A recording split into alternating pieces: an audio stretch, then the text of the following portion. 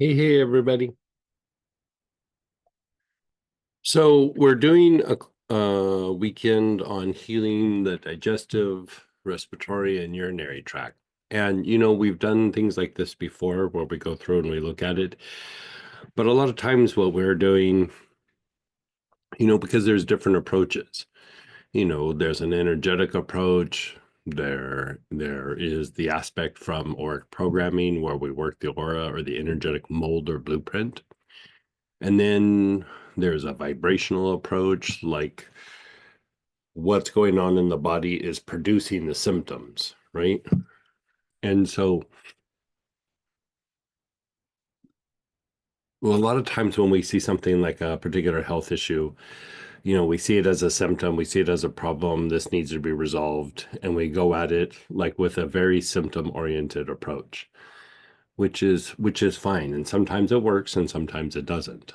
Or sometimes it works and then it comes back and it works and then it comes back, some version of that.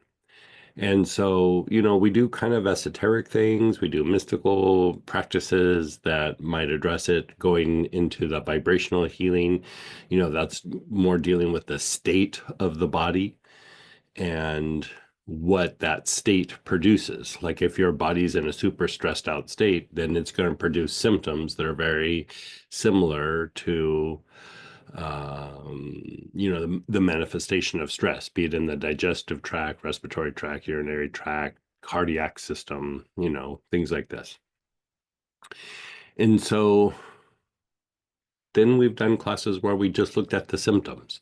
Like if you have this symptom, try this approach. If you have this symptom, try this other approach, right? So this weekend is kind of a little in between all of those places. And, we're looking at more of like the function of the body where it might not be a particular symptom, but because the function is maybe a little bit off, it makes it harder for you to reduce a symptom, or it makes it harder for the body to heal, or it gets stressed out like really quite easily, you know. And so part of what we're doing is we're just hitting these markers in the different systems so that when we do try to treat some sort of symptom, that the systems are working optimally, right? So we want to hit like certain things that are always can kind of be of a problem for anybody. It's good for maintenance, it's good for prevention. And when your body is not responding, these are usually like under the symptom, these are usually the underlying factors that are not allowing the body to heal more appropriately. And then if you kind of look at it from that point of view, you can just keep doing a deeper and deeper dive. So you can go to the body and look at the vibration of the body and then see how it eventually would manifest as a symptom. This is almost the opposite. If you look at the symptom, then we start walking it back towards deeper and deeper reasons why these things are manifesting. And so after the symptom, we look at there's certain things in that this particular area of the body. So say we're talking about the digestive system. There's certain things that if they're not working right, of course they're going to produce difficulties and they're going to produce symptoms. And you might not feel good. You might not even have a symptom that you can pinpoint other than I just don't feel good, or my stomach feels weird, or something like that. So this is an exploration in like tuning up these different systems. Now, these are all byproducts of the vagus nerve. And so, we could tie vagus nerve work in here, but I wanted just to put the microscope on. Let's focus on these areas and just hit certain markers that will improve the area and make it easier for you to do symptom oriented treatment, right? And so like when I'm going through and I'm doing healings on people and somebody has like say a digestive issue, there's certain things that I look at. I listen to their symptoms, but there's certain things that I look at before I even look at the symptom. Like, is this working? Is this working? How is this working? How is this working? And then let's tackle the problem.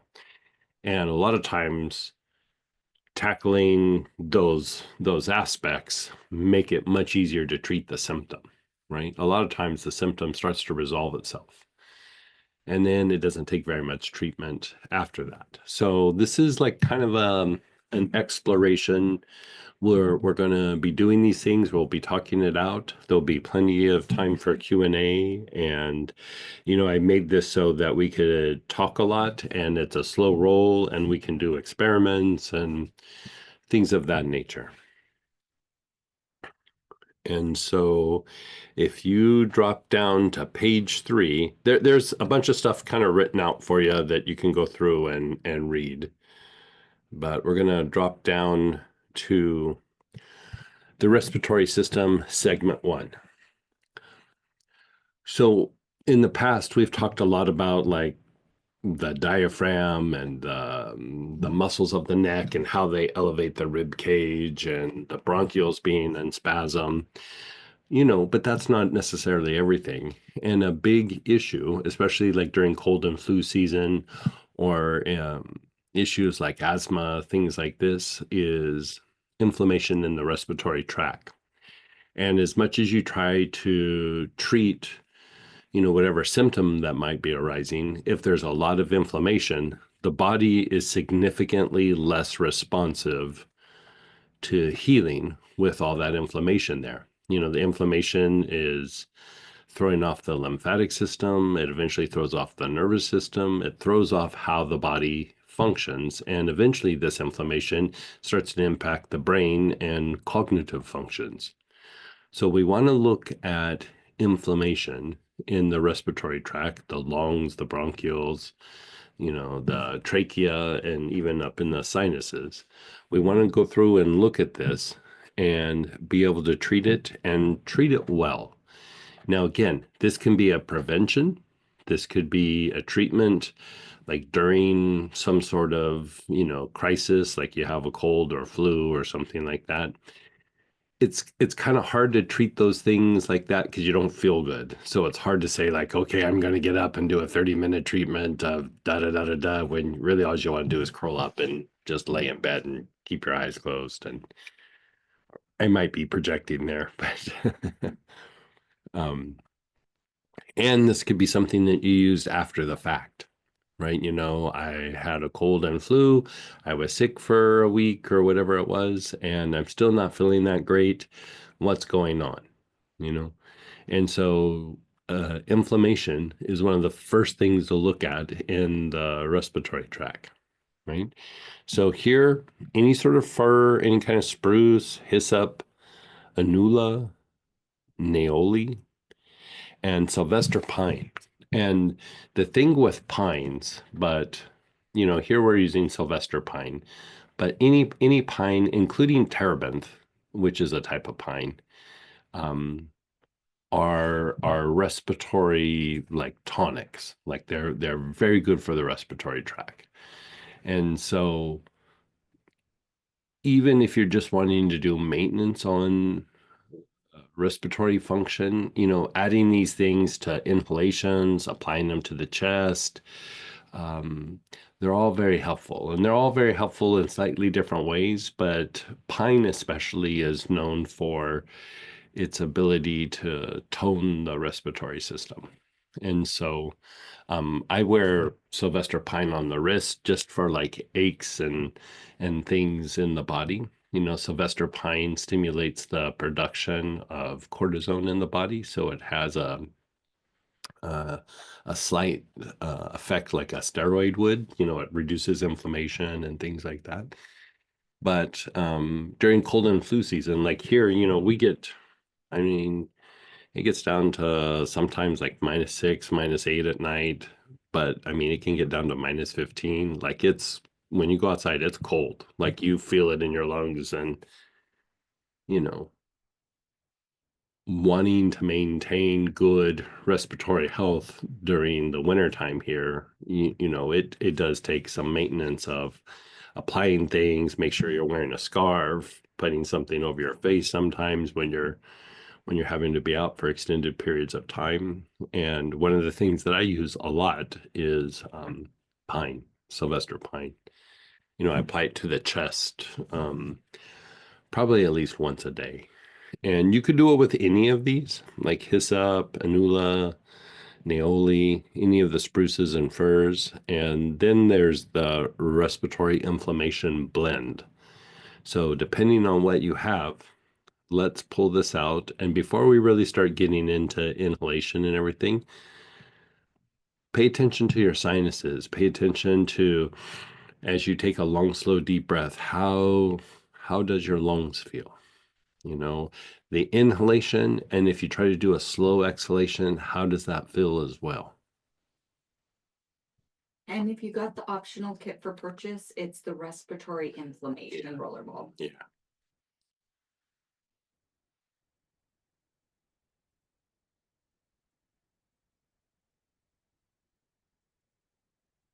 Okay, so you're noticing kind of how you feel. You're taking a few nice, long, slow, deep breaths. Okay, so now whichever oil you've chosen, and it might be nice to kind of rotate these because they do all have slightly variations that they might do. And so I find the spruces and the firs really soothing, especially like when you are having a little bit of a respiratory crisis, like a cold or a flu or something like that. It can be very soothing to, how like your chest just gets agitated and you're coughing and you're uncomfortable. Like spruces and firs can be very soothing and fortifying to the respiratory system. Hyssop is always good, deepens the breath, reduces the inflammation. Um, Anula is one of the best things you can use to reduce mucus, and it also has a strong anti-inflammatory effect on the lining of the respiratory tract. But whatever you're using, let's start taking just some long, slow, deep breaths. Not even directing it anywhere. You're just taking some nice, long, slow, deep breaths. Inhale through the nose, exhale through the mouth.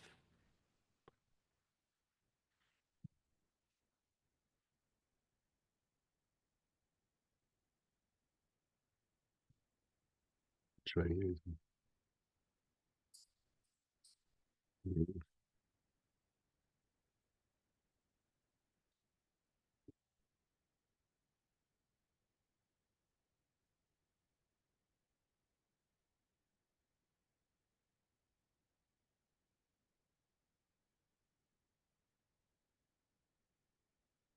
You're taking nice, long, slow, deep breaths.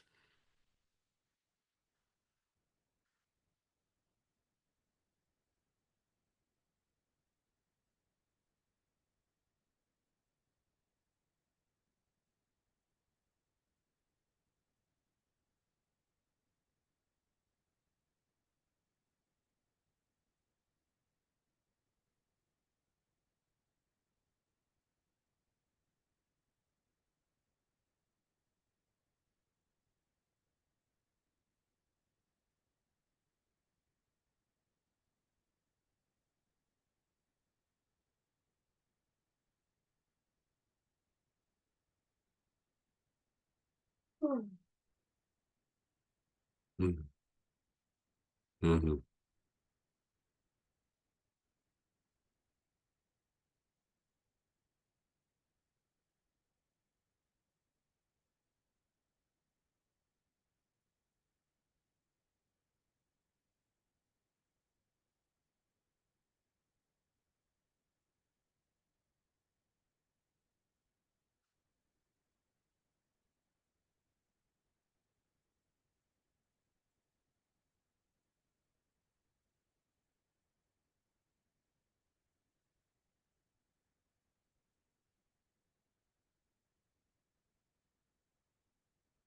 And then just pause and be still. Just pause and be still.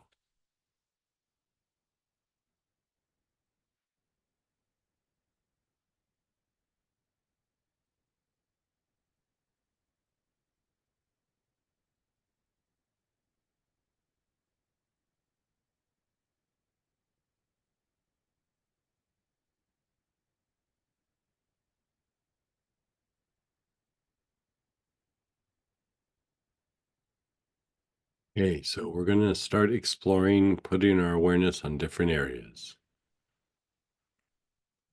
So you're going to begin inhaling. Your awareness is on the lungs. Your awareness is on your lungs. You're taking nice, long, slow, deep breaths.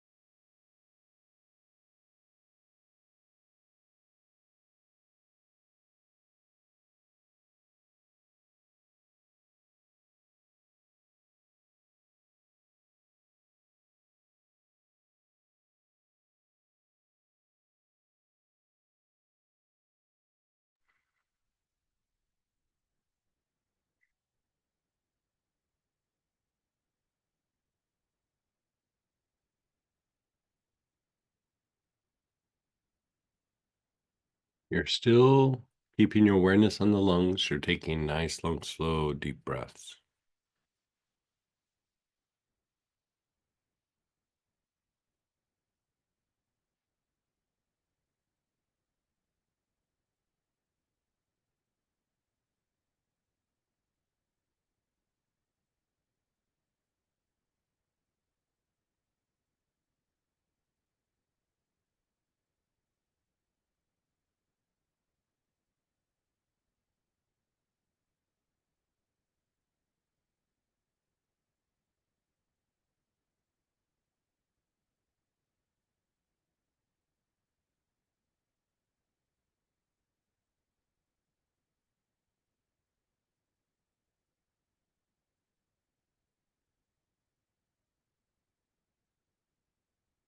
And then just pause for a moment. Just let that be.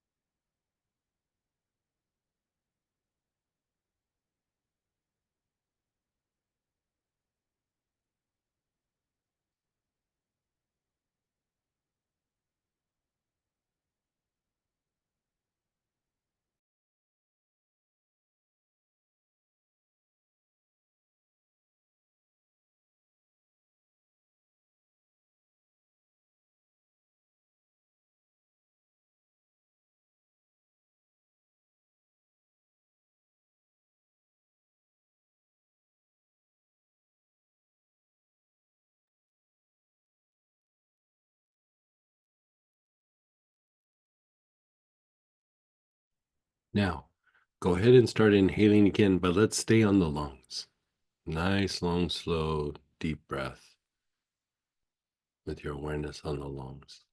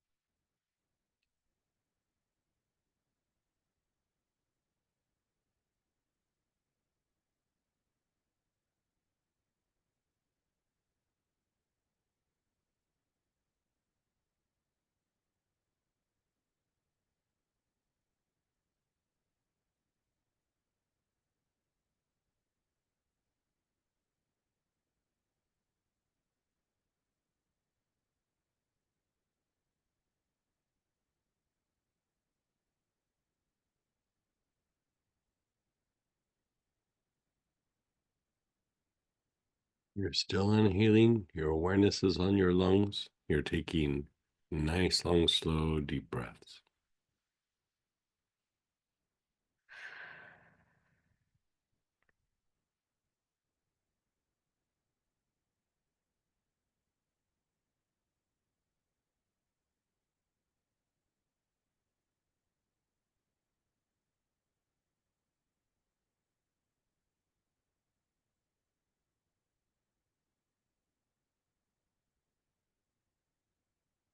Okay, let's pause for a moment. So when we're inhaling and our awareness is on the lungs, part of what's happening is we're directing the the energy of the plant to the area where we put our attention, right? So we're putting our attention on the lungs, the energy of whatever plant you're using, whatever essential oil is being directed mostly to that area, right?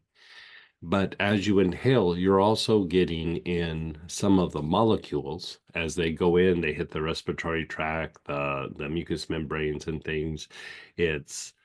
When you smell something and you smell the scent, those are the molecules that you're smelling. So you're getting those molecules in the respiratory tract.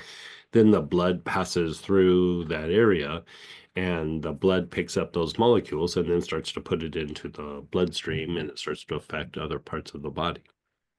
So one of the things that I like to do, especially with respiratory oriented things, is here you're using a fir or a spruce or a Sylvester pine or respiratory inflammation, is doing the sustained inhalation, but I like to put some on the chest. Now you can just do it neat, like unless your skin is super sensitive, or you can mix it with like a little massage oil or a little lotion, put several drops, like 5, 6 drops, rub it together, and then apply it like on your high chest, or you can just put a few drops on your high chest. Don't do that if your skin's real sensitive, but if your skin can handle these oils should be relatively okay, neat. If your skin can handle it, go ahead and do that. But if not, mix it with like a little lotion or a little massage oil. But let's do that right now. If you feel like it. You don't have to, but put a few drops on the chest so that it's like right here. And so when you're holding the oil up to the bottle, you're going like this, you're getting a very strong version of that. And then you kind of let go and you're just like, ah. And then you're just letting yourself kind of breathe normal. You're still getting some of that effect up into the respiratory tract, but you're also getting it into the blood because of um, it being on the skin itself, right? So I would try both of those things. Put a little bit on the skin, and then we're going to go back and we're going to do inhalation.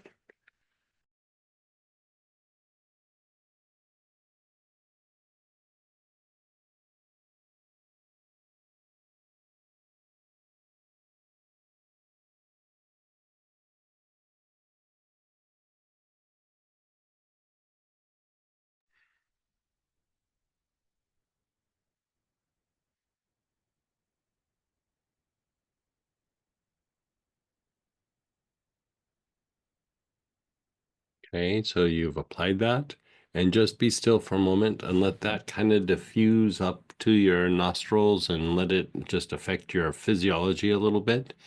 Just see how it feels.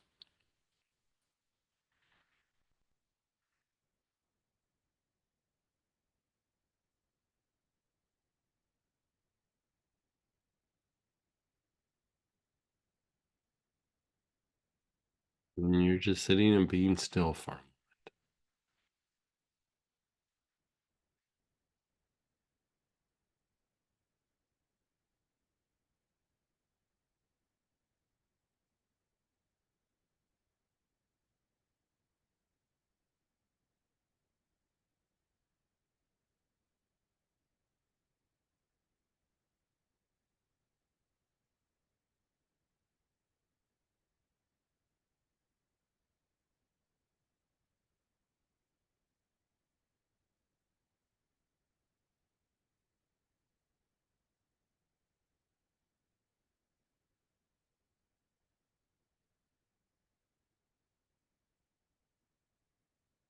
And now, again, you're taking nice, long, slow, deep breaths. Your awareness is on the lungs.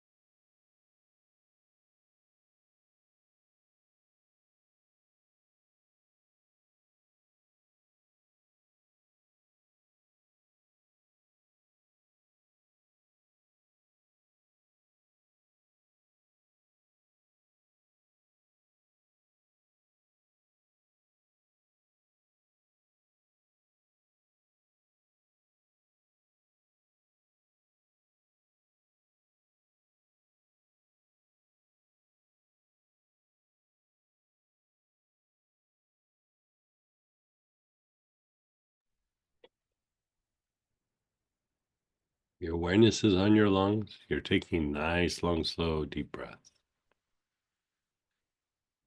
Hmm.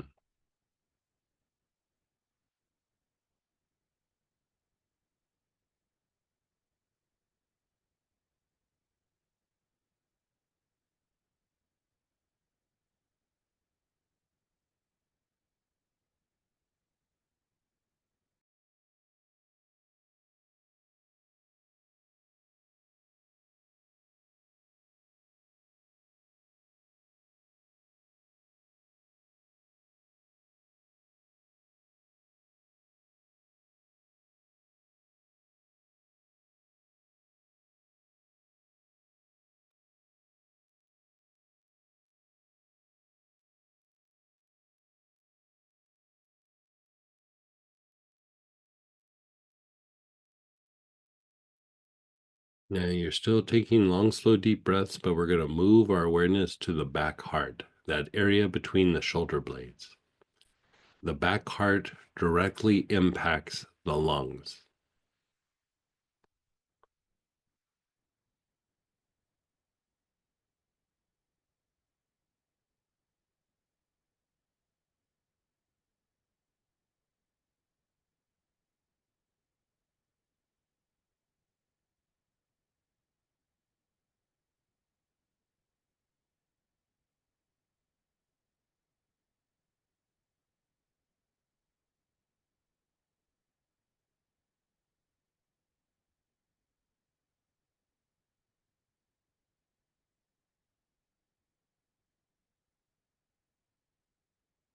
You're taking nice, long, slow, deep breaths.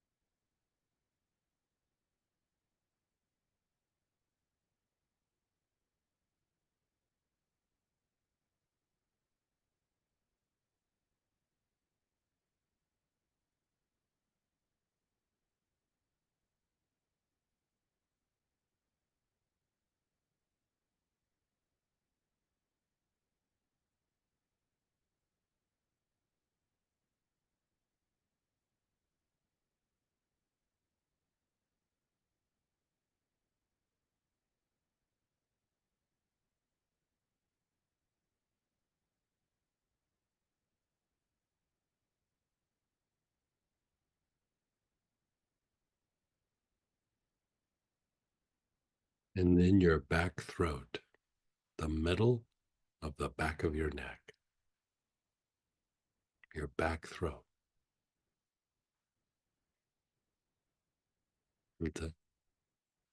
Yeah.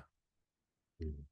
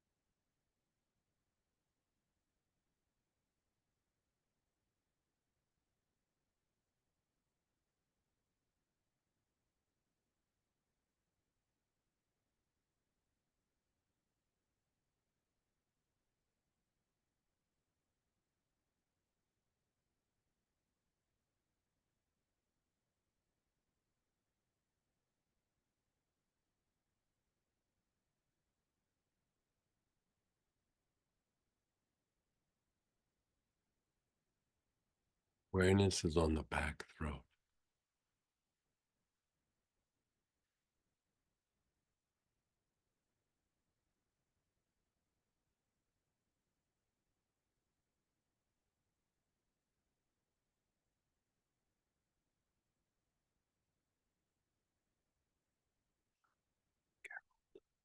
Gently start doing some inhalations, but just very gently. No, just a gently inhale.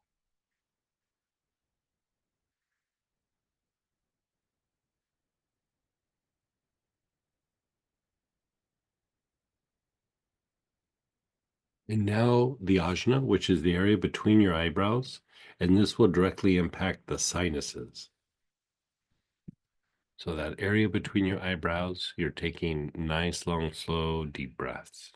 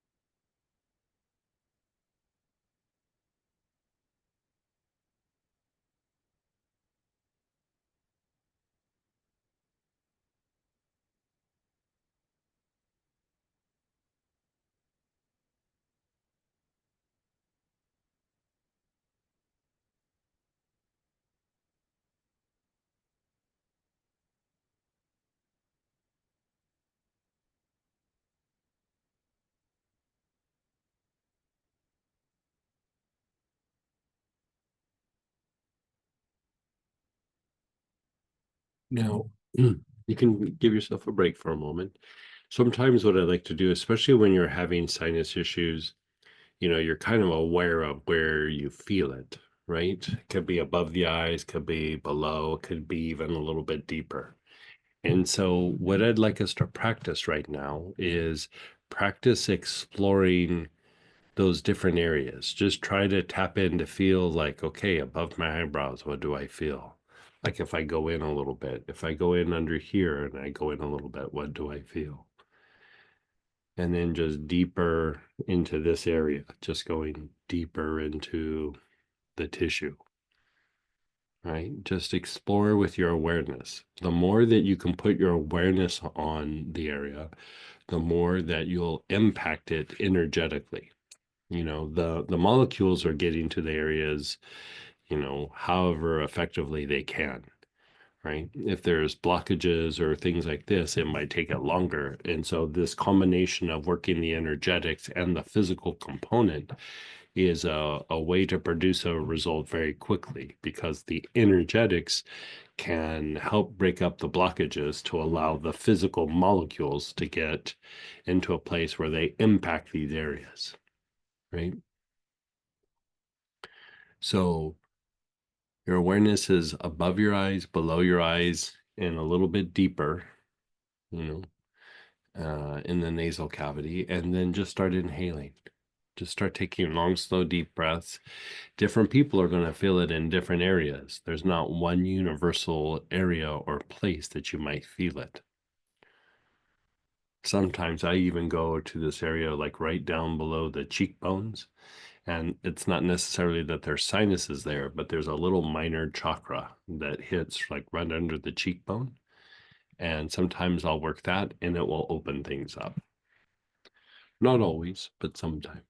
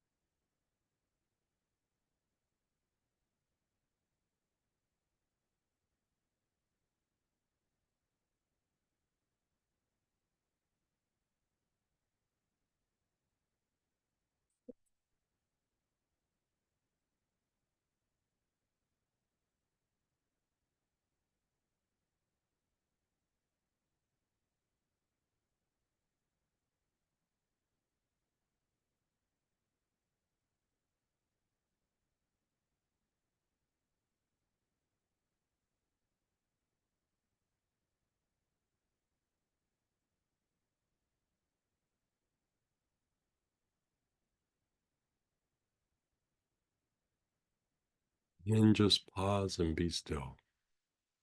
Pause and be still. How did that feel? Yeah.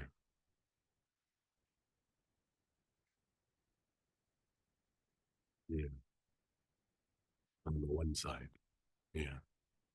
So Samantha was saying like when she was doing it, like, she was exploring all those areas, but she felt on one side and one particular area, it was like, ugh, she really felt something. That's what you're kind of shooting for. You kind of want to do these like little search parameters, like where do I feel it? So you can be a lot more specific in treatment, right? You know that like, it's an issue here where before you did the breathing process, you might not be that aware of it, but as you go through and treat it, it allows you to fine tune the treatment over a period of time. So we're going to still stay with that area, the ajna, and then the area around it. So let's inhale on the ajna first. You're taking nice, long, slow, deep breaths.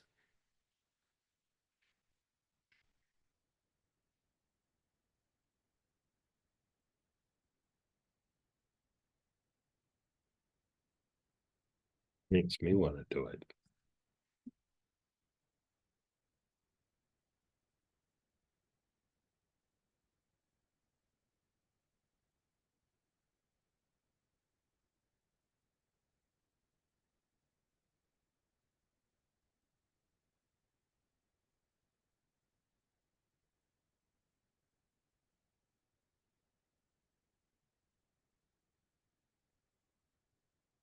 You're in that area, you're taking nice, long, slow, deep breaths.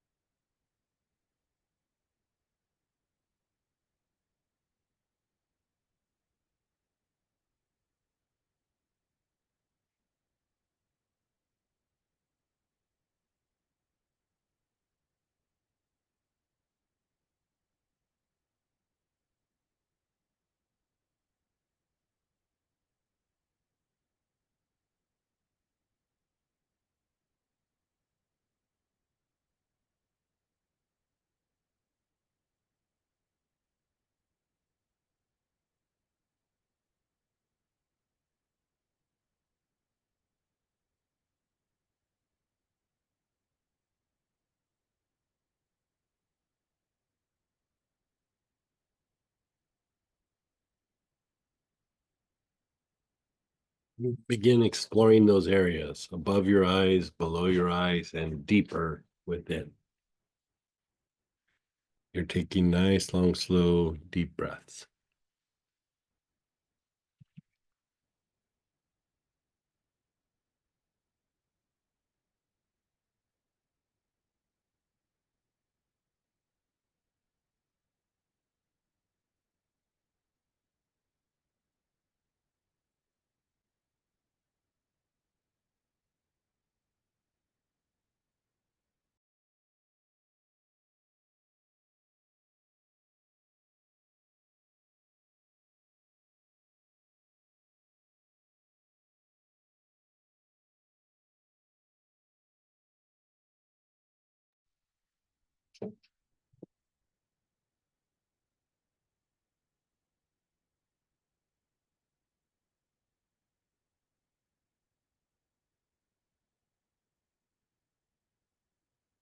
You're above the eyes, below the eyes, a little bit deeper.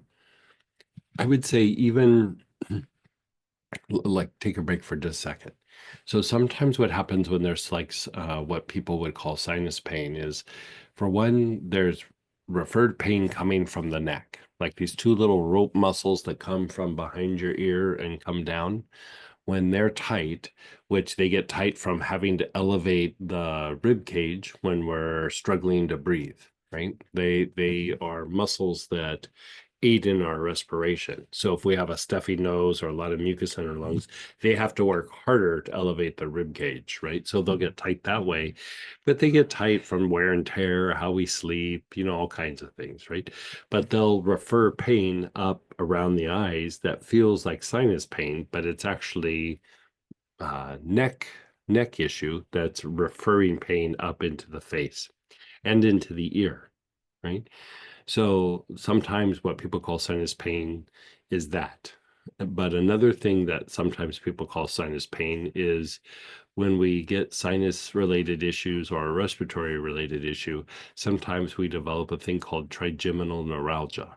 And it just means the trigeminal nerve is inflamed, right? And so there's a place like here, like a place down here in the cheek, and then down on the chin, right? So a lot of times with sinus issues, we'll have it here, and it will just make the face kind of hurt. And so sometimes what you might want to do with all of these, since they do have an impact on reducing inflammation, is just put your awareness when you have like any sort of like face pain, when you're having a respiratory issue, inhale it just on the face. Like, your awareness is on your face. Take long, slow, deep breaths so you can diminish some of those symptoms, right? So go ahead and do that. Your awareness is on your face. You're taking nice, long, slow, deep breaths.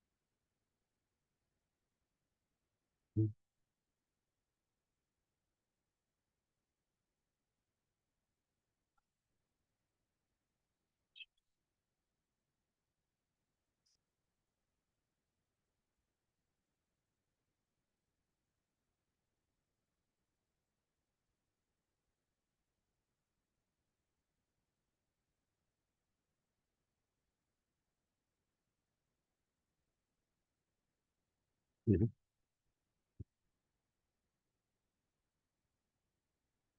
And then go back to the area between the eyebrows.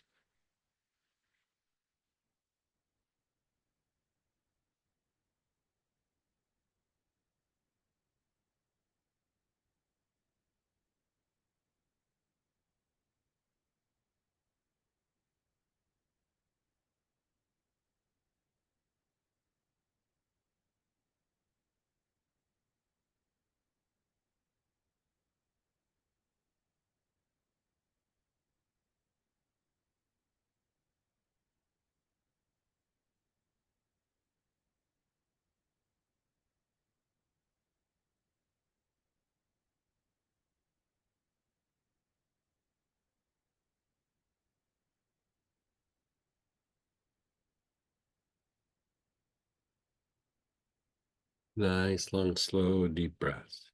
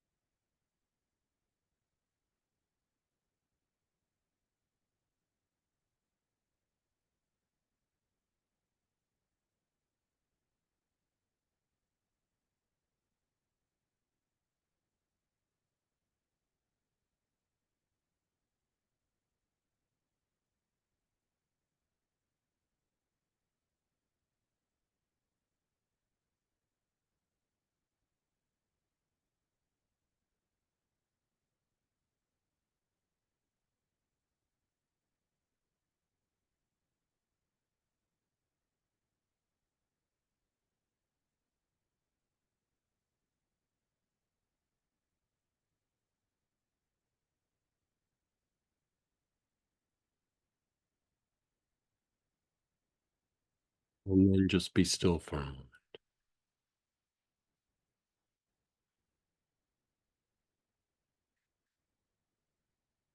Yeah, the whole face. So Samantha's experience, and we're going to share experiences here in just a little bit, but doing the whole face amplified what was happening in the ajna. And that's usually my experience. I don't know that that's everybody's experience, but there's something about the face, um, treating the face, reducing inflammation, or you know any sort of blockages that are in the face, because really what you're hitting is the trigeminal nerves. It does seem to make the ajna function better, and it makes it easier to go deeper into the sinuses when you're doing that treatment. And so we're going to do another round of this, but I think before we do that, let's do a little bit of Q&A. We'll talk about it, and then we'll go through and we'll do it again. Okay. So share experiences or ask questions. You can unmute yourself or type in. Let's go ahead and process this a little bit before we do another round.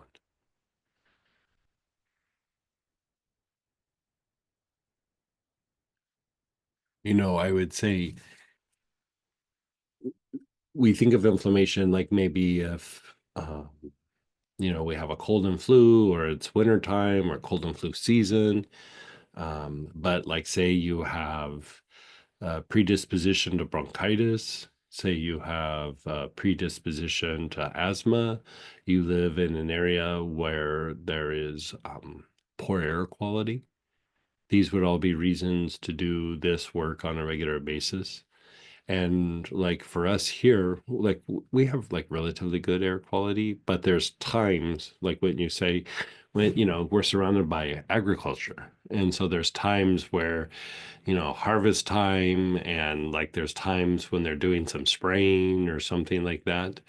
um it's a little rough for a week or two, and so, or maybe even a little longer, like 3 weeks or so, and then the air clears out, and we're okay again. So there's certain times of the year for us where no matter what, you start kind of having, you don't get sick, but you have some respiratory oriented issues, and then the air clears up, and then you're fine. But like when I lived in Southern California, the air quality was always a little rough. So I was always managing some inflammation because I'm just always in bad air, right? So depending on where you're at, be it that it's cold and flu season, allergy season, you feel there might be allergens in the environment, like molds and things like that in the house. All of these are going to produce inflammation. And so, regardless of the source, we don't have to know the source. You just go through, and if you're not sure, you treat it and you go, if I feel better, there must have been inflammation. We don't always have to be able to pinpoint what it is. Like if you treat something and you feel better, there was a little bit of an issue there. Like if you don't have an issue there and you treat it, you'll feel kind of the same. You might be a little more relaxed, but other than that, things don't really shift a whole lot. If there's not inflammation there, reducing inflammation doesn't really change things. So let's go ahead and talk this out a little bit before we do another round. And let's go ahead and unmute or share. Yeah, go ahead, Denise. Hey, Denise. Good morning. Hey. Yeah, the wildfires, but in Portland area, this area, we have a lot of mold, all right, and Right. I'm pretty sensitive to mold. So, and last night I could feel my jaws and the roof of my mouth, everything tightened up and everything started getting congested. And I just remember thinking, I couldn't find the marjoram. I was really panicked to find the marjoram. So I just started throwing things at it. I put the cypress in the Sure. jaw area, where you said back in the roof of my mouth. And then I went to German chamomile, which these are ones I normally wouldn't have necessarily gone to.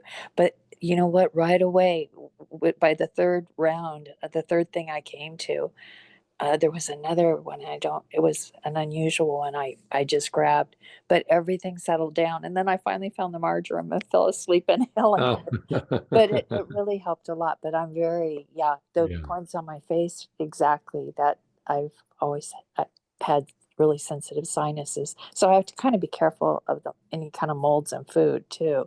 Right. I can take Right. one or the other, but if I get both, mold in salad, mold in the Right. air, Right. environment's so Yeah. this is Yeah. going to be great. German chamomile and yarrow would actually be a good choice in this area too. Oh, good. Yeah. Okay. Those would be good choices. Yeah. Thank you. I You're love saying. it when we do these classes. It's so loving to our bodies and Yeah. our I energy field. And then, when we become so much more familiar and appreciative of the oils. Right. And Thank you you for kind your of work. get it's like the thing that I like when we do like these little explorations where you kind of spend time doing more like awareness on the body is you become more aware of something like as it's starting to happen rather than just being blindsided by it. So you like can go, I'm starting to feel a little weird, like you did last night. Like I don't know, something's going on. And you can start treating it before it's like a full blown, illness or something. Yeah, I actually thought I was really getting sick, and Yeah. I think we kind of headed it off at the pass. Hopefully, Right, it exactly. was by the end Yeah. of this weekend. Okay, Yeah, good. thank you. Yourself. Somebody shared the respiratory inflammation oil is amazing, It's very powerful.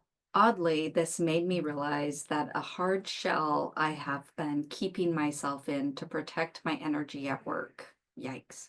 yeah. Yeah, I mean, some of that is, there's like emotional components that are tied to the breath too. Afraid of getting hurt. Like a little bit later, we'll be talking about sadness and grief and things like that. And so, yeah, they definitely play a role. Yeah. I would say like the thing at work, like it's a pain in the butt or it's like you said, you need to feel a little guarded. And so sometimes we adjust our breath so we don't feel it as much when we're in that space. But then what happens is when we leave, we keep breathing that same way. Like when you really want to go and become more aware of the body or tap into the unconscious, like one of the ways you do that is through the breath. And so when you're in an uncomfortable situation, if you stood back and watched yourself like a scientist with a clipboard, you'd go, oh, look, the breath is getting a little bit more shallow and not, because, be it that you're around people or a situation or whatever, it feels uncomfortable. And why would you want to feel that to the depths of your bones? Of course you don't want to feel that. Like you just want to get through it and then get to the other side and then, get out of there. And so sometimes that will translate into having a little bit of an issue. And go ahead, Peggy. Hey, Peggy. Oh, I had to unmute. Hi, good morning. And this is kind of a meta question, Mhm. but is the kit like for this class, like the consummate travel kit? For these particular areas, like, I would say there's other things that um, you could address, but for respiratory and digestive and urinary issues, yeah, I would say you could easily use it for just about anything when it comes to that. There might be specifics, like if the body had diarrhea or something, you definitely would want cinnamon, and if you're prone to that, like I'd say even having some charcoal like capsules or tablets in the thing. And you might not be prone to it, but you might be going on vacation to Mexico or something where, a parasite is very easy to get. And so, when I used to go down to teach in Mexico, I took charcoal tablets because, I was always just drinking bottled water and everything, but you never know. And so that was part of my travel kit for there. Oh, that's cool. Yeah, not everybody like not every place has that issue, but like I think India has that issue, and even when I was in the Philippines, I went to the Philippines every year for a meeting for like I don't know 15 years or something. I took charcoal every time because it didn't happen often, but the one time, I drank some water that was not from a bottle, and I spent a little time in the bathroom after that. It's just you never know. Like you just never know. Learned your lesson, huh? Yeah, yeah, Okay, great. Thank you. Yeah, it useful. looks perfect. So, Yeah, good.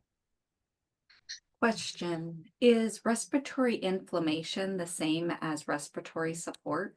No, those are two different blends. Respiratory support was made. I actually made that many, many years ago, back in 2000, I think five, for the forms of COVID that were happening back then. And we still used it for COVID, for the COVID-19. And so that's doing some different things. Yeah, it's not necessarily addressing inflammation.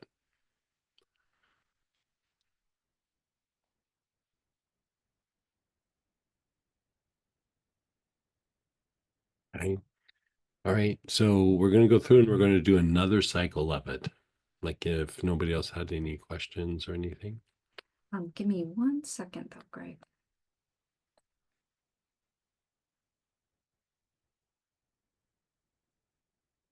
Miguel, go ahead. Good. Okay, Hey, Miguel. I think we're good though. Go. Okay. So we're going to do another little bit of a deeper dive. And, if you're really prone to um, inflammation in the respiratory tract, also using herbs or oils internally that are not really specific to doing this inhalation process, but it's just a way to reduce inflammation in the body, is you would take some turmeric or ginger internally, daily for a period of time. And so, like when I lived in Southern California, mine was ginger. I would use ginger quite often. And so, again, it was non-specific to the respiratory tract, but just being in that air quality, it was causing inflammation in the body. And so I would use the ginger to try to reduce that. But anyway, A question did just come yeah, in. yeah, sure. Okay. Um, I've been low on energy and trouble breathing for a few weeks. I notice when getting ready in the morning, I'm doing lots of what I'd say is heavy sighing. In figuring out what to treat, should I automatically think this is a lung issue? I mean, it could be a respiratory issue, but most likely that sounds like when you're doing the, like that, is that that's probably the body is in a little bit of a stress state. And that's usually a sign that the body has become a little acidic. Your pH has dropped a little bit. And so I mean, I definitely would treat the respiratory system, but if I like had to bottom line it, I would do things a little bit more for stress, just stress.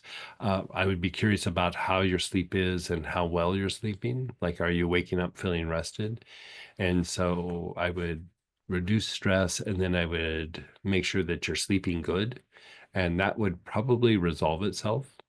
If you wanted to do a little bit of work about elevating the pH, lemon internally works really well for that. It's not going to resolve it all, but it would be one of the things that you could do. But stress, you can use things like marjoram, spruces and firs, which are in here.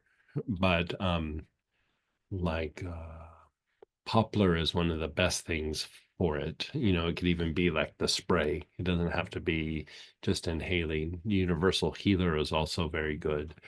But basil is also very good for reducing stress. Tarragon can be somewhat. Marjoram is really, really good for reducing stress, even sage. And so I would inhale it and then apply it some topically, maybe even a salt bath if you can pull that off. And they said my sleep is great. Okay. Yeah. And, keep in mind that stress doesn't necessarily mean emotional, mental stress. Your body is just going through a stress state of some reason. Yeah. Could just be things happening in the world, you know.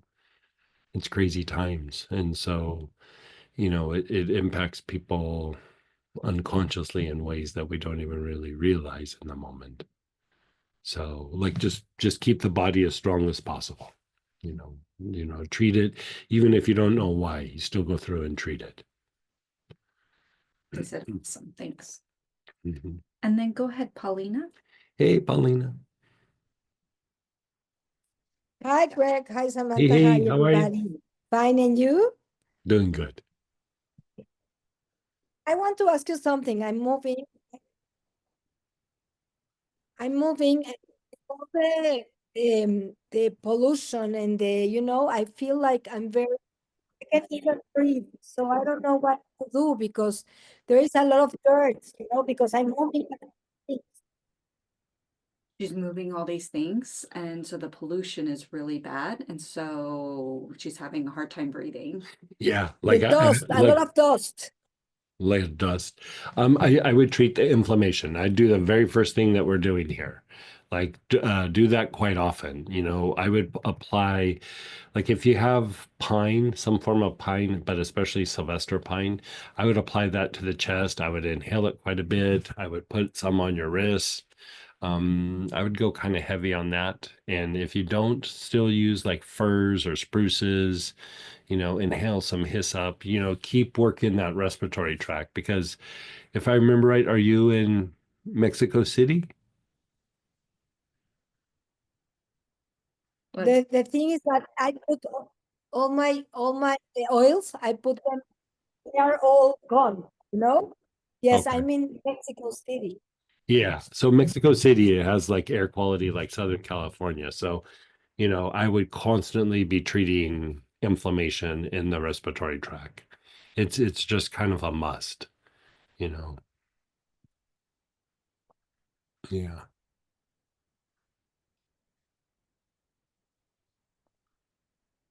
Let me just see if anybody else came in here too. Okay, I will look for some that I put aside and see if Mhm. I have one of them.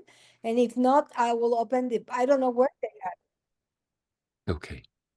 Thank you so much. Question, would these oils and or respiratory protocols be safe for someone with end stage COPD, sorry. The thing with COPD, I probably wouldn't go super hard with all of these things. The thing that I'd start with COPD is I would start giving them a few drops of German chamomile and water daily. And then as the COPD kind of diminishes a bit, you can start doing some of the breathing protocols. But with something like that, a lot of times just inhaling something a little bit might be a little bit agitating to the body. So it doesn't mean don't treat it. It just means you have to go at a slower pace in treating. And one of the best things for COPD is German chamomile. German chamomile, I mean, they can inhale it, but at first I'd probably give it to them internally and then eventually work to inhaling and then eventually to this protocol that we're doing right now. But do it at a pace where they feel comfortable and they don't feel overstimulated and they don't go into a big coughing fit or something like that. We don't want to cause, the treatment to cause distress. And so a lot of times you just have to slow down the pace. And I just, I didn't read that last, so it was COPD dash emphysema. So I just want to make sure So, it's, okay, so emphysema is a different animal. So the thing with emphysema is anytime that you start increasing oxygen levels into the lungs, it actually can cause a little bit of a crisis, which seems counterintuitive, but it's the nature of that condition. So I would go very, very, very, very slow. Still start with some German chamomile internally and just see how they do. But because of the emphysema, you'll probably have to treat it very slowly over a period of time. Yeah. so are we talking like 1 drop or 2? Yeah, I would do internally for a while and probably just start with like a drop or two. And then, at some point, like if they're tolerating that well, then do it maybe twice a day. And then, maybe after a few weeks or so, then they can start maybe inhaling it for short periods of time. Still talking about the German chamomile. And then over a period of time, you can start integrating other things, but you don't want to push it too hard because of the emphysema. The emphysema, like you could throw them into a little bit of like a crisis. The crisis would be like a coughing fit or they would be gasping for air a little bit. You don't want to do that. So you want to just go really, really super, super, super slow. Yeah. I'm glad to guide you through it. Like, start with that and, feel free to email and we can go back and forth through email and I can guide you through it as that unfolds. So, Thank you. yeah. Go ahead, Paulina. Hey, Thank you, Greg, again.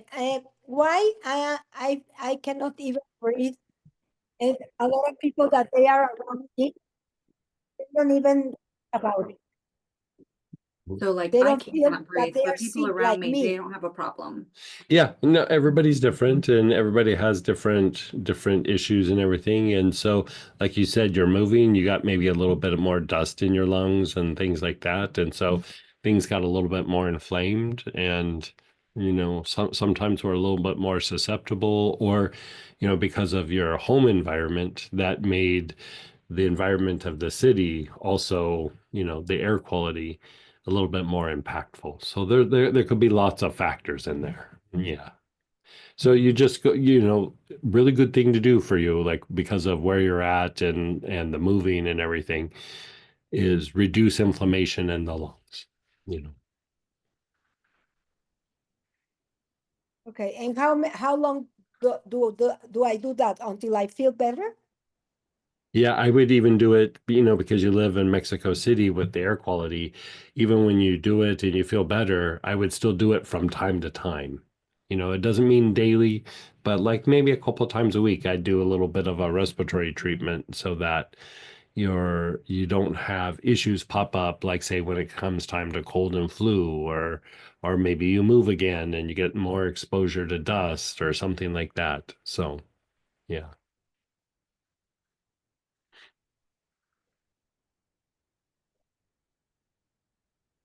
Muchas gracias. Thank you so You're much. so welcome. You're so welcome. And then for segment 1, does any fur include fur balsam? Yes. Yes, yes. Yeah. Yeah, fur balsam can be quite soothing in the middle of a respiratory crisis, like putting it on the chest. Yeah, very nice. Good. What is in the respiratory inflammation blend? Let's see.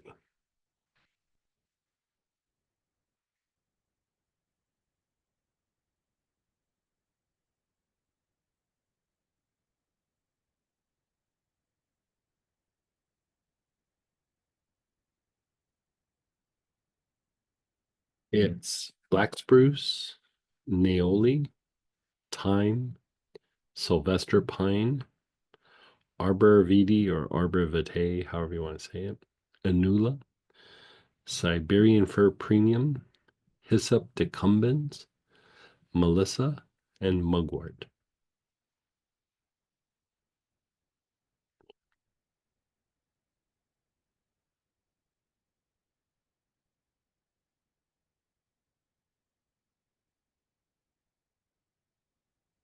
Okay, so let's go back to the lungs.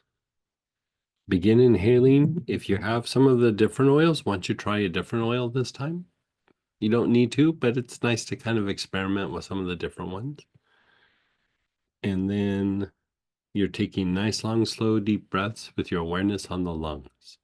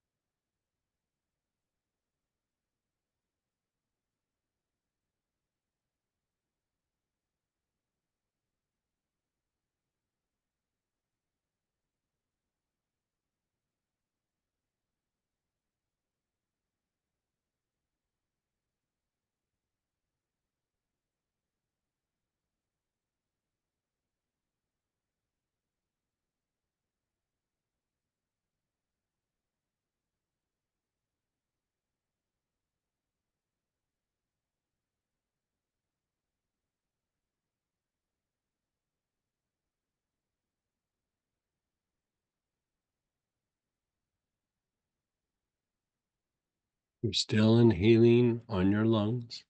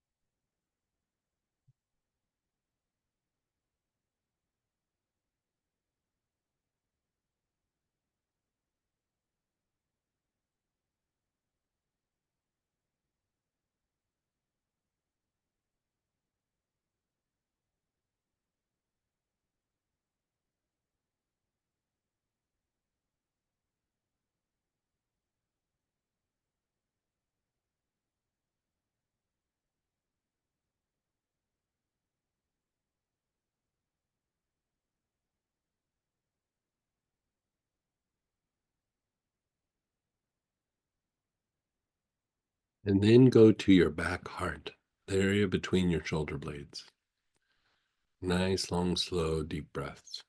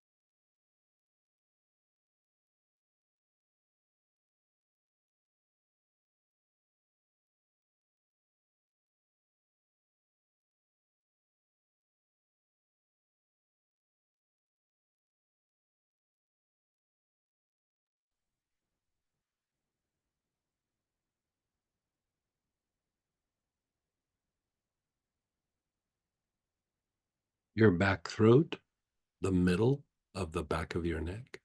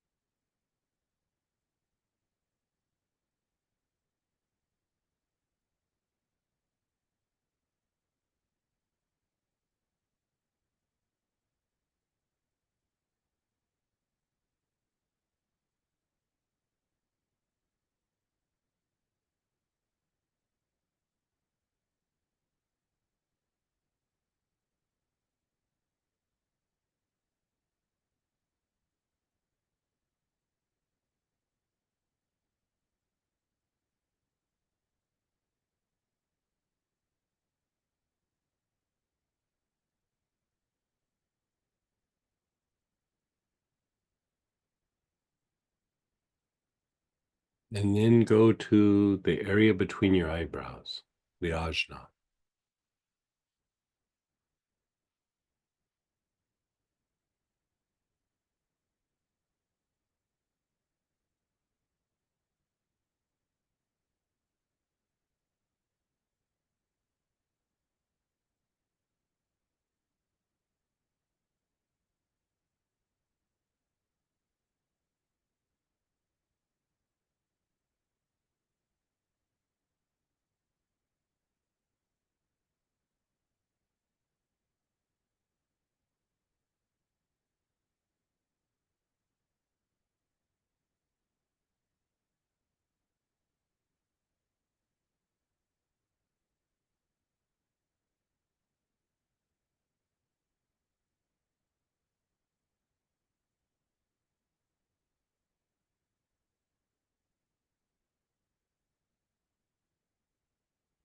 Now, go into the sinuses, like inhale into the area above your eyes, below your eyes, deeper into the sinus cavity. Nice, long, slow, deep breaths.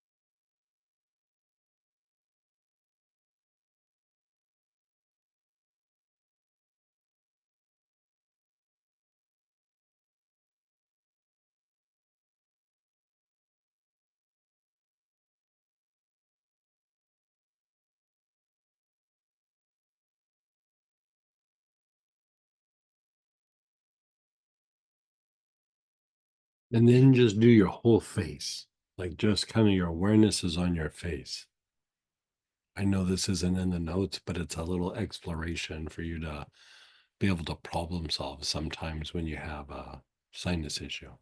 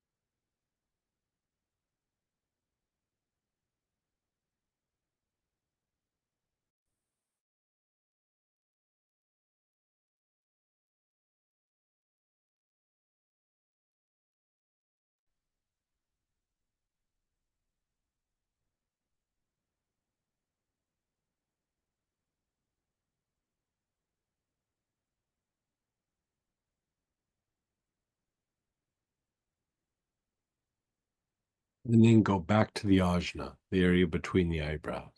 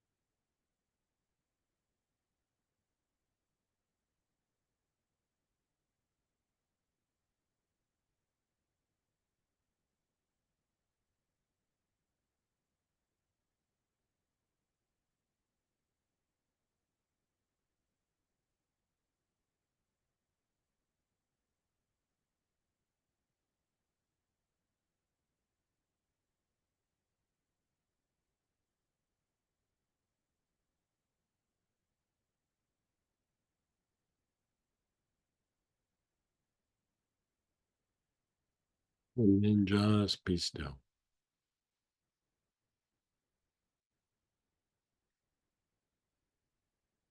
Take a nice big deep breath and then slowly exhale and just see how your lungs feel. See how your respiratory tract feels.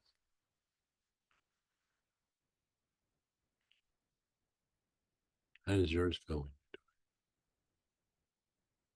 More relaxed.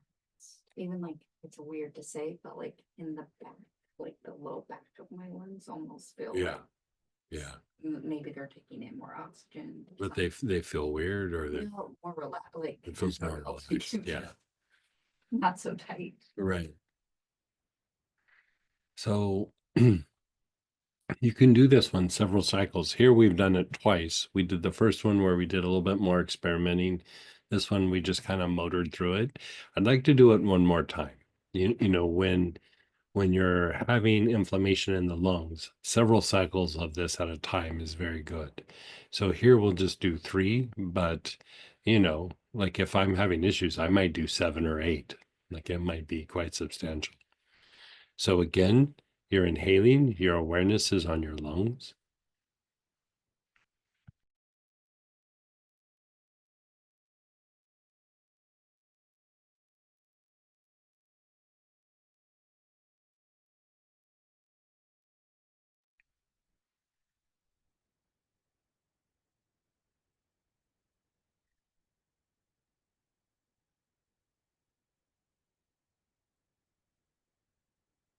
Nice, long, slow, deep breaths.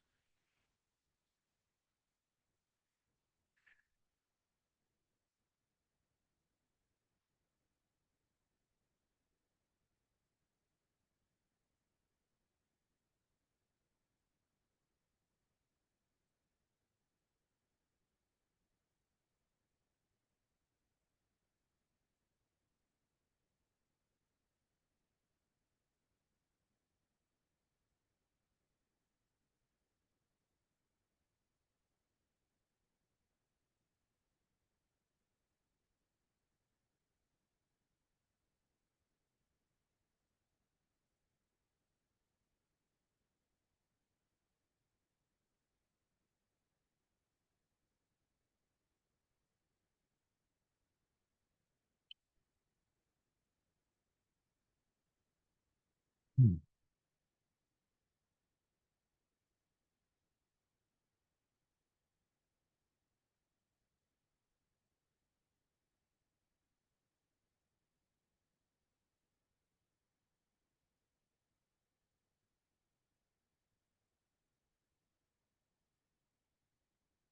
And then the back heart, your awareness is on the back heart.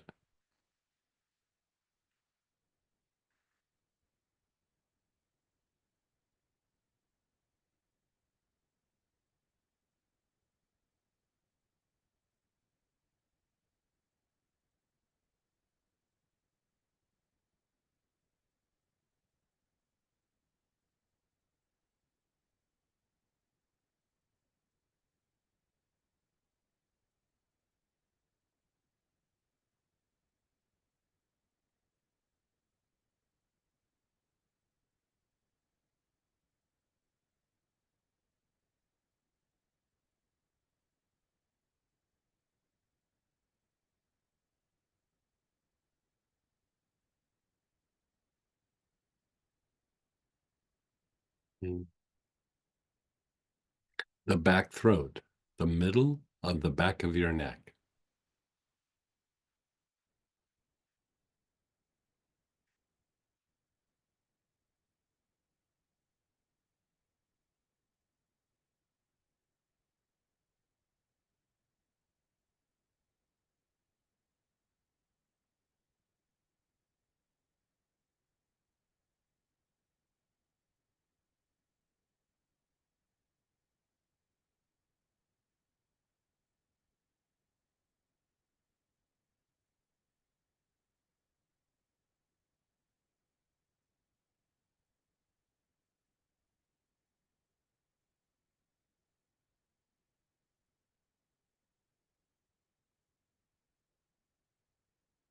And then up to the sinuses. So the ajna, the area between the eyebrows.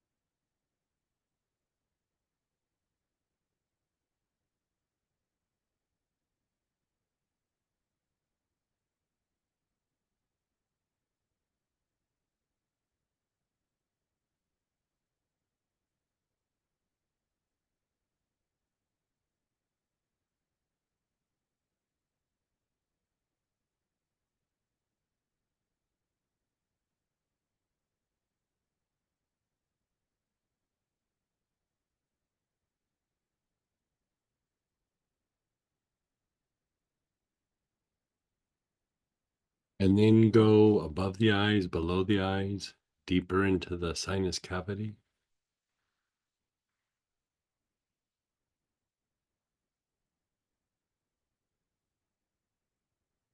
Where that respiratory inflammation is nice. Mm.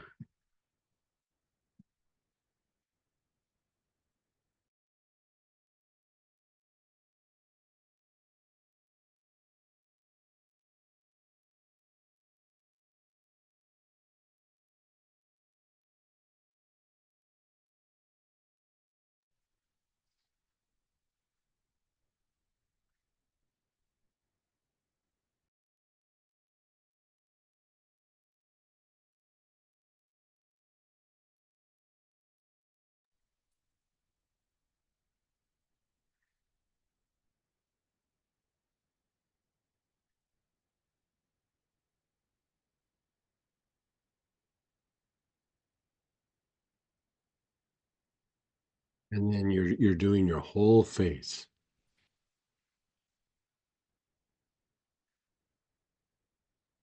You know, we don't really think of the face as being tied to the sinuses, but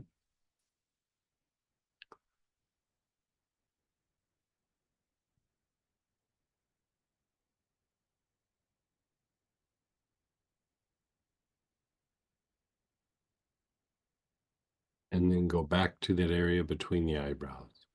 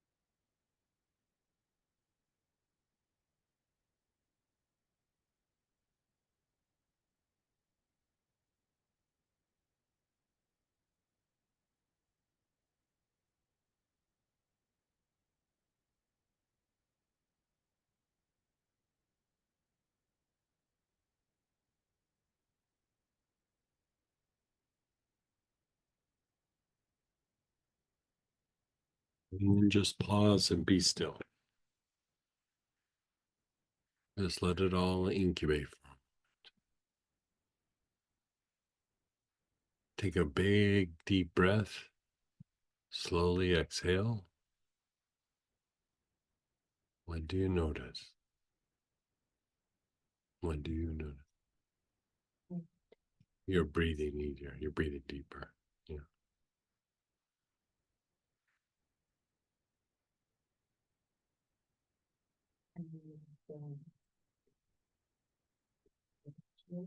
Mhm. So again, let's go ahead and do some shares or questions before we take a break. How'd you do? You have questions? You have some weird experience or amazing experience you want to share?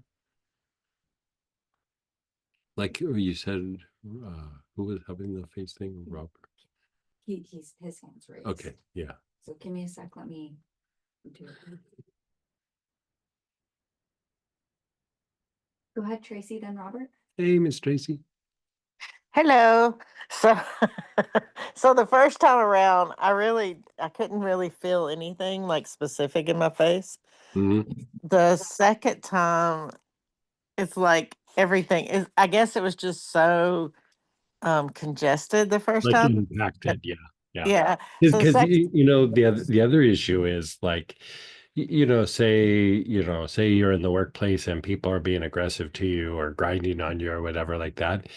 When they have the image of you in their mind, they're not thinking of your body or their chakras. They're thinking of your face. So we get bombarded in the face way more than you would think, and some of what what we would call stress or something, stress in the sinuses.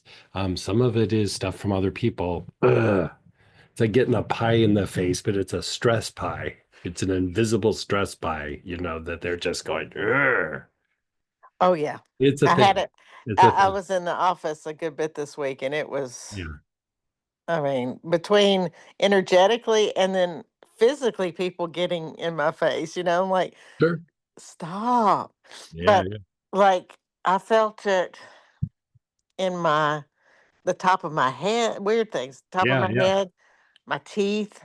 Yeah. Um, Yeah, so with sinuses, like when sinuses become an issue, like you do get teeth pain and the teeth get inflamed. That is a thing. Yeah, that is very much a thing. So it probably means that there's a lot of stress or some inflammation in the sinus area, and it probably be a good thing for you to treat for a little bit.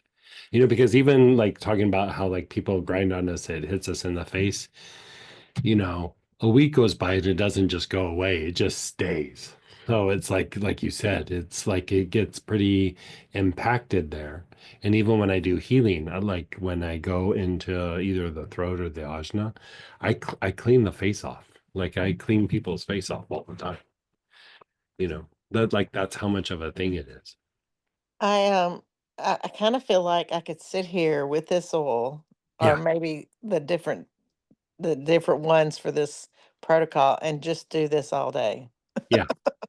Like I've called that a Saturday night on many occasions. Like after the class, and I just like ah, you know. Like I usually do it with either pine or that respiratory inflammation. That respiratory inflammation started off was I made it for myself. And I was like, why don't I have this on the site? But like I was just you know, I don't know. Like we have the agriculture stuff that around here that's not all the time, but there's also the issue where I don't think this happens in a lot of areas, but radon, like we have to monitor the radon down in the basement and everything. And so there's times where the radon just goes like crazy.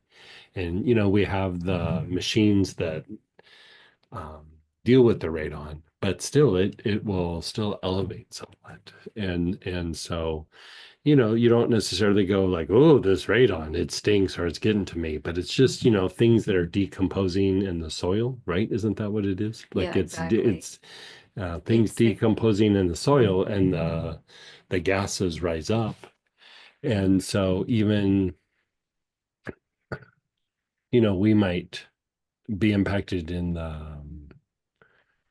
like the basement or something like that, but even like outside, if it's rising up and we can monitor it in the basement, then if we're outside and doing things in the immediate area, we're just in this like vapor of stuff coming up, and you don't really think about stuff like that, but it's an issue. We have air purifiers throughout the house. Oliver, no. Yeah. my three are just so quiet today. It's Right. amazing. um, Yeah. So I mean, there could be all kinds of reasons, I guess is what I'm saying. And but it's definitely opened me up. My sinuses are starting to drain. yeah. It's very good. Thank you. I So, needed and this. again, like I said, like, here we did 3 cycles, but like if I'm having a little bit of an issue, I do 7, 8, 10 cycles where I just, and then usually I'll fall asleep for 10 or 15 minutes. I wake up and I might do a few more. And so if it's bringing relief, I kind of grind on it until, that area feels better. Thank you. Yeah. And then go ahead, Robert, then Denise. Hey, Robert. Greg, uh, when you had us do the face the second round through, Mhm. oh my God, it was like this wake up call. It just was like, oh, I can feel that everywhere. Yeah. The second time, Because like there's the energetic component, but like there's times where we just hold tension in our face and we don't know. And who knows? Like there could be a little bit of trigeminal neuralgia that like it's a little bit of tension in the face, but it can start to cause pain in the face. And so face pain is usually trigeminal neuralgia, but trigeminal neuralgia will go hand in hand with a sinus issue. so during that first round of the face, Hmm. I took my glasses off my face, Hmm. and that changed where tension was in my Yeah. face. And then when we did the third round, the second time you did face, I felt it like right around the left eyeball. And then after a few seconds, I could feel it in my neck. Yeah. So I just wanted to share that. I don't know what it all means, but something's Yeah. moving. Yeah. And, Thank and you. going back to like the whole idea with even like maybe a little bit of eye strain or something like that, glasses on, glasses off, is back. You okay? Yeah, back in the days when I was younger, um, like if I was outside or like cycling or something, there wasn't glasses back in the day that were made specifically for that. And Oakleys weren't a thing back in the day, or and so you just did what you did, but you squinted. Of course there was like normal everyday sunglasses and everything, but I can remember when cycling, the very first set of Oakleys that came out were like big ski goggle looking things. They were just Yes. these big monstrosities, but they were made for, doing what you were doing. And I was like, I don't know.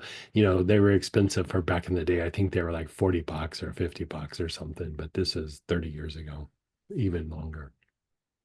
And so I was like, well, I guess I'll try these things. And I put them on, and that was the very first thing I noticed, was that my face could relax, and that there was so much tension in my face from like having to squint and the eye strain and all of that. And so, be it that it's in front of a computer or you straining to look at things, you, you know, um, eye strain can play a role in the facial tension.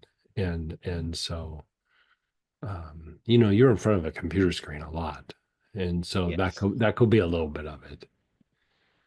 Yeah. 3 screens. Yeah. Yeah. So, Yeah. Three screens at once. Oh yeah. Like yes. you got the, oh, Uh-huh. Well, yeah, thank you. good. And your face feels okay right now? If I'll say that there's something moving, and where I sense it right now is sort of like the back of the head, Mm-hmm. top of the head. Uh, I wouldn't say it's a headache. It's just, You feel stuff moving. moving. Yeah, yeah. Yeah, and it's not done. Right. You know what I used to do? Like when I felt that there was a bunch of tension on my face, um, I would take a couple of drops of marjoram and mix it in with aloe vera and then rub it into the face. And oh God, the tension that it would feel take out of the face was amazing. And the other one was like either peppermint or spearmint, and again a little bit of aloe vera, and rubbing it into the temples. Oh, it would feel so good. Like when I was under stress or I felt like there was a lot of tension in my face or head, it would take some of it out. Yeah. Okay. Well, thank you very much. And then go ahead, Denise, and then we have chats and shares. Hey, Denise. Hi. Yes, it's definitely behind my heart, behind my heart and Mhm. almost lower. So I think I do have like maybe some kind of something trying to come on. Does that make sense? And I do have that tri thing in my face. So, And um, you don't have any sort of heart issue that you're aware of or anything like that? no, not that not that is known or has been made itself known or Okay. apparent. But I can feel that back, like it's the back of my lungs, maybe real low, It could or be. it would Yeah, yeah. register there. Or Like Samantha was saying, like when we were doing this, she said she could feel things moving around, but like the lower part of her lungs, she was like, I don't know, like they were asleep or they woke up or and that's actually very common. Like the bottom 20% or so of the lung area, a lot of times isn't used very much or doesn't have the air capacity with normal breathing until you do breathing exercises to open them up. And that's a thing with certain kind of breathing exercises in yoga, and athletes would do things to try to open up that bottom part of the lungs, because a lot of times we get used to breathing in just to a certain amount of the lung, and then that bottom part we don't really hit. And it could be a diaphragm issue, it could be inflammation, it could just be restricted bronchioles, it could be all kinds of mucus, it could be all kinds of things. But as you open it up, it feels like kind of weird, like you're walking into a room in your house that you haven't been in like for 10 years or something. You're like, oh yeah, this is where that old sewing machine is, and that's where this is, and that's where that's at. All of a sudden you see these things that you had forgotten about. And And that bottom part of the lungs can kind of be that way. You open it up and you're like, oh, what's this feeling? It's kind of weird. And, it will make you'll get used to it, but the chest will feel a little weird for a little bit when you open up like a lower part of the lungs to expand deeper. Okay. I sent that the respiratory inflammation to my nephew, and as it was a gift, I didn't open it or smell it, Right. so I definitely will order some. But I was going to ask about neroli. Would that be a one that would be good, or just go with the respiratory? I would do the respiratory. The neroli is good for unwinding the jaws, Oh, but that's right. neroli would be a little bit better for cardiovascular issues. Like if that thing in your chest was a little bit more cardiovascular, the neroli would address that a little bit better. Yeah. Well, right now everything's kind of like around the back Yeah. up around my heart. But I think That's probably lungs. Yeah. yeah, That's I probably. think, and that would make sense because I had a pretty heavy physical therapy a couple of days ago that just discombobulated everything. Sure. But it Yeah. also was really clearing too. Yeah. But it also almost made me go to sleep. It was just made my brain go, what? What is going on? Right. Thank you so But much. I like appreciate it. like when you start to get sleepy with something like that, a lot of times it's your physiology is shifting. Like there could be a fascial release, it could be that the nervous system is shifting, it's starting to repair something or address something. And so, like I was talking about, I would do this like on a Saturday night after class, and I would work the respiratory inflammation, and I'd fall asleep, and then I'd wake up and I'd do it more. But the falling asleep is something shifting in your body. Wow. That That's means, encouraging. That makes yeah, me much more encouraged. I feel like, okay, I'm getting something done. yeah, Thank you. yeah, exactly. Someone shared, with the initial pass, my forehead released very bloody mucus, and I saw a cat looking at me. I was only aware that my sinuses felt gummy, so the bloody stuff was a big surprise. Perhaps seeing the cat's face in my face is indicating the source of the issue is my cat's. The cat I saw was not one of my cat's faces, so it could mean I have developed an allergy to cats. Oops. Will this process strengthen the sinuses against Mhm. allergies? Yeah, I mean, it will help. I mean, part of allergies is an inflammatory response. And so, we are unwinding some of the effects of allergies and things like that. And so, I mean, it could be that there's an allergy to a cat, but, allergies can be treated. And so it doesn't mean that, you know, the cats are a massive issue. You just got to go through and do a little extra treatment, maybe.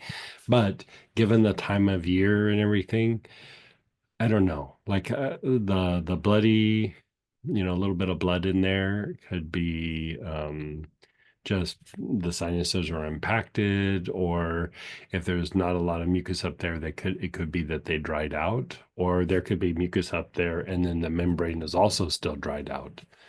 You know, a lot of times with um like bloody, like if it's just a little bit, like I just kind of let it be.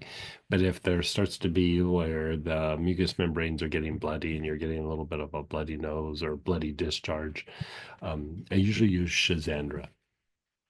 That would be internal, and that helps to moisten and regulate the mucous membranes. Helichrysum can always be good for breaking up like impacted mucus on a mucous membrane, but also a quiet sleeper in that area is also mugwort. Mugwort can actually be quite helpful for that, like really impacted mucus that's been there kind of chronically. And that's the thing, like we don't always know, like we're able to breathe, so we don't know that there might be like a layer of impacted mucus in that area that's not allowing for proper function there. But we're breathing normally, so we don't really know it because it's not completely blocking the passageway. But on the lining itself, it could still have some impacted mucus that's like dried up or hardened. And, that's one of the things with mugwort is it really helps to loosen up hardened mucus. Sometimes I've used like either thyme or black pepper and inhaled it just to increase like blood flow to the mucous membranes. And I'm blown away by how much I have to blow my nose after that. Like so much mucus comes out. Wasn't even aware that it was there. And so I like to do that from time to time. And, not everybody has to do it, but, if you're a little bit prone to that, like I never really have lots of times where my nose is blocked up. I mean, I get it from time to time. It's cold back here at this point, so I kind of get it a little bit more during this season. But I'll go through and I'll do that treatment, and all kinds of mucus will come out of my nose. And I was like, where was that hiding? It was just impacted on the membranes themselves.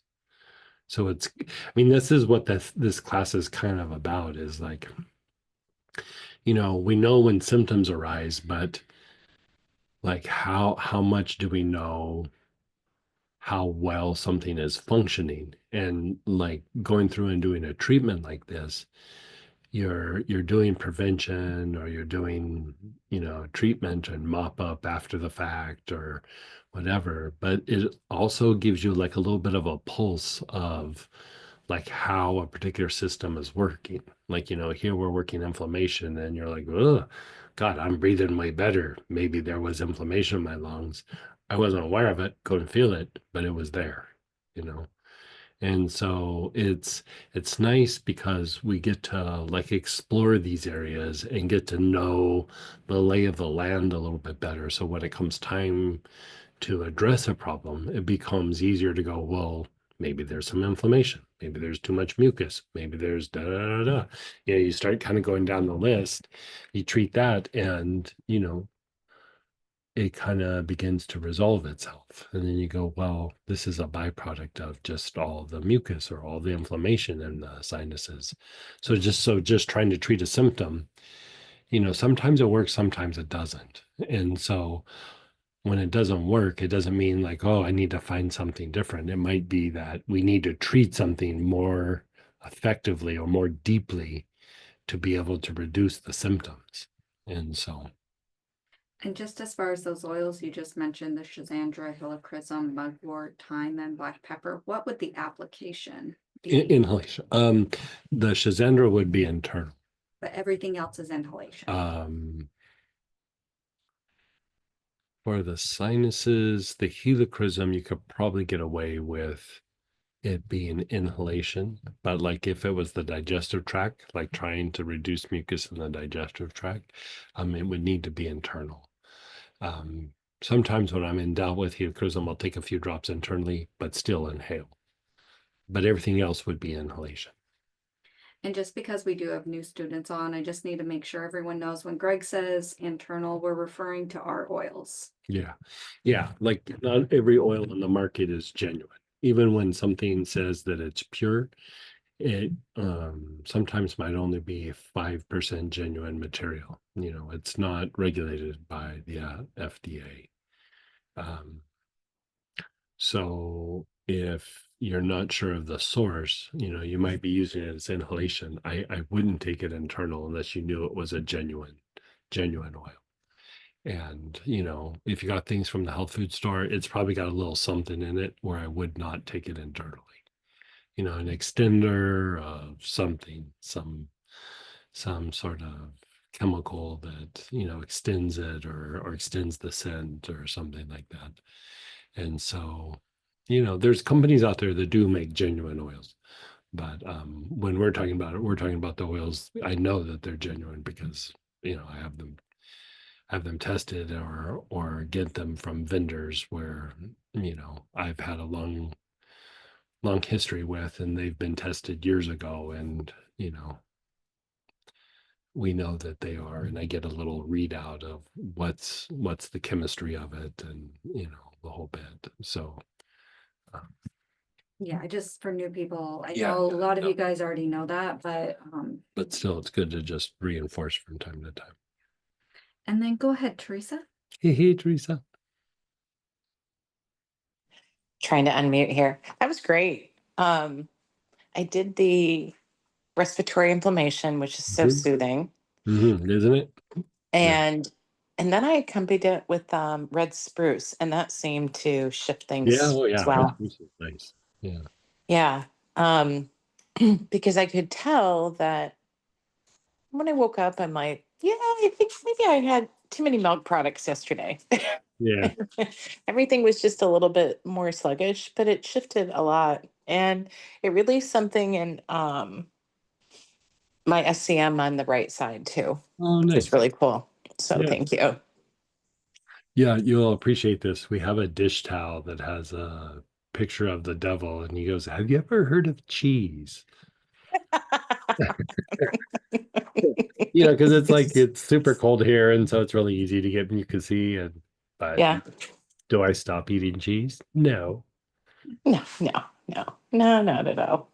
Yeah, cheese is amazing. Yeah. But thank you. So red spruce and the Yeah. respiratory Yeah. Good inflammation call. offset the cheese. Yeah. Yeah. Yeah. There you go. All right. Thank you. And then someone's asking, you might have kind of just addressed this actually, what to do when sinuses are plugged. And then they're asking a drop or two of respiratory inflammation blend in water and gulped. No, I would like when the sinuses are plugged, I'd use things like rosemary or uh, basil. And actually, the next protocol is about breaking up mucus. But I would do things with inhalation. And then the other thing that I would do is either mullein or golden seal tincture taken internally. And both are very strong mucolytics, The other one would be anula. Like there's an anula tincture, as well as you can inhale the anula essential oil. And so the next thing we're going to do is address mucus. And so I would do more of that kind of stuff. Sarah, did you have a share or a question? Hey, Sarah. Interesting. The person who had the sinus thing, they go, I reached for mugwort and schizandra as a secondary oils to the protocol after seeing the blood. Oh, good for you. Yeah, good call. Someone's asking, plant prana oils are 40% active oil and 60% jojoba, question mark? No, the essential oils themselves are all genuine, but when we make a roller ball is 40% essential oil with 60% jojoba. But the essential oils in the 5 ml, 10 ml, 15 ml bottles are all essential oil. Would black cumin be good with this protocol? It could be helpful, sure. Yeah. Yeah, good call. Yeah, that could totally be. Yeah, another one that could be that, now that you mentioned black cumin is myrrh. Myrrh could be good as well for reducing inflammation. Yeah. Someone's asking, does mullein dry dripping mucus? Mulleine's very dry. Like it got really cold here, so I started having a bit of mucus about, I don't know, a week ago when I started taking mullein. And after about 3 or 4 days, I was like, oh, it feels like somebody stuck some Czech mix up my nose, or like, it just felt like dry cereal up my nose. And it got so dry. And so, it dried things up, but, still had to blow things out a little bit. And so mullein is very drying. Golden seal, I find is not quite as drying, but it breaks up the mucus. And the same with the anula, it breaks up the mucus. And so mullein would be more drying. Yeah. What is the difference between hyssop and hyssop decumbens? So, the different hyssops, like there's a Croatian, there's a Bulgarian, there's a Spanish. I think I used to have access to both English and French. They're the same plant, but from different areas, different regions. And so they'll have a slightly different scent. Hyssop decumbens actually has a different chemical makeup. And so hyssop decumbens is a little bit better for opening up the bronchioles and relaxing the diaphragm. And it doesn't have a couple of the chemicals, the chemistry in the chemistry profile. It doesn't have a couple of the same markers in it. And so you can use the hyssop decumbens much more liberally because of that. We don't really take hyssop internally. You could take the herb hyssop internally, but the essential oil we really don't take internally. But hyssop decumbens you could, but I just don't talk about it just because I'm afraid people will get confused by that. But yeah. And then someone shared, wow, I had I had tension in my sinuses I wasn't even aware Yeah. of. Yeah. I had until doing this protocol. Yeah. And feeling the result of relaxation in my face. Yeah. Isn't that nice? Yeah. And again, you nailed it. Like a lot of times we're not aware that we have an issue, like that there's inflammation in a particular area, have no clue. And then you go through and you do this treatment, you're like, oh man, I feel so much better. Mm. That's one of the things about like exploring these areas. You kind of get a read on what's going on with the body, you know. So yeah. So we're going to do the mucus and a little bit of mucous membrane detox. So with that, let's take a break and we'll come back on the half hour and then we'll jump in and start treating everybody's favorite subject, mucus. Uh,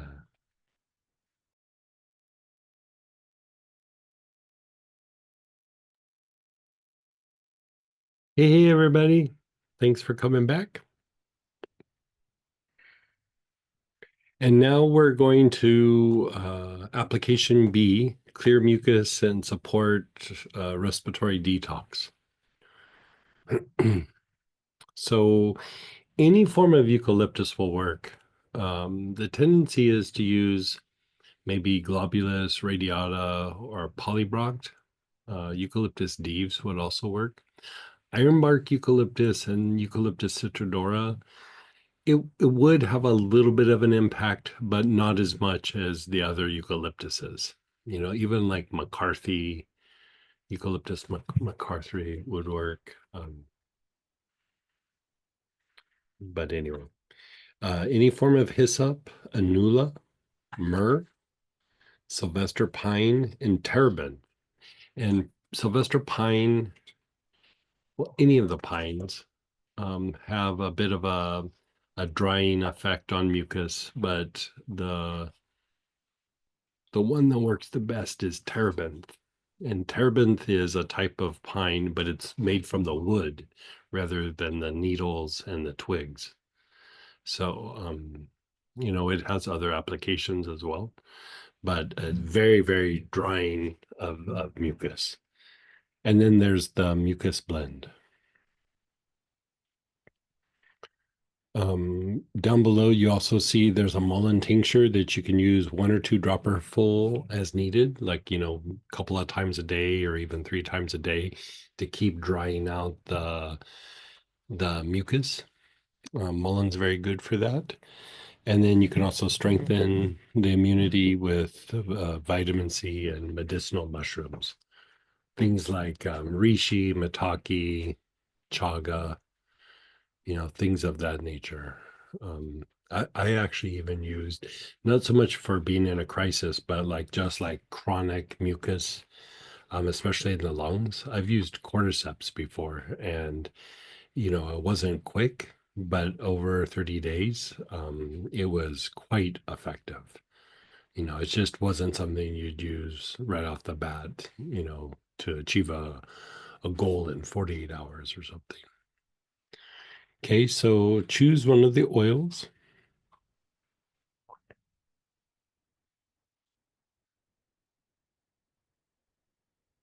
And begin inhaling with your awareness on the ajna, the area between the eyebrows. Which one are you going to use? Good choice.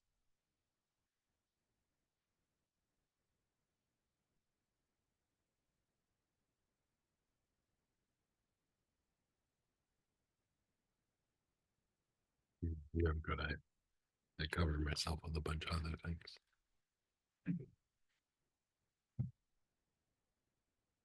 So you're taking nice, long, slow, deep breaths with your awareness between the eyebrows. This is targeting like basically mucus up in this area.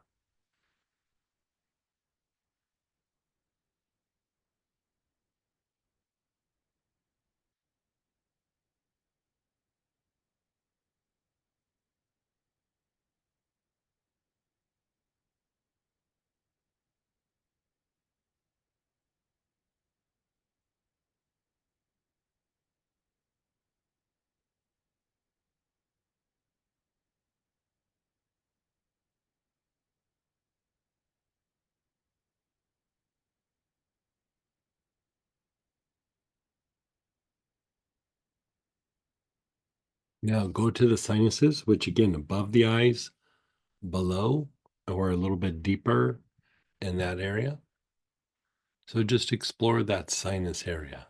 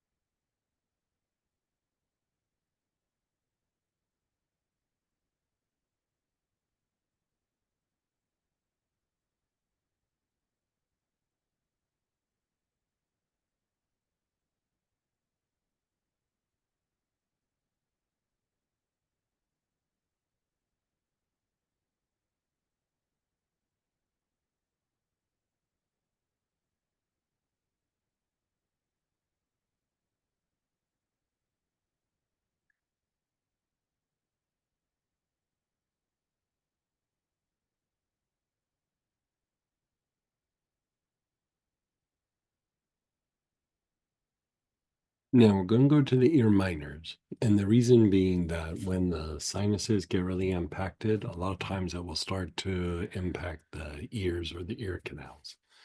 The ears will get clogged, they'll be impacted by the excess mucus. And so energetically, we're working the ear canals.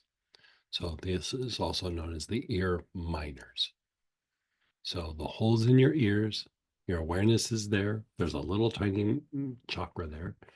And you're taking nice, long, slow, deep breaths.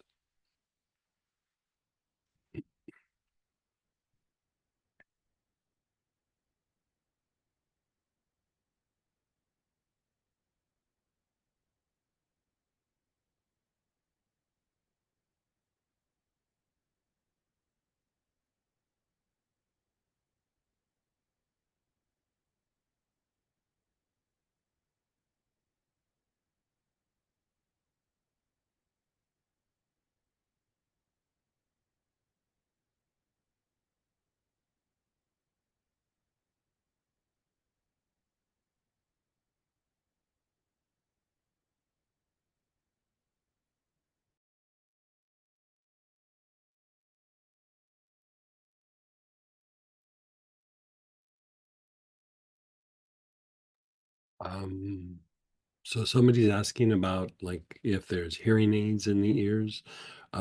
You can still just inhale on the ears. You don't have to take the hearing aids out or anything. So you can just inhale with your awareness still on the ear canals themselves.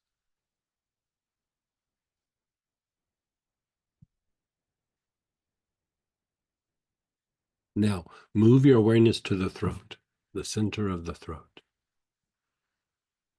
You're taking nice, long, slow, deep breaths.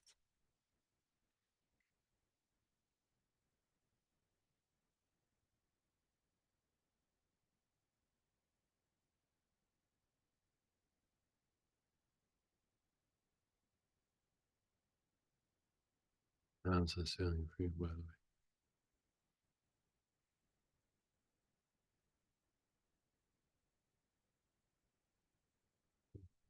Nothing major.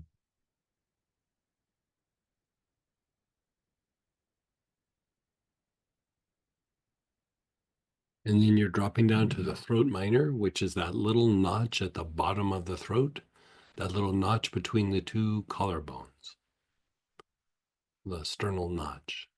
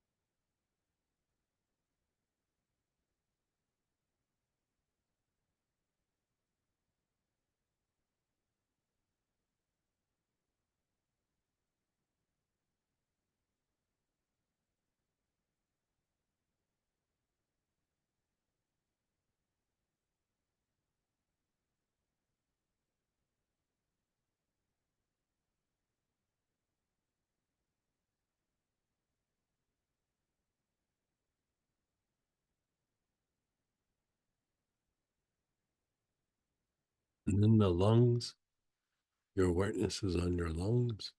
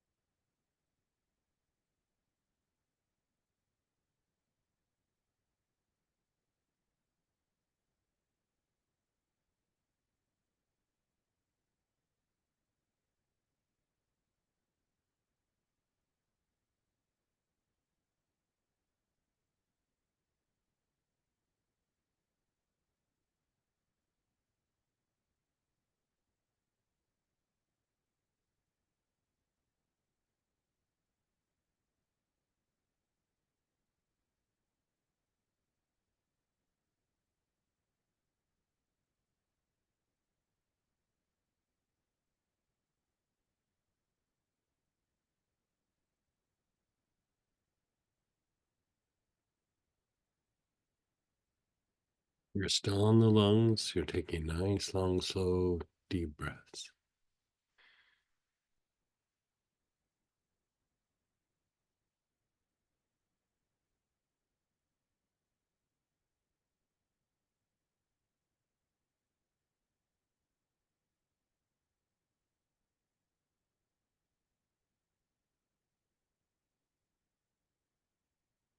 And then your awareness is on the back heart, the area between your shoulder blades.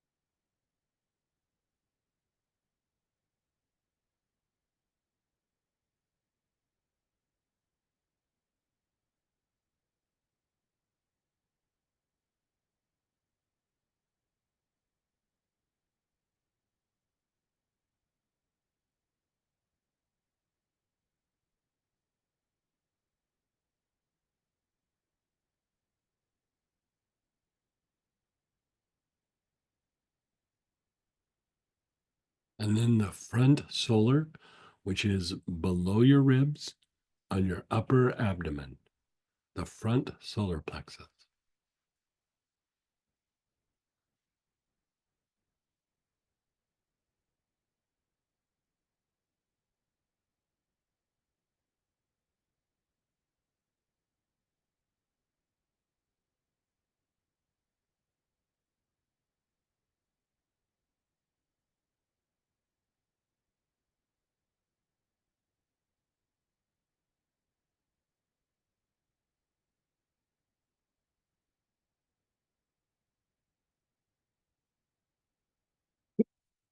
Excuse me.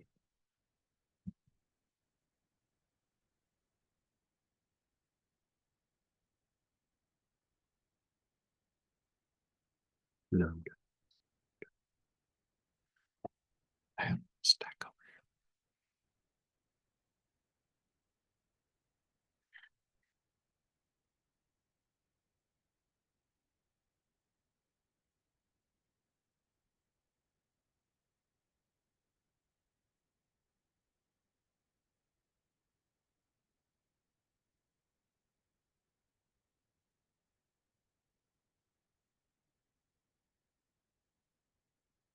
And then the back solar, which is your mid back area, below your shoulder blades on the mid back area.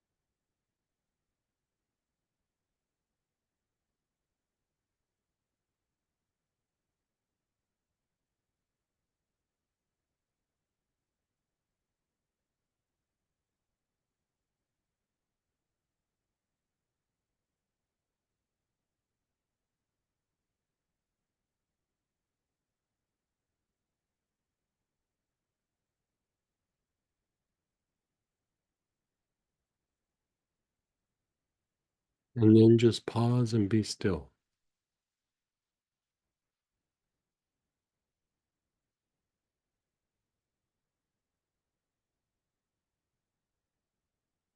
If you got the kit for purchase and you have mucus, you could take a dropper full or two of the mullein.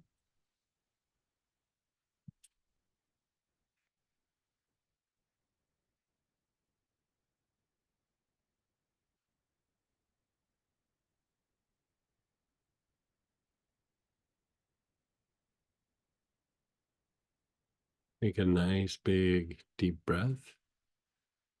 How's everything feeling? We're going to do another cycle of it.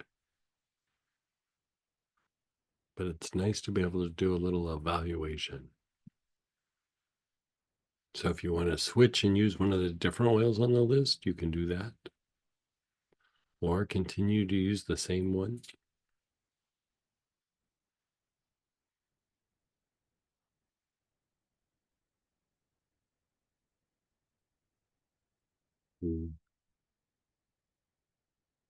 Again, your awareness is between the eyebrows. Nice, long, slow, deep breath.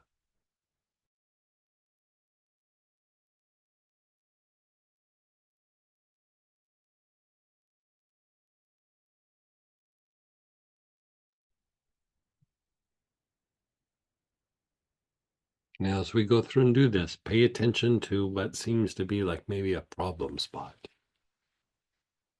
You know, it might be your sinuses, it might be the lungs, might be when you're on one of the energy centers.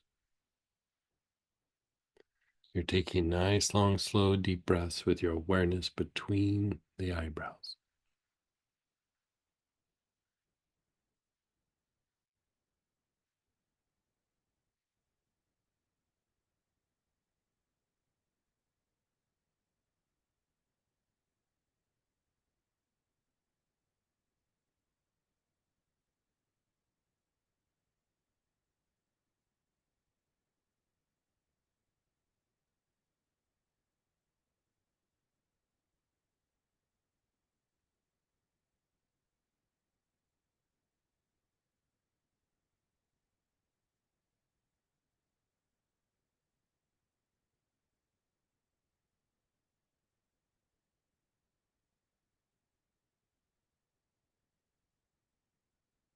Move your awareness to the sinuses, above the eyes, below the eyes, or just deeper into the cavity.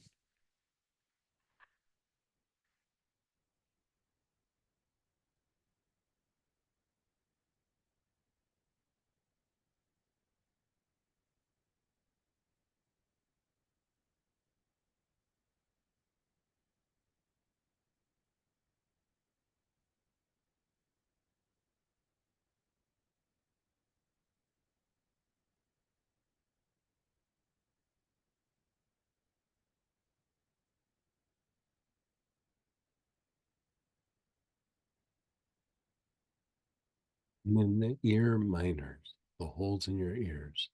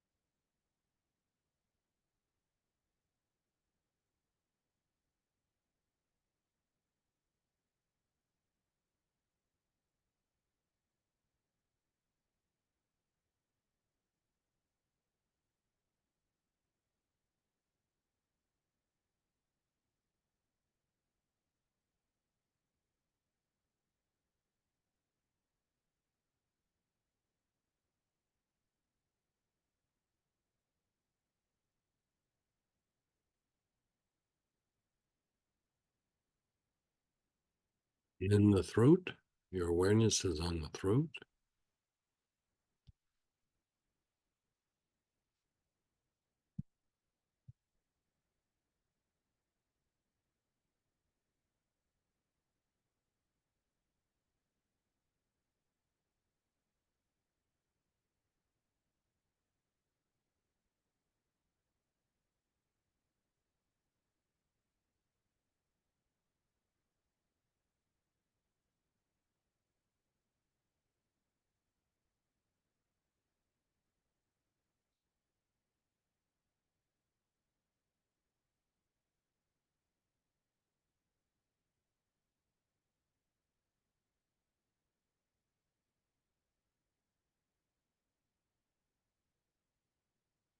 The throat minor, the bottom of the throat, that little notch between the two collarbones.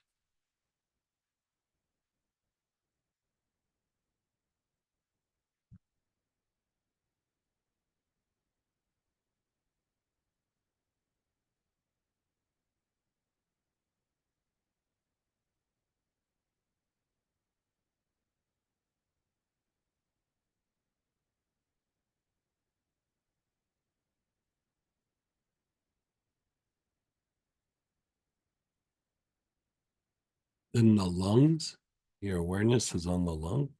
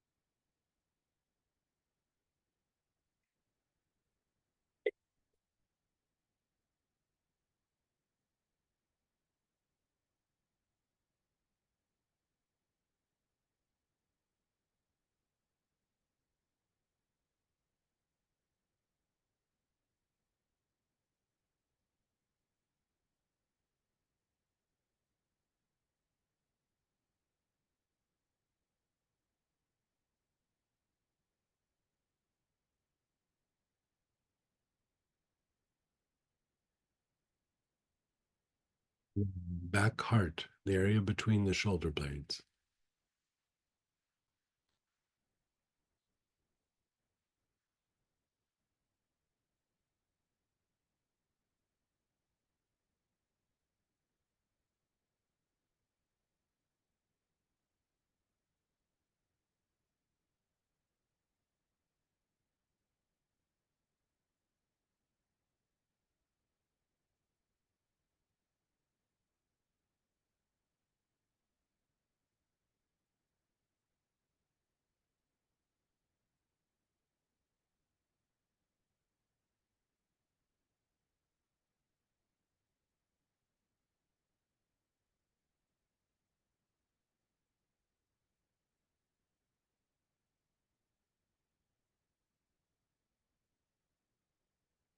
The front solar plexus, that area below your ribs. Below your ribs on your upper abdomen.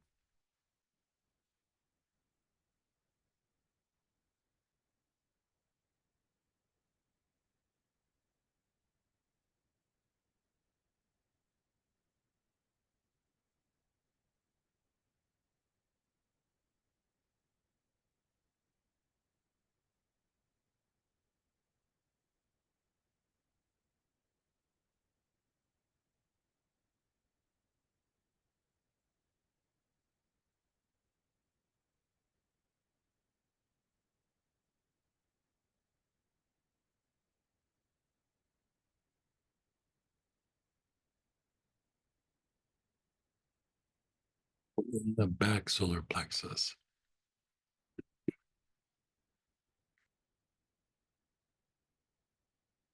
The mid back area below your shoulder blades.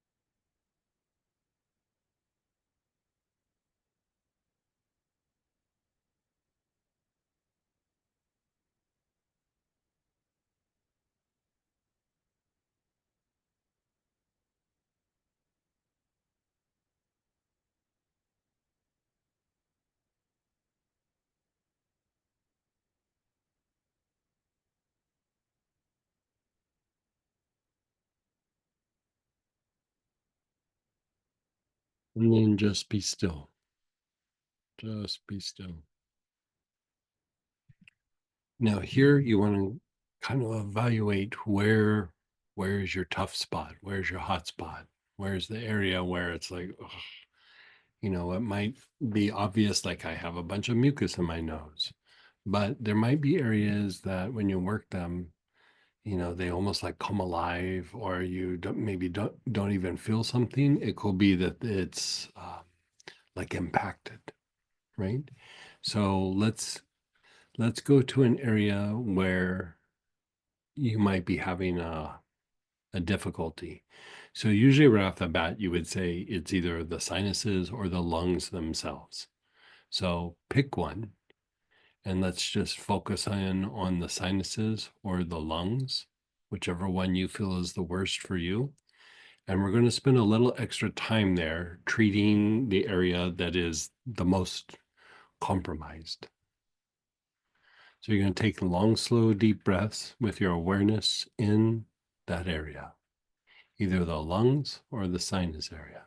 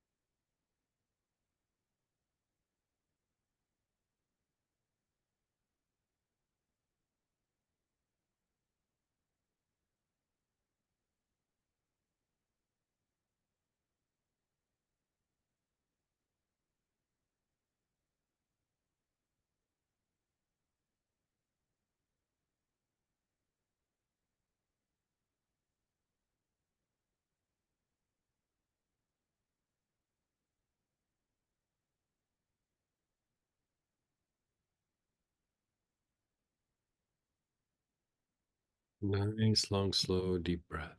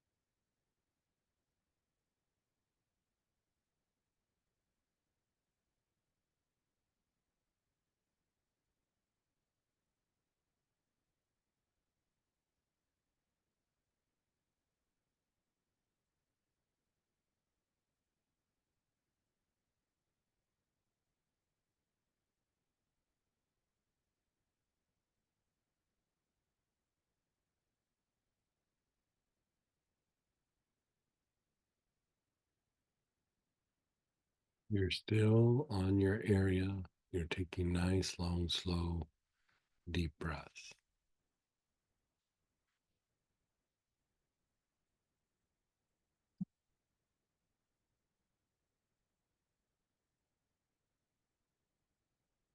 And then just pause for a moment. Notice how you feel.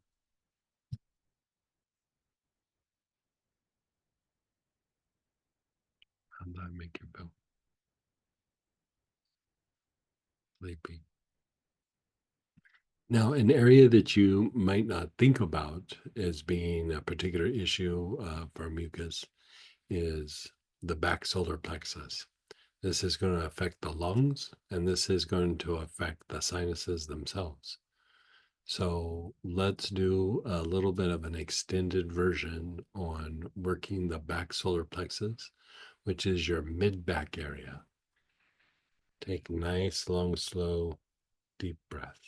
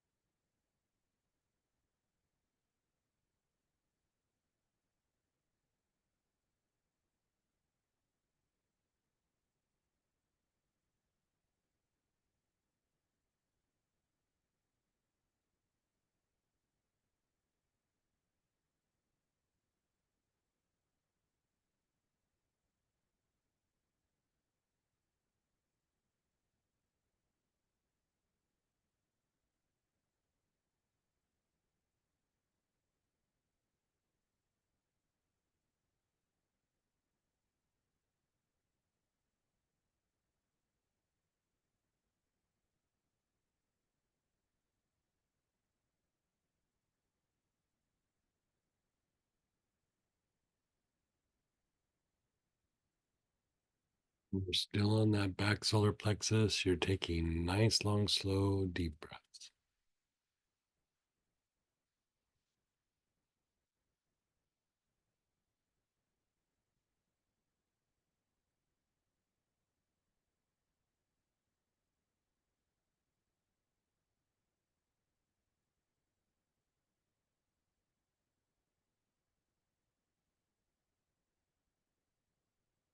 And just pause. Just pause.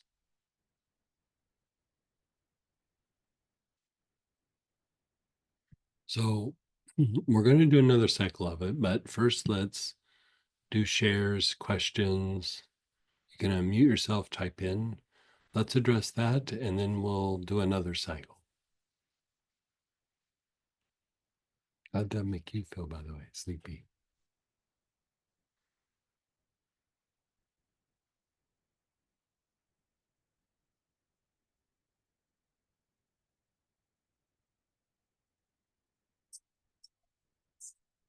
Voice.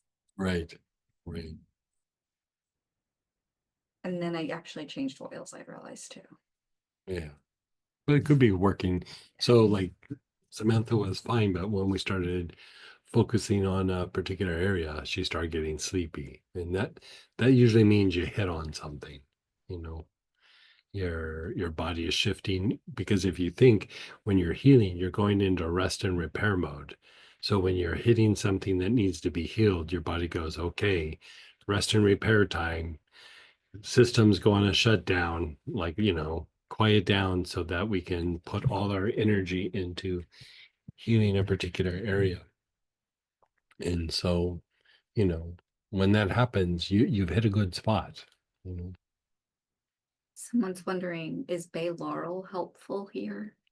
Bay laurel would work. Wouldn't be my first choice, but if you didn't have anything else, it would totally work. Yeah.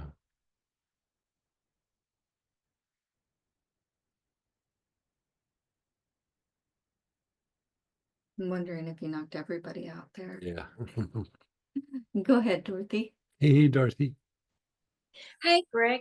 That was very helpful. I have my right sinus stays kind of closed up a lot, and it does affect the right ear canal. Sure. And so, and several of the protocols we've done have been helpful, but this was very helpful. Thank you so much. So like when you so to take it even further, like you're saying, like you have an area where it's your right sinus, it's not even your sinuses, it's your right sinus.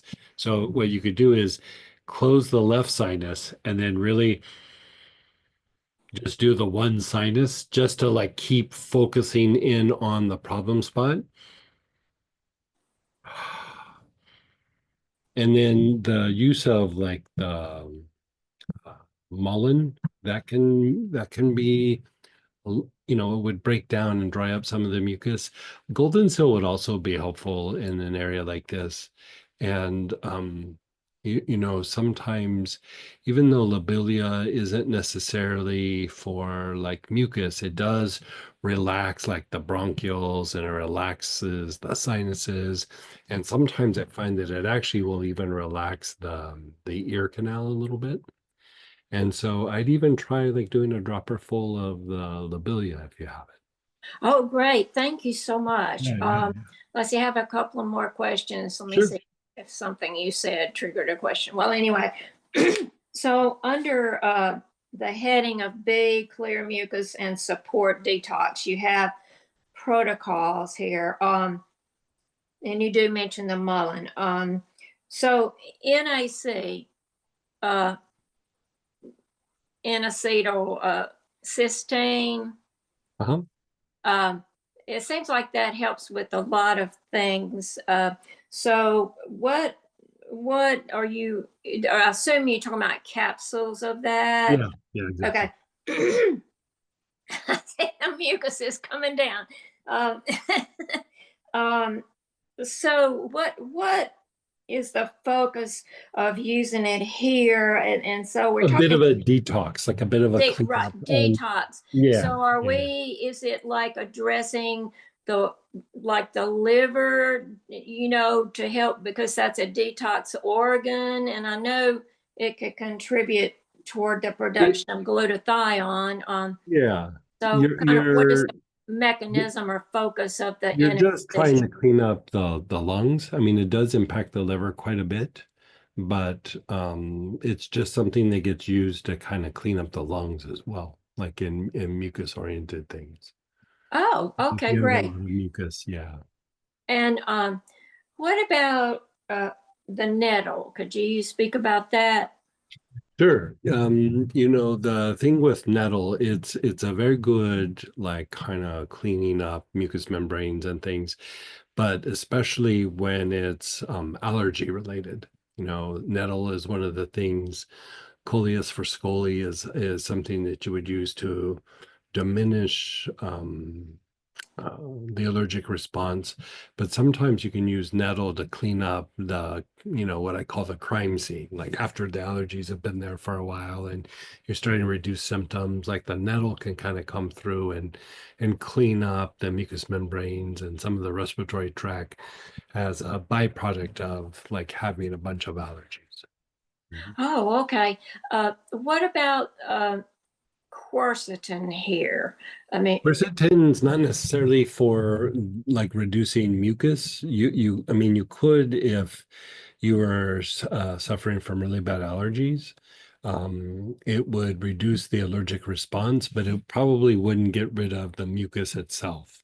It would slow down the production of mucus, yeah, I think but that's what I was yeah, wondering. Yeah. yeah, and especially in cases where like things like asthma and things are present. Quercetin is really good for treating asthma and things of that nature. And so it would be about reducing the potential of mucus rather than the mucus itself.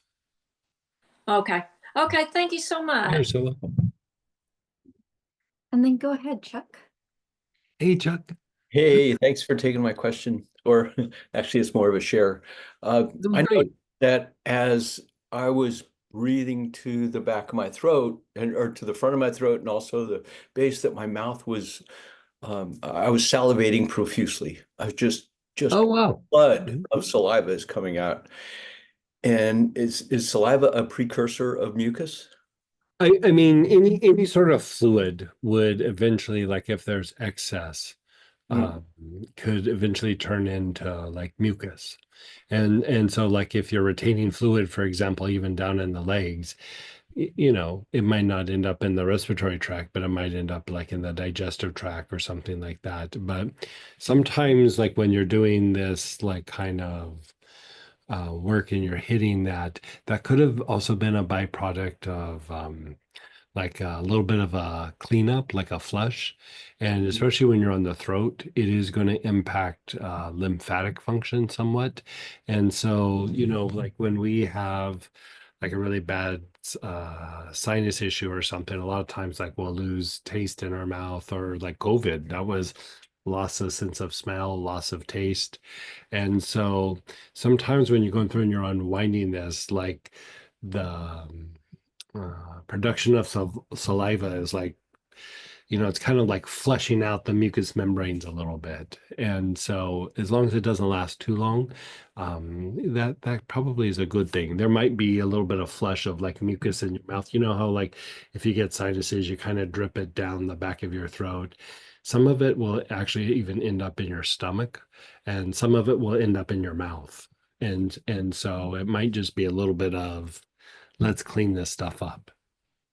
Interesting. Thank you. And then finally, I felt just my upper jaws here, just below the cheekbone, Mhm. above the teeth, felt like there were sclerotia in there. It was felt like there are these knots of something in there. It began to ache. Oh wow. Yeah, Because I yeah, you might got have a little bit of a pulses. sinus issue because like that you would feel that up in that area like that. Like, Mhm. I mean it could be a little bit of a jaw issue, but usually when there's sinus issues, um it will impact the teeth, the upper teeth. There's trigger points that would refer down, but like even when the sinuses are backed up or congested or inflamed, you'll actually start to have a little bit of pain in some of the teeth.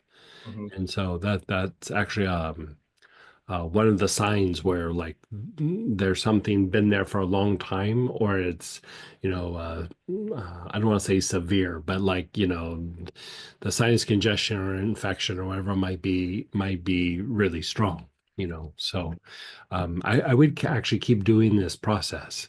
I would do the first one and this one just to kind of keep breaking up any sort of mucus. It's very normal. It's very common to have a bunch of old, like impacted mucus in the sinuses and even in the lungs a little bit. And so, if this is stirring something, I would say keep doing it because you're hitting on something. And it helps prevent the production of mucus later, but it also would prevent like, getting sick or, any sort of other health issue, allergies or asthma or something like that. And so it sounds like you're hitting on something good.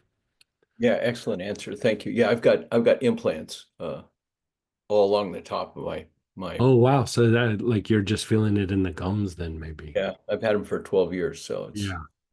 cool. Good. Yeah. Clear them Oh, out. good, good. Thank you again. You're so welcome. Yeah, I think I'm excited to try another oil. Yeah. So you can keep using the same oil, or if you want to rotate and try one of these other oils that are on the list. Um, but let's go ahead and begin inhaling. Your awareness is on the ajna, the area between the eyebrows.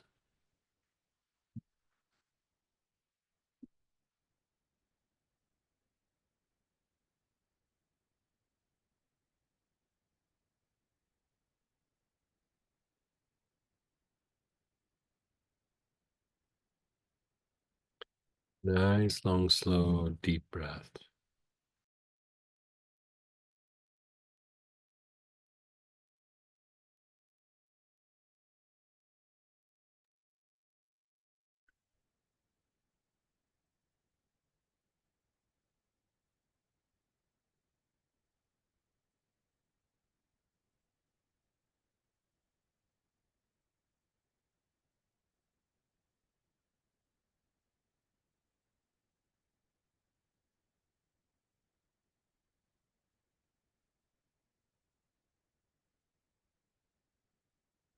You're still on the ajna, the area between the eyebrows.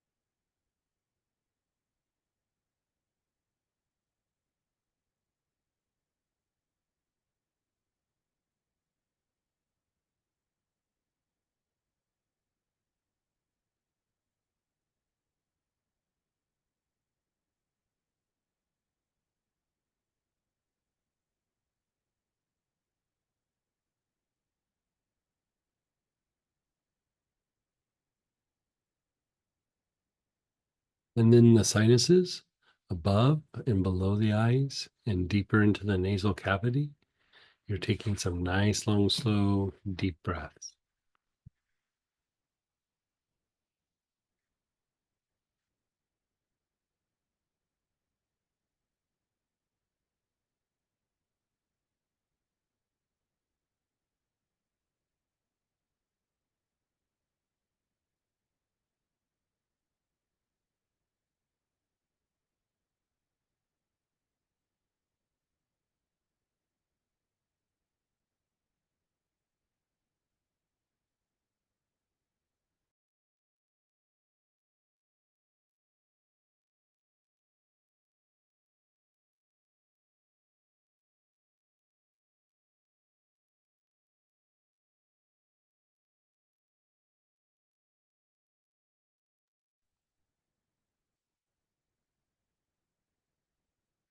And then go to the ears, the ear minors, the holes in your ears.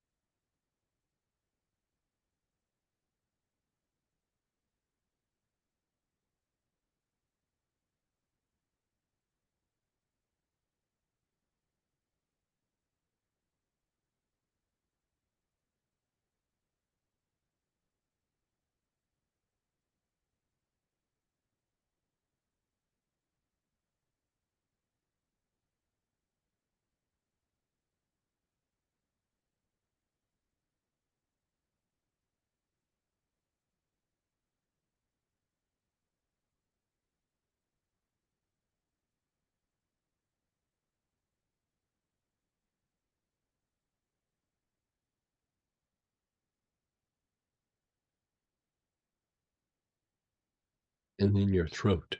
Your awareness is on your throat.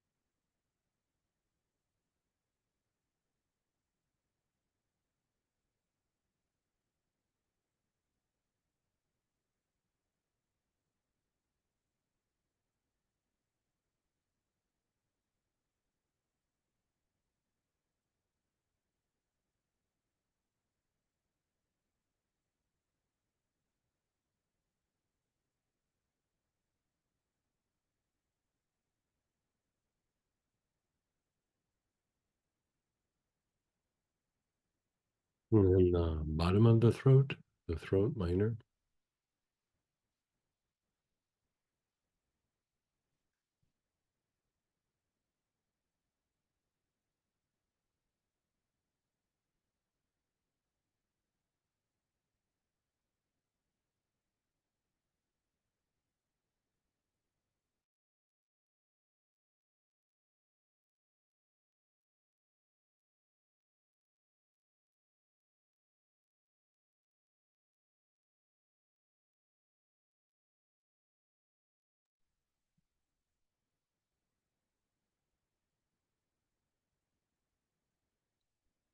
And then the lungs.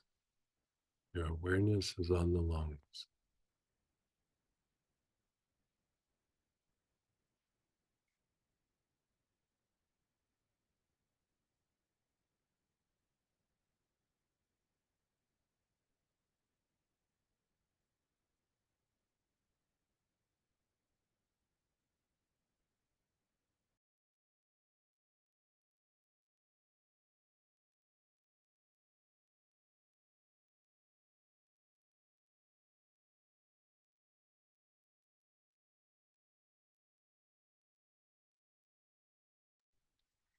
Your awareness is on the lungs.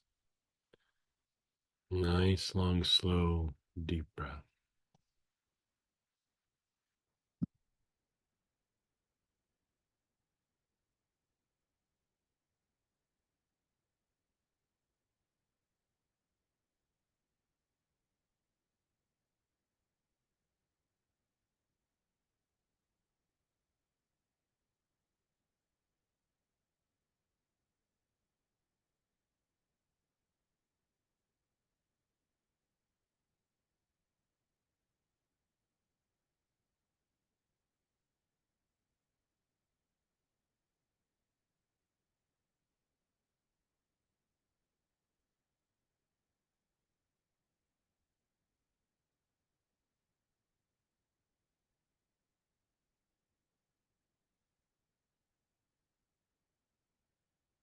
Even the back heart.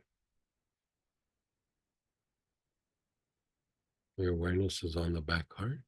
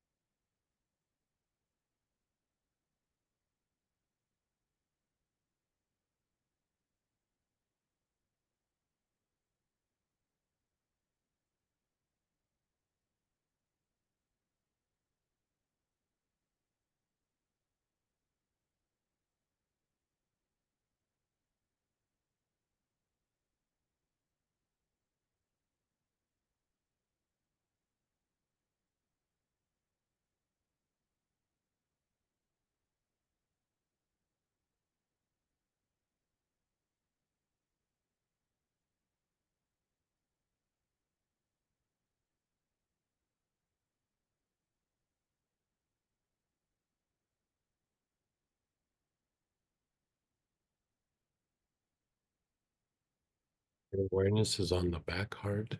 You're taking nice, long, slow, deep breaths, the area between the shoulder blades.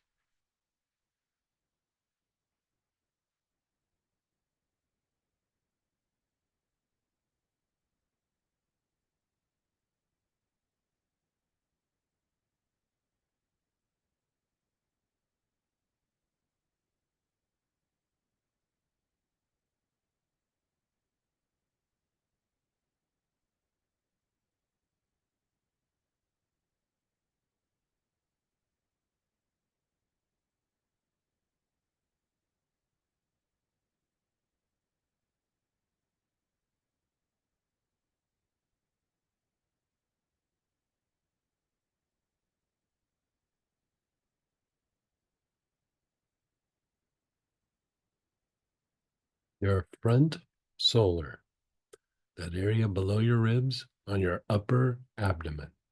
Nice, long, slow, deep breaths.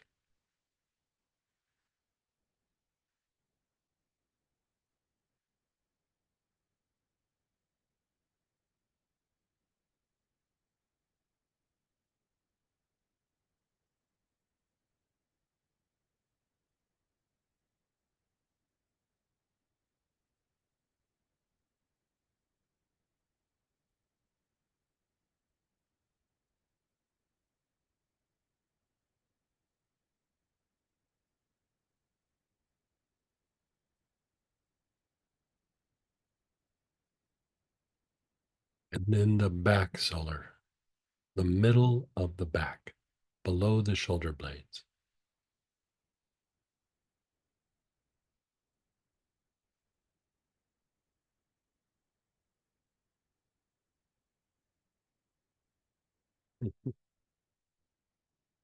Comes up in.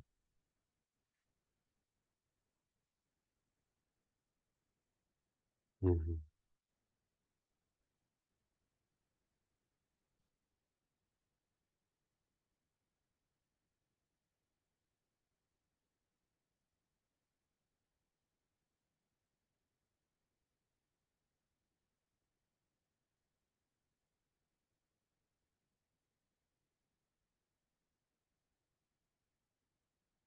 And then just be still.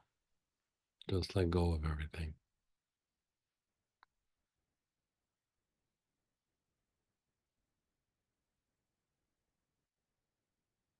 Take a big breath. Inhale slowly. How is your respiratory tract feeling?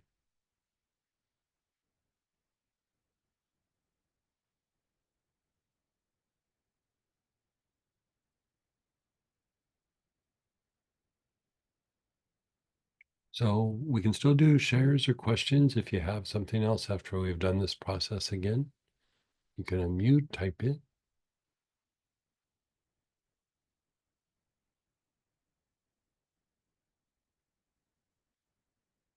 Yeah, go ahead, Teresa.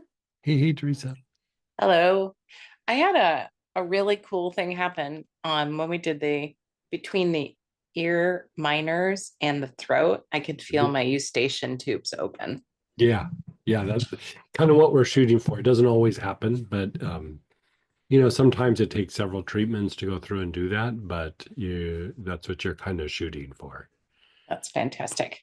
Like I And have one that's anatomically a little bit smaller. And if I get a little sinus thing, it's the first thing that clogs up. Is like I can tell I have a respiratory issue because like all of a sudden my ear plugs up and I can't get one ear, and you know, going through doing several cycles, it'll open up again. oh, cool. Yeah. Yeah, that was really great. I wish I would remember which one I was using. I've been switching between Anula and Terebinth. Oh, both super good choices. Yeah. Super good. And then pivoting back to nettle, do you recommend that as an essential oil or a herb?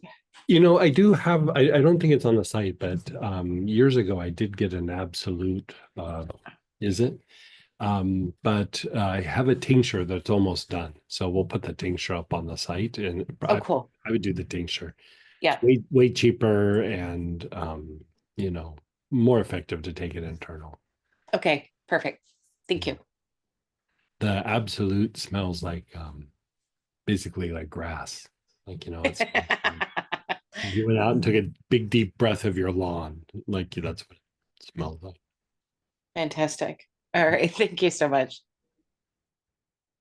Someone shared, feeling more open and expansive. Lungs are much bigger within. Yeah, good. Yeah, good.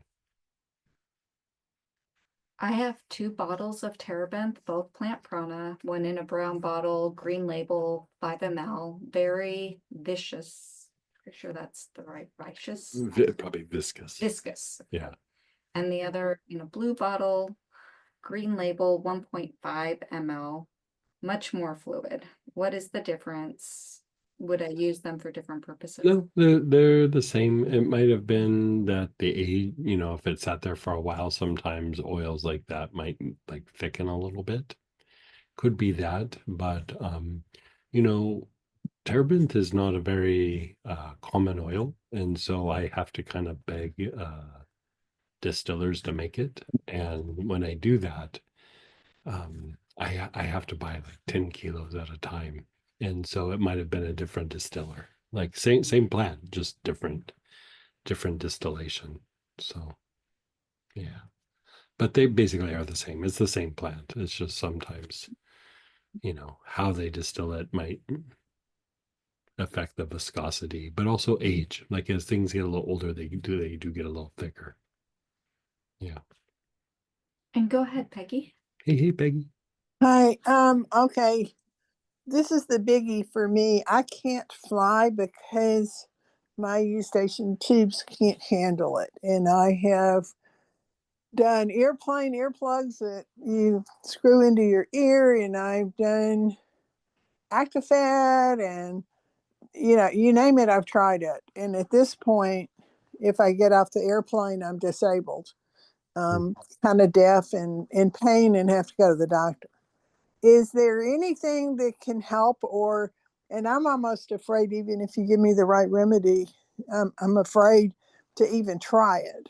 So what do you think? How come you're afraid to try it? I'm afraid, no, I'm afraid to even try the remedy and then fly. And Oh, I see. I this would go back and forth between these first two segments. You know, some of it is inflammation, but some of it is probably impacted mucus and things like that. But I would say that's probably a lot of inflammation. But, you know, clear those two things out and see how that is. Yeah. Okay, because that's the only issue I have, and I know you've experienced it at least once if you've flown with a cold or something, but it's like the worst pain. Mhm. Yeah. Yeah. Keep treating it for a while. Like, you know, I would say, like a lot of times we think of it as like, I'm going to use this right before I fly or whatever, or you're trying to reduce a symptom. I would say do treatment to improve the system of the body and then see how you're doing, you know. So reduce inflammation substantially through some consistent treatment, and then also some consistent treatment for reducing mucus, and that usually is the 1-2 punch for that. Okay, Okay. because I mean, that's why I do my road trips. Mhm. I go, I can't fly. Um, so, all right, I'm going to take your word for it and start trying it, and then, you know, see what we can do. And if it's a problem, I'll fly the first time to Iowa. And if I have a problem, I'll be at your house. You'll see. You'll be sorry, or you'll be happy about it. All right. Thank you so much. Is nettle the leaf or root? It's the leaf. Actually, the tincture I made, I think it's leaf and root. Yeah. Yeah, I think so. Yeah, I think it's both. Yeah. Yeah, like if there's a therapeutic, like, you know, tinctures are a little bit different, where for essential oils, a very specific part of the plant makes the essential oil. So, you know, it might be the root, it might be the leaf, it might be the seed. You know, sometimes there's a few places in the plant where an essential oil or a volatile oil is being made. But with tinctures, um, you know, you're doing an extraction that's different than steam distillation. And so there can be multiple pieces of the plant that are therapeutic, or the whole plant itself. And so if there's multiple things that have a therapeutic impact, then like if I make the tincture, I make it with all the therapeutic parts of that plant. Yeah. So, yeah. So, okay. So we'll break for lunch and we'll come back. We'll do an hour and a half break and we'll come back at 2:10 and we'll work on respiratory weakness. You know, so a weak breath. So I'll see you in an hour and a half.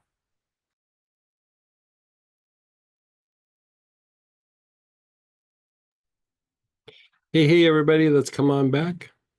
Could you like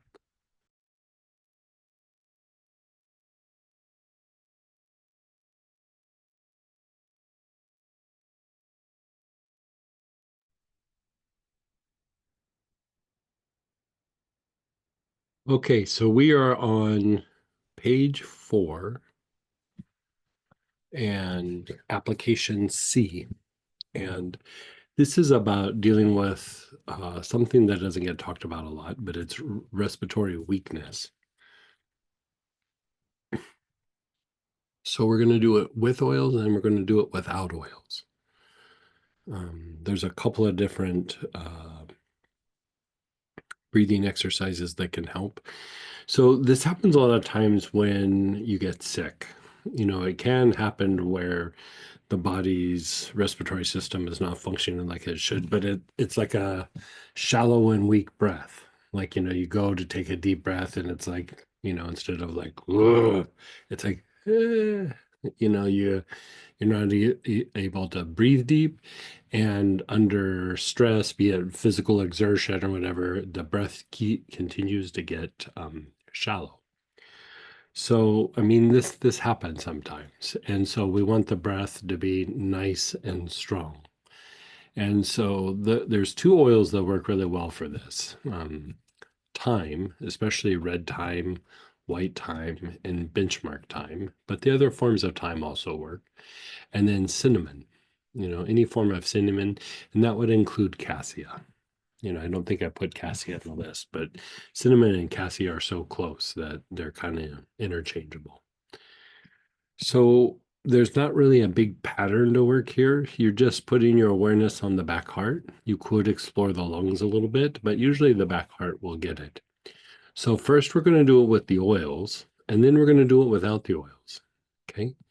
So whichever oil that you have, some form of cinnamon or cassia or some form of thyme,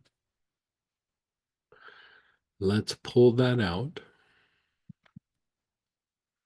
And before we really start inhaling too hard, just take a nice big deep breath and then slowly exhale. Now, the thing that's nice with cinnamon and thyme, they do it by their nature. So even if you didn't direct this to the back heart, thyme and cinnamon both would still stimulate more appropriate or better respiratory function. But directing it to the area also makes it a bit stronger. Sometimes the weakness in the breath, I should say, can also be a byproduct of stress. Okay, so start taking nice, long, slow, deep breaths. Your awareness is between the shoulder blades, the back heart.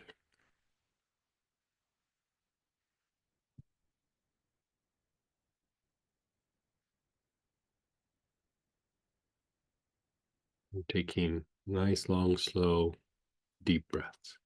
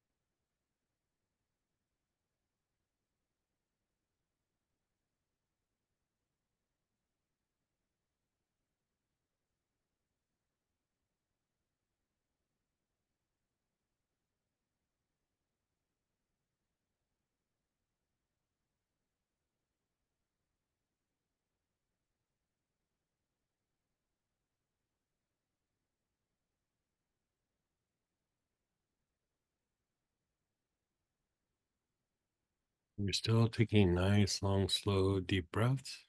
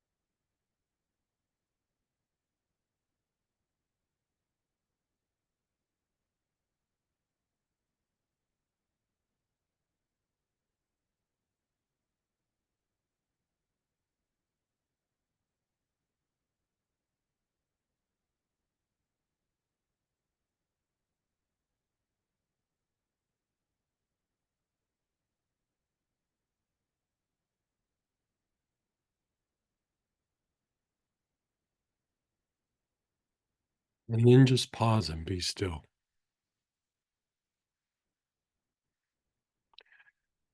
Mm.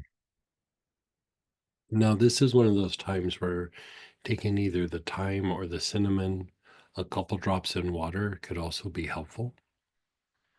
but you can also do it just with inhalation. But if you're really struggling with it, I would probably do a little bit in water. Just a drop or two. It doesn't have to be very much. Okay, begin inhaling again. Your awareness is between your shoulder blades.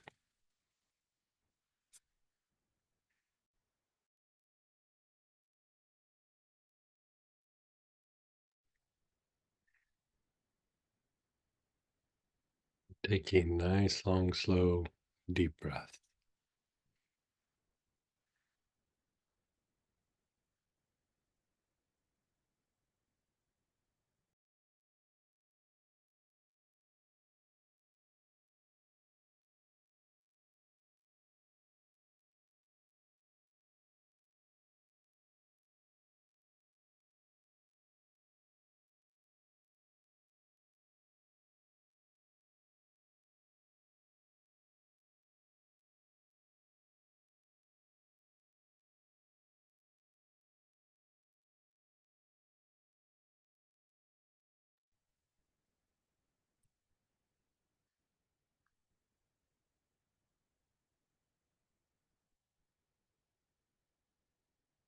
You're taking nice, long, slow, deep breaths.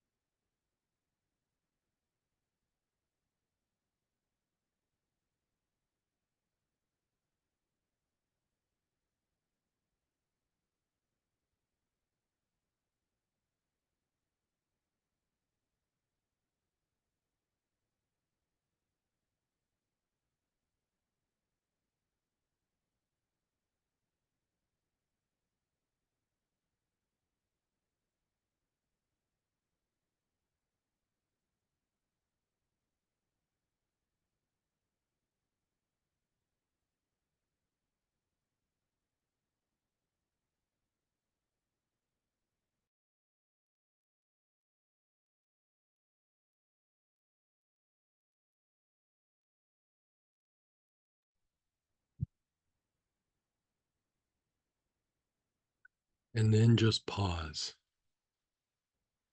And we've only done 2 little cycles here, but take a deep breath and then slowly exhale. Can you feel a little bit of a difference of the force of inhalation and the force of exhalation? Like the strength of the lungs?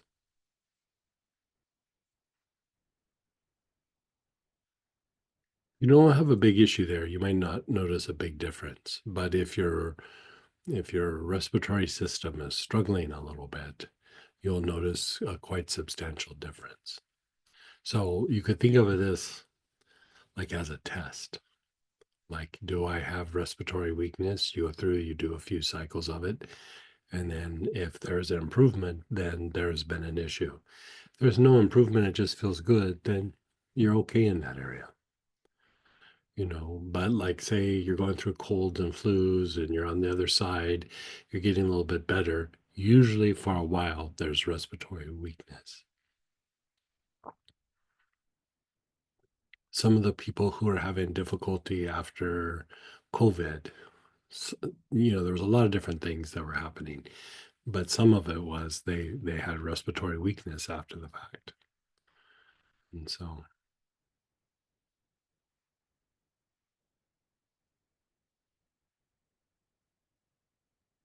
how did that make you feel? Did you notice a difference? I didn't notice a difference until we took the deep breaths. Mhm. Then I just started relaxing. Yeah. And now I'm like, Yeah. Yeah. So, like, if we expand on this further, when you're stressed, it's not just like, oh, stress is arising. There's mechanics to it. There's a physiology to it. And part of stress is shallow, rapid breathing that continues to kind of weaken. And so when this happens, it also is stimulating to the adrenals, it's stimulating to areas in your body because there's an issue, right? Your body's not functioning quite like it should. So if your breathing will weak, your body will release some adrenaline so that you have the energy to breathe better, run faster, fight, whatever you need to do. So as you begin to deepen your breath, that's one phase, but as you strengthen your breath, your body starts to relax. You're like Samantha here was saying, like, I felt fine. And now, a couple breathing cycles, she's looking at me like, when is it going to be nappy nap time? She went from being awake and bopping around at lunchtime, and now she looks like, where are my pajamas? And cinnamon and thyme are both, in medical aromatherapy, we call them stimulants, but it's not stimulants how like coffee is a stimulant or espresso is a stimulant or caffeine's a stimulant. It stimulates proper body function. And so if your body's not functioning well in rest and repair or relaxing, it also stimulates that. Like it stimulates proper body processes. So the idea of, or the term stimulant is a little bit misleading because in different arenas, like if we get out of talking about medical aromatherapy or herbs and you say stimulant, kind of means something a little different, kind of the same, kind of different. There is a little bit of overlap, but here if your body needs more rest, you're stimulating the processes that will address that. And so here, what you're doing is you're addressing an aspect of stress in the body. Now, being sick is a kind of stress. Having a lot of mucus in your lungs is a kind of stress. Having allergies is a kind of stress.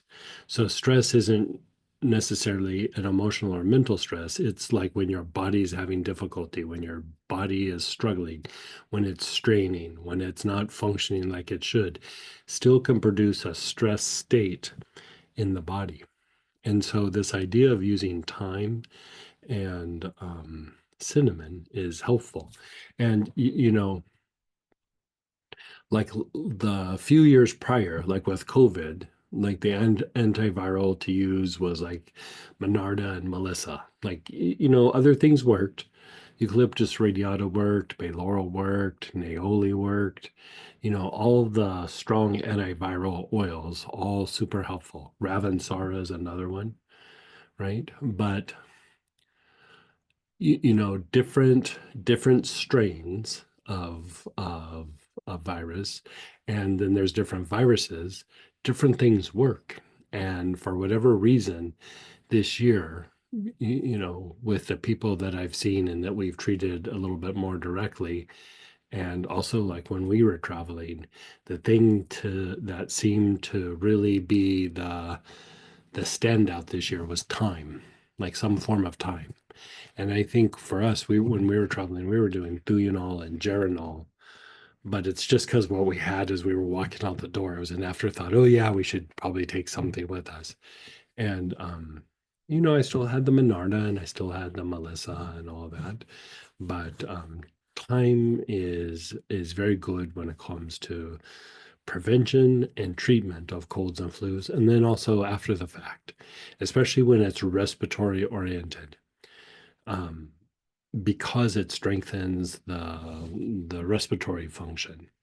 And you know, there's not a lot of things where you could say with the immune system as it corresponds to the respiratory tract.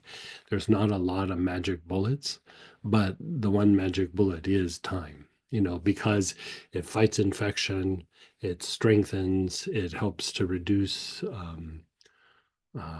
the mucus in the lungs somewhat, but it's very strong respiratory stimulant, and so it stimulates immune function and it stimulates respiratory function, and so cinnamon does too. And cinnamon is also good for infectious conditions, but you know, use what you have.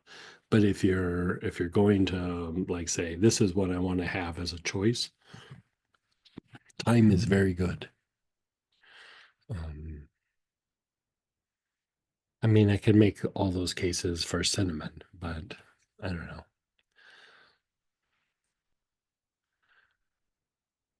Cinnamon works for a lot of things. You know, there was a medical aromatherapy person who was a doctor in France, and he said that if people knew the benefits of cinnamon, you wouldn't be able to get it because everybody would be buying it up and hoarding it, you know, because it does so many things. And so you could make the equal case for cinnamon, you know. I don't know. I think some of this is probably I'm a little old school. Like my original training was like we went to time, like you know, time is what we used, and so anyway, enough of me jabbering. So let's do another couple cycles of inhaling the oil, and then we're going to do two different kinds of breathing techniques that also help the the respiratory system and fight through the weakness and reduce the stress in the respiratory tract. So whichever oil you're using, you're taking nice, long, slow, deep breaths. Your awareness is on the back heart, the area between the shoulder blades.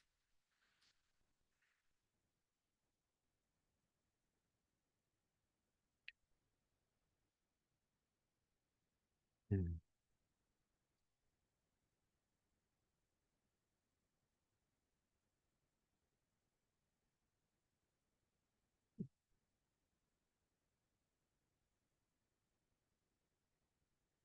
Nice, long, slow, deep breaths.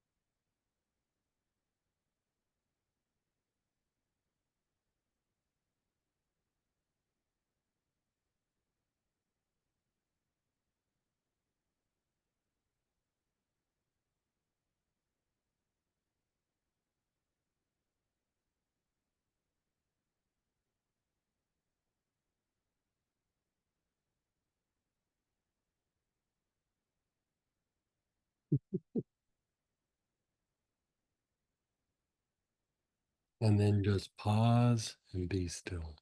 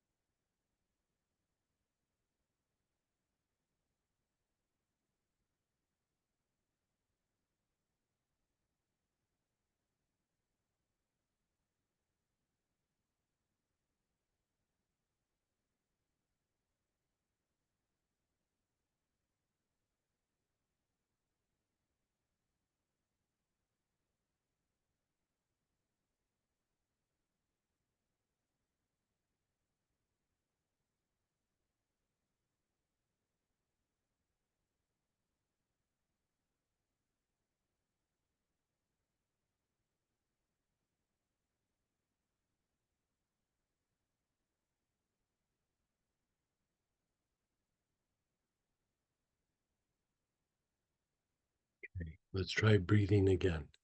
Inhaling the oil.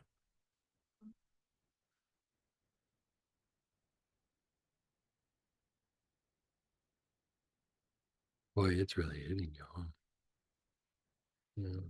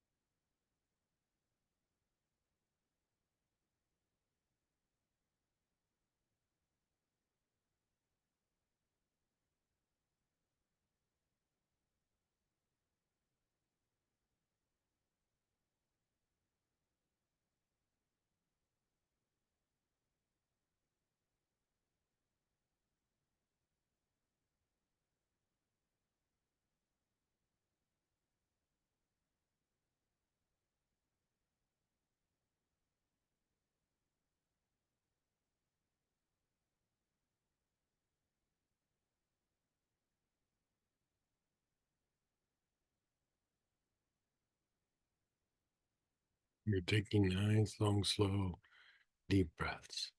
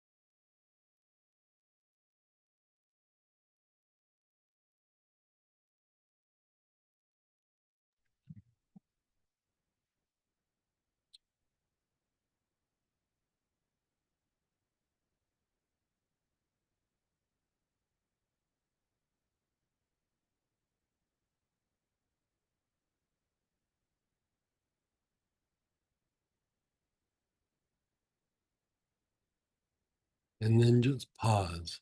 Just pause for a moment.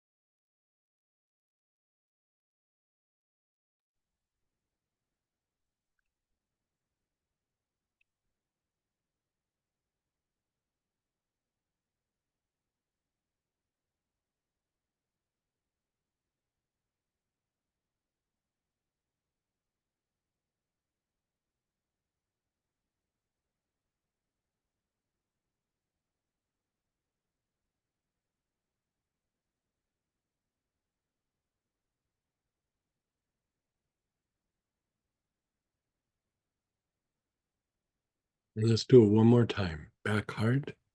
You're taking nice, long, slow, deep breaths.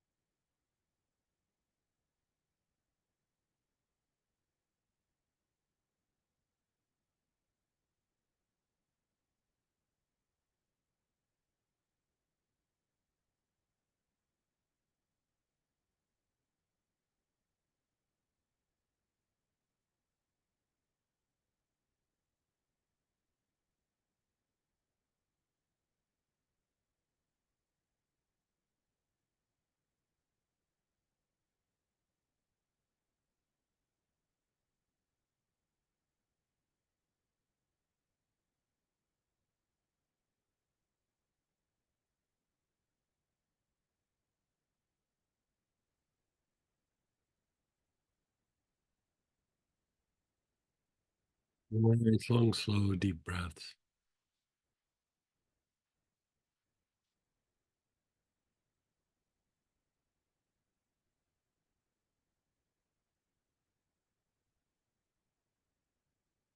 And then just pause and be still. Just pause and be still. Just keep your eyes closed. Just let it incubate.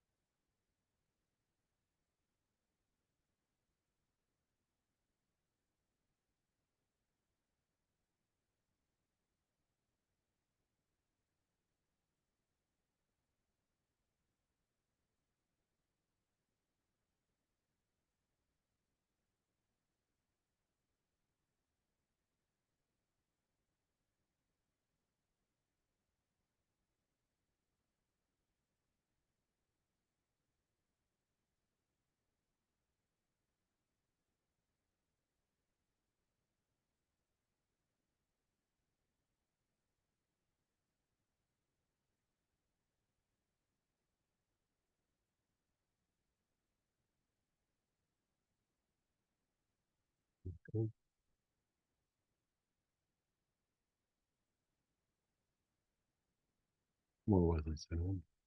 Yeah, that one can burn. Good.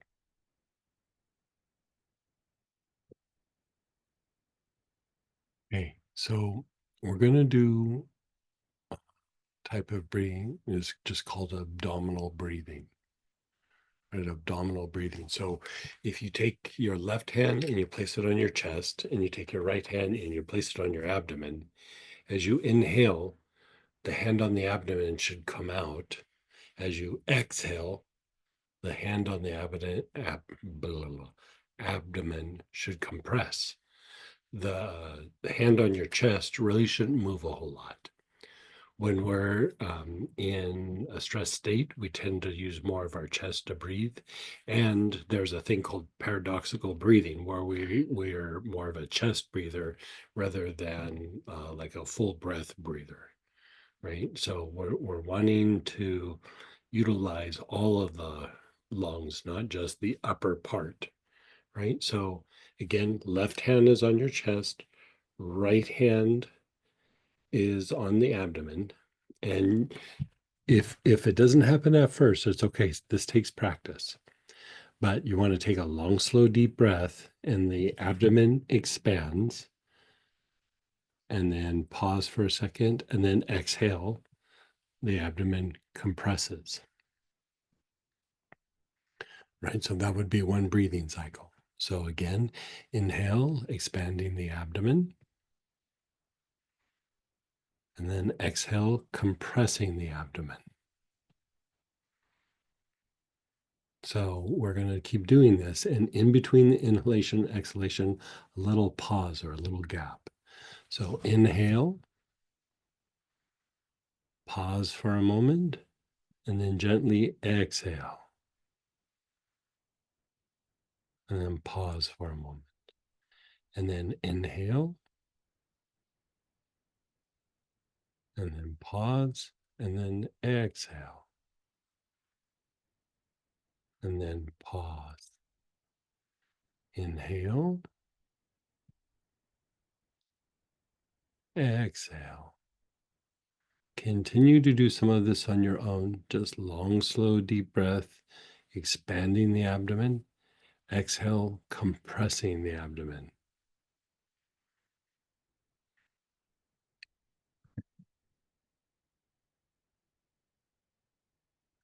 Doing this strengthens the respiratory system, and it reduces stress in the body and the stress response. It has a re-educating effect on the stress response. We kind of do this as we inhale oils, but here we're just doing it without oils. So nice, long, slow, deep breath in, expanding the abdomen. Exhale, compressing the abdomen.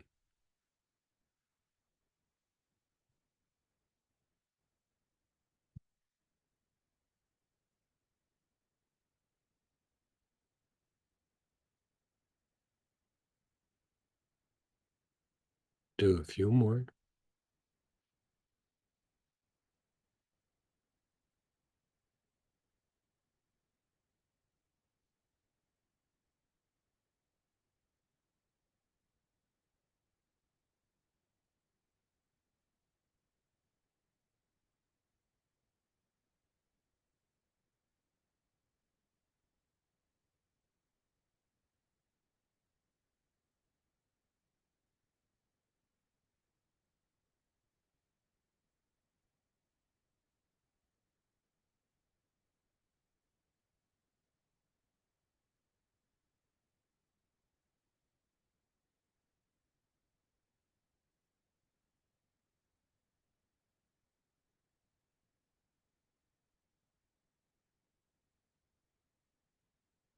You're just being still. Just let the breath kind of regulate.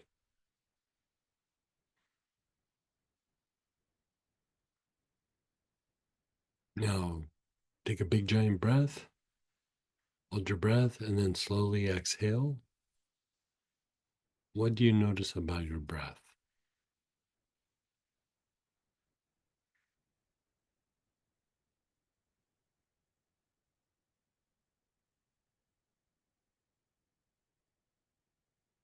Now, this is a very quick way to take the body out of a stressed state. Okay, let's do that again. Left hand on the chest, right hand on the abdomen. Start doing long, slow, deep abdominal breathing.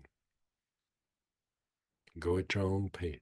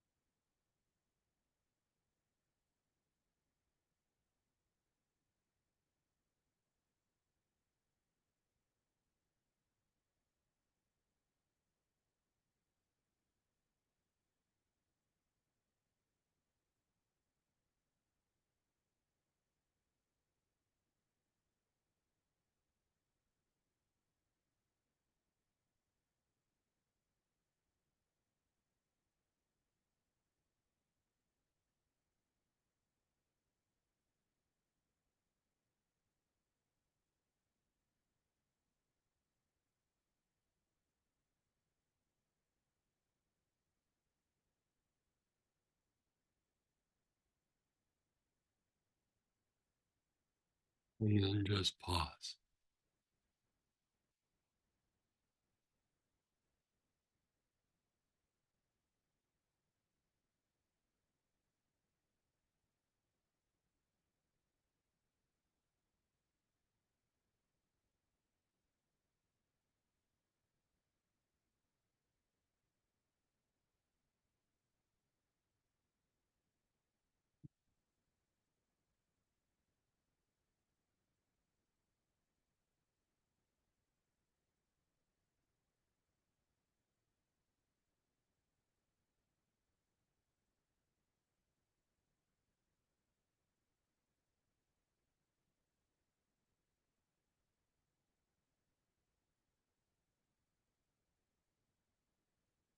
Now pull out your essential oil again and take some nice, long, slow, deep breaths. Your awareness is between your shoulder blades.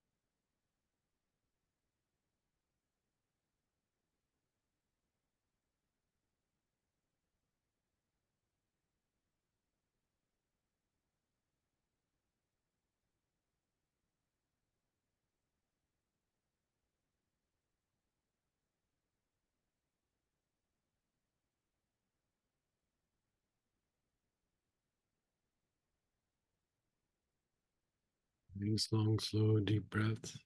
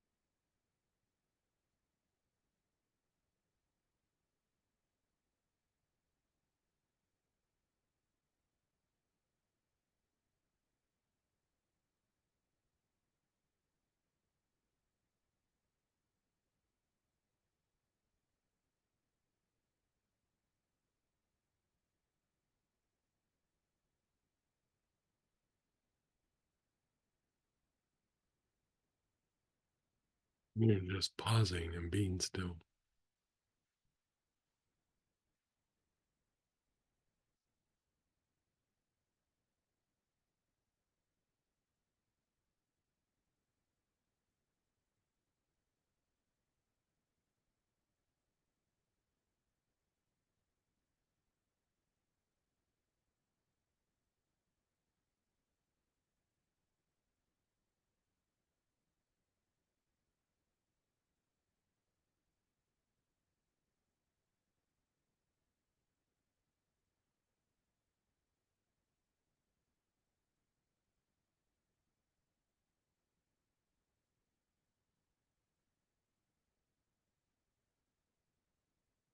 Now we're going to do a thing called pursed lip breathing.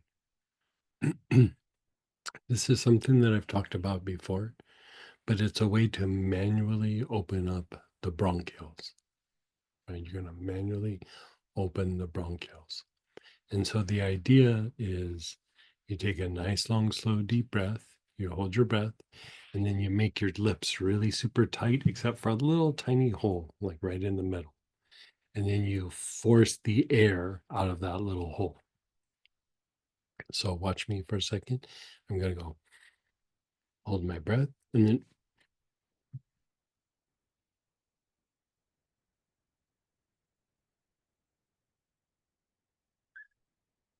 excuse me, the idea is to strain, pushing the air out so that you manually dilate your bronchioles. So it's another way to strengthen the breath. So inhale, hold your breath, make your lips tight, little hole in the front, and then forcibly exhale.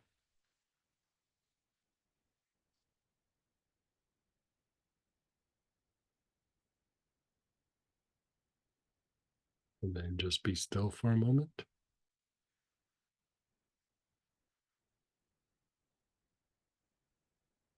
And then inhale again. Hold your breath, tighten your lips, force it out.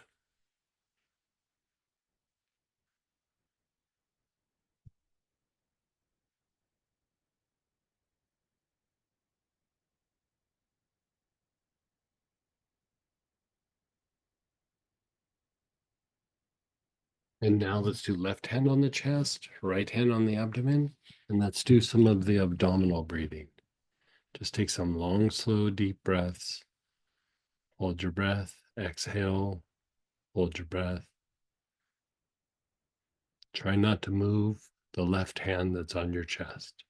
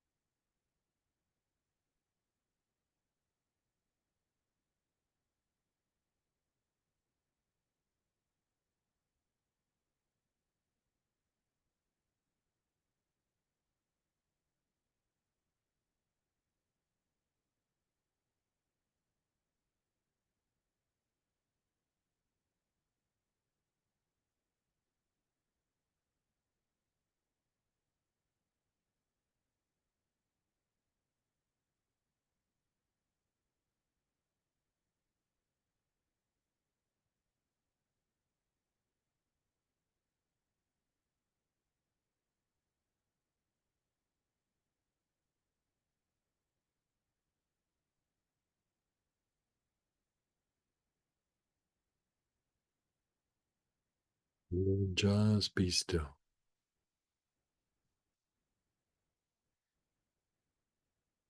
Take a big, deep breath. And then slowly exhale.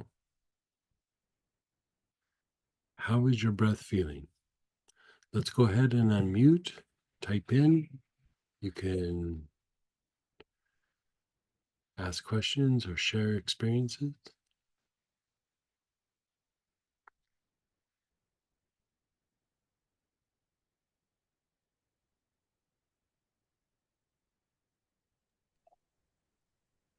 I'm healed.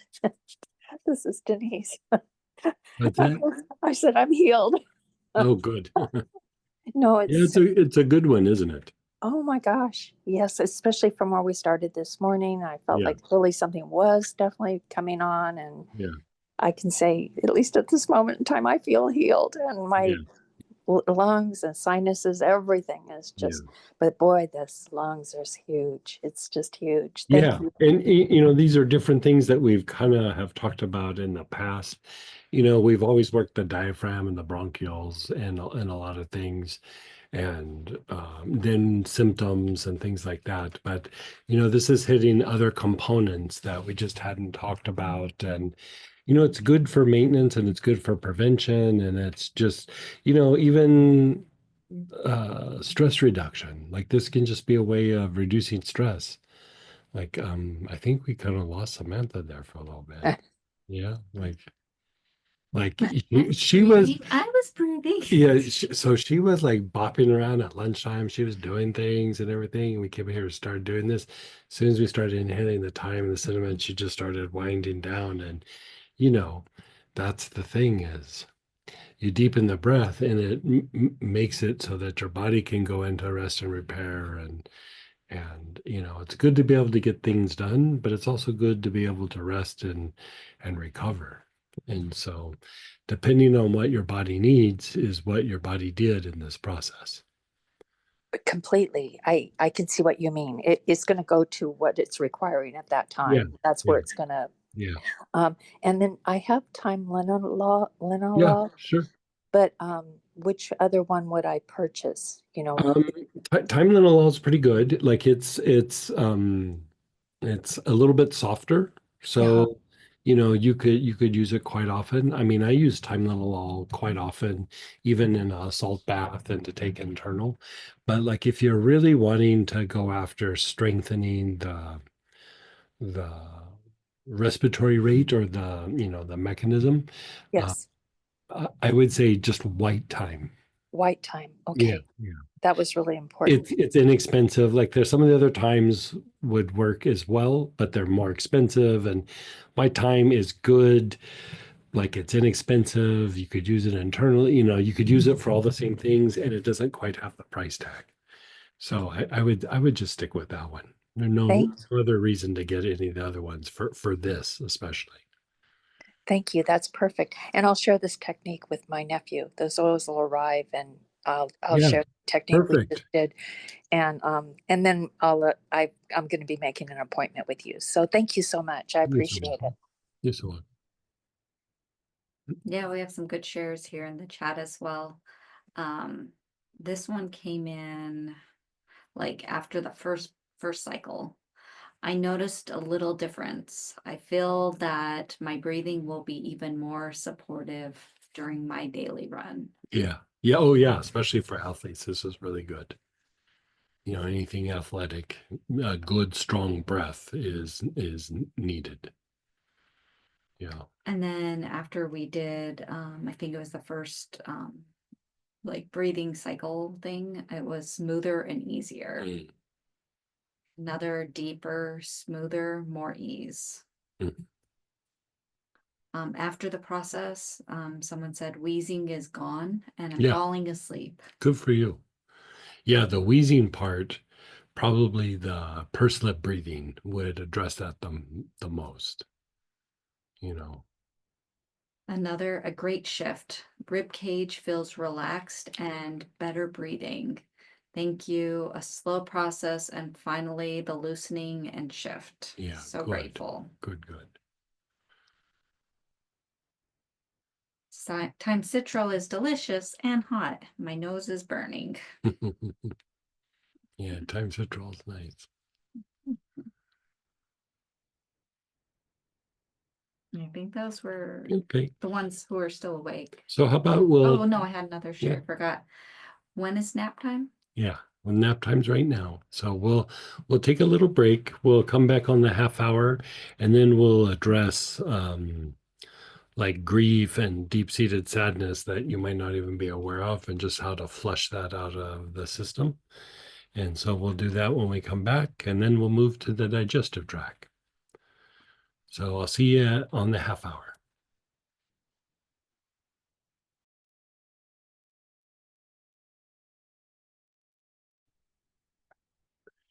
Hey everybody, let's come on back, and we are at the bottom of page 4, or I should say mid page 4.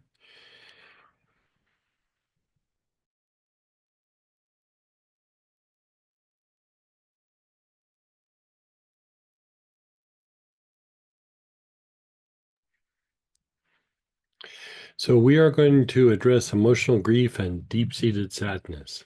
This might be something you're aware of, might be something that's completely unconscious.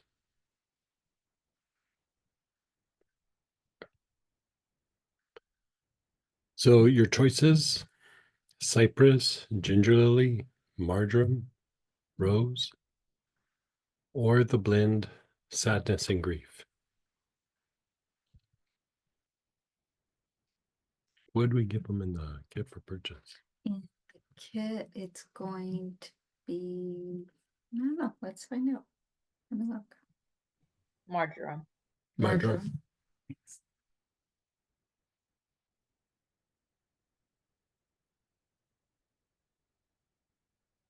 So you know, sometimes respiratory function goes down because we're on top of some sort of a deep-seated sadness, grief. It could be about something where, we think of grief as like a loss or something like that. But it could just be changes of perception over a period of time. And so it might not be something where you go like it's about, I lost my grandma, or I lost this, or my lost my dog, or something like that. It could be other forms of grief where maybe, a friendship fell apart, like at work, or, who knows? It could be all kinds of things.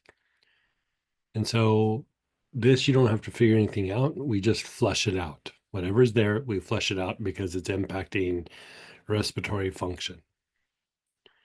So the oils by themselves kind of do that, but when you work this pattern, it makes it substantially more potent. So whichever one you're using, begin inhaling, and your awareness is on the brain.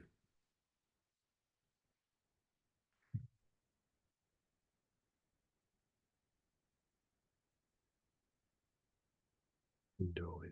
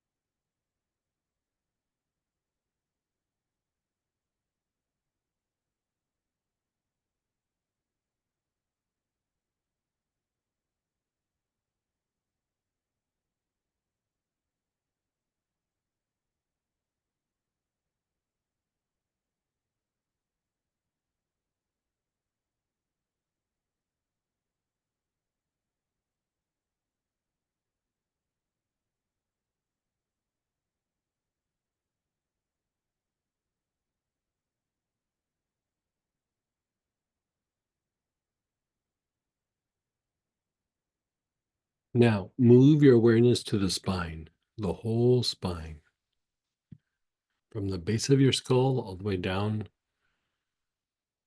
to the tailbone.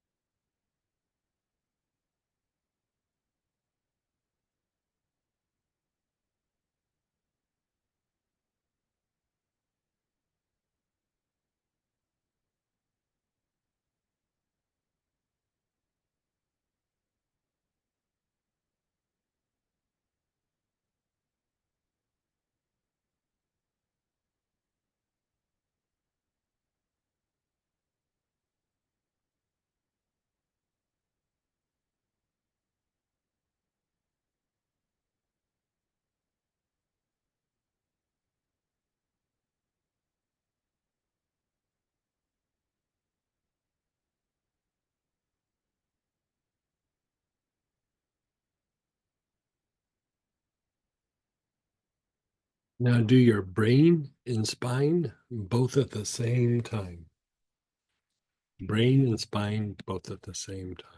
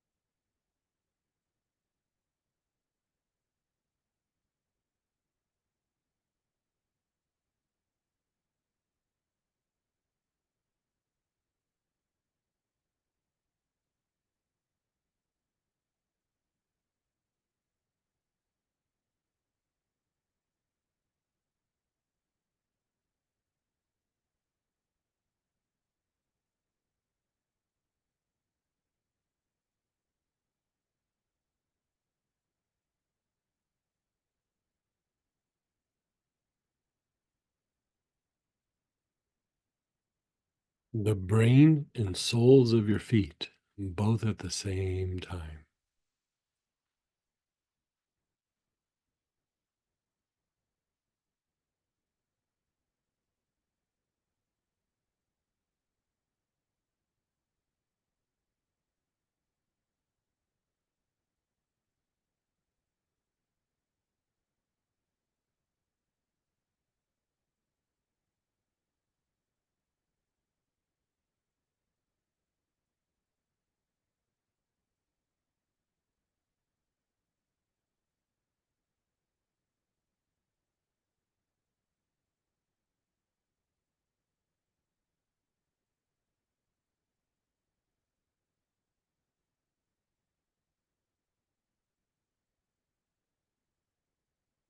As you inhale, move your awareness up above the ankles. As you exhale, down into the earth.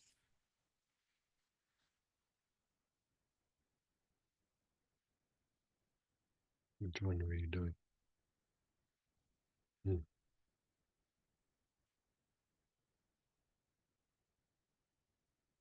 And then just let go. Just release and let go.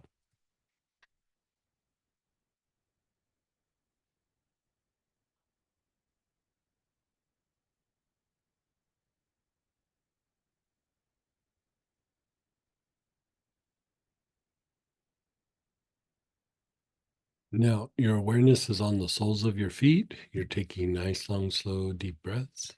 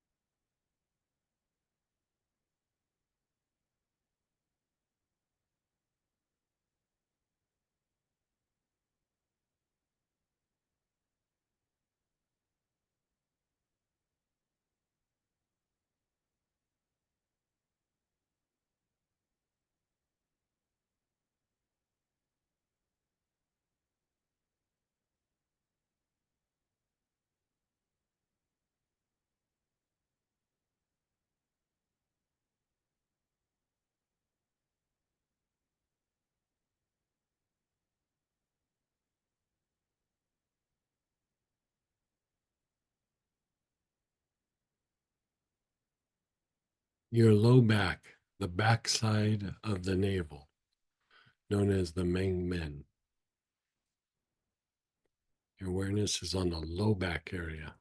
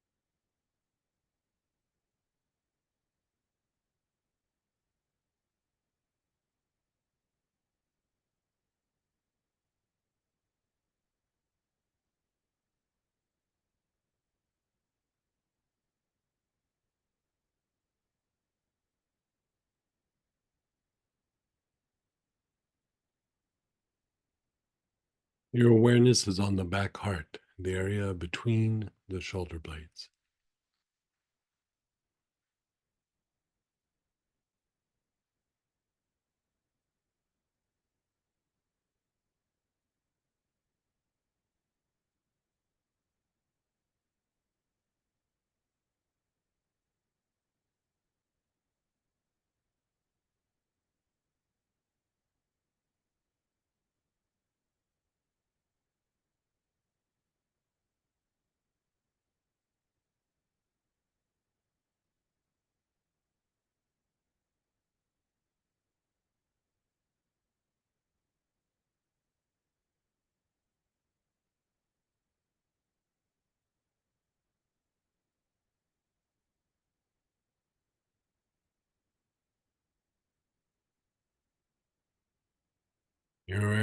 Your awareness is on that area between your shoulder blades.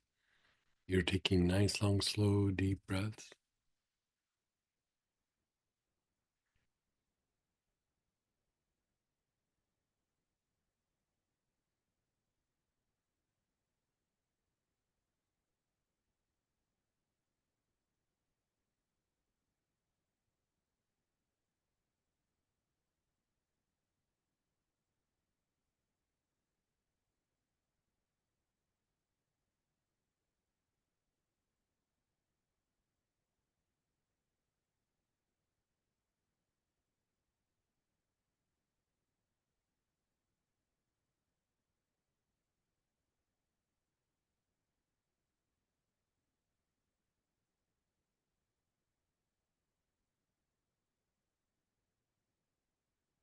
And then your crown, the top of your head.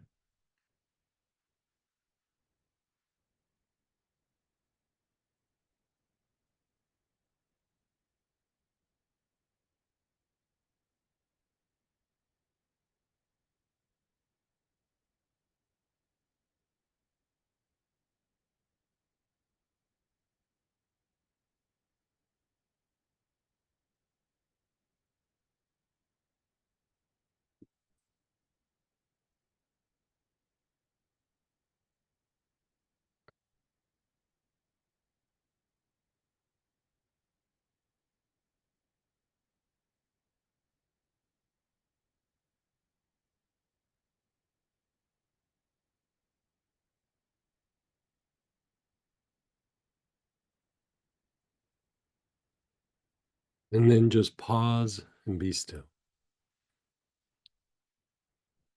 Just let it incubate for a moment.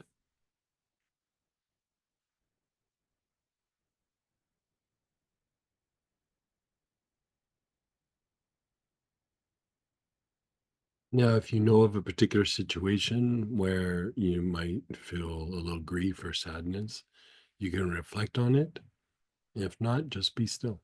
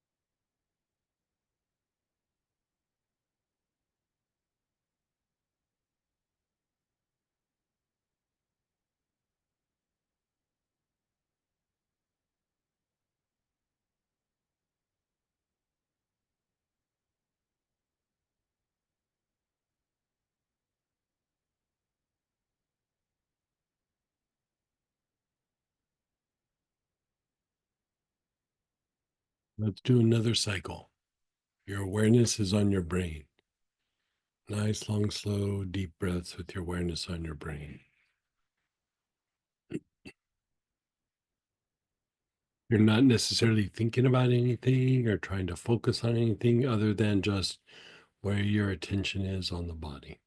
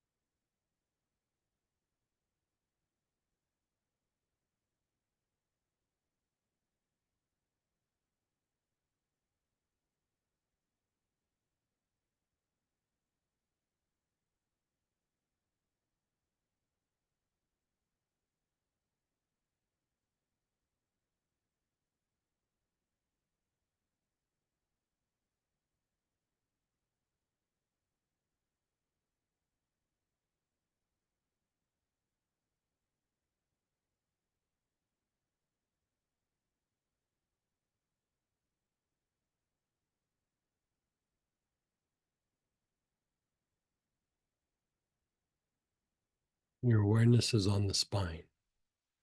Nice, long, slow, deep breaths with your awareness on the spine.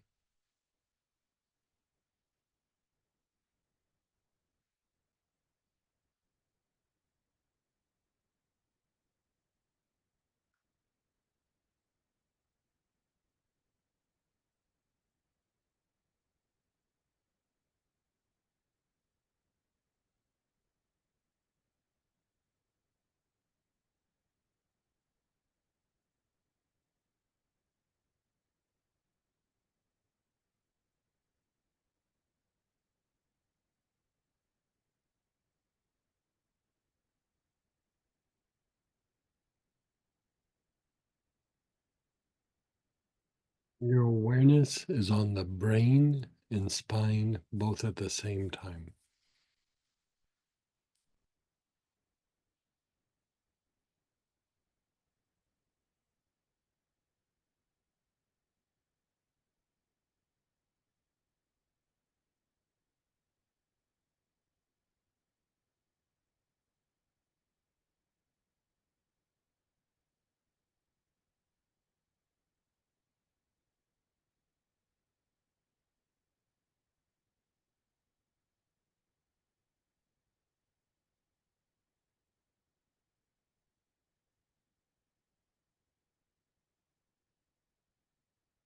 Your awareness is on the brain and spine both at the same time.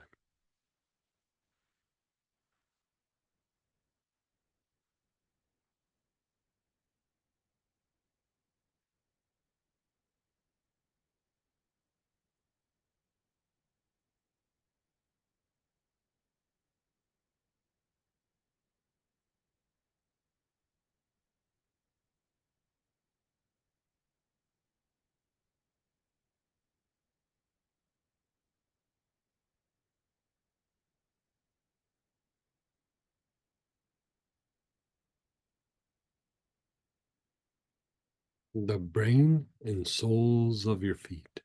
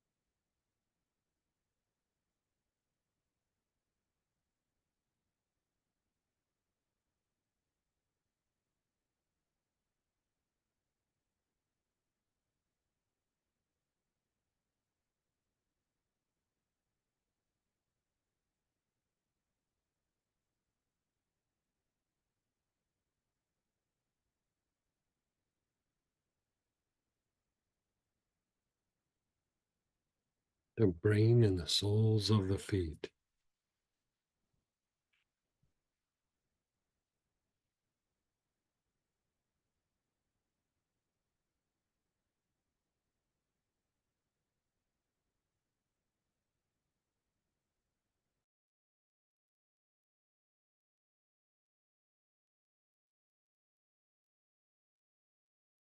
Just, just be still. Let go and just be still.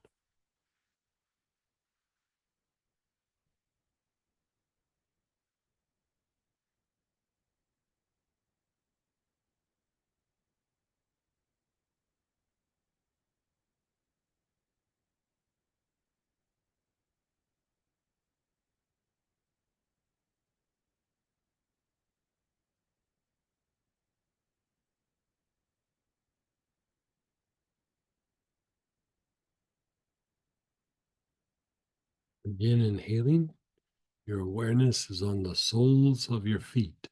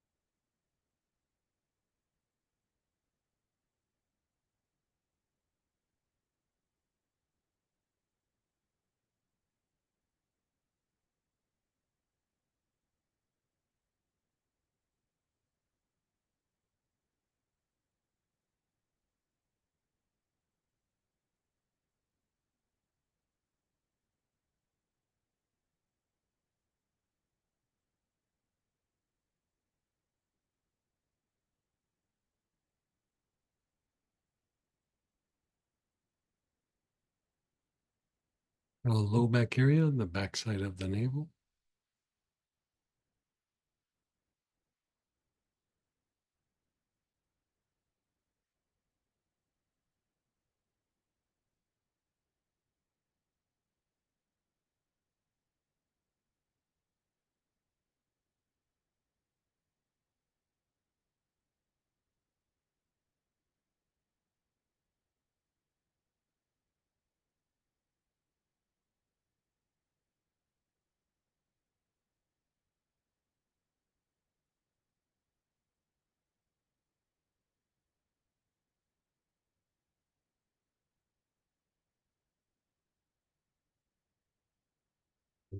Back heart. Your awareness is on the back heart, the area between the shoulder blades.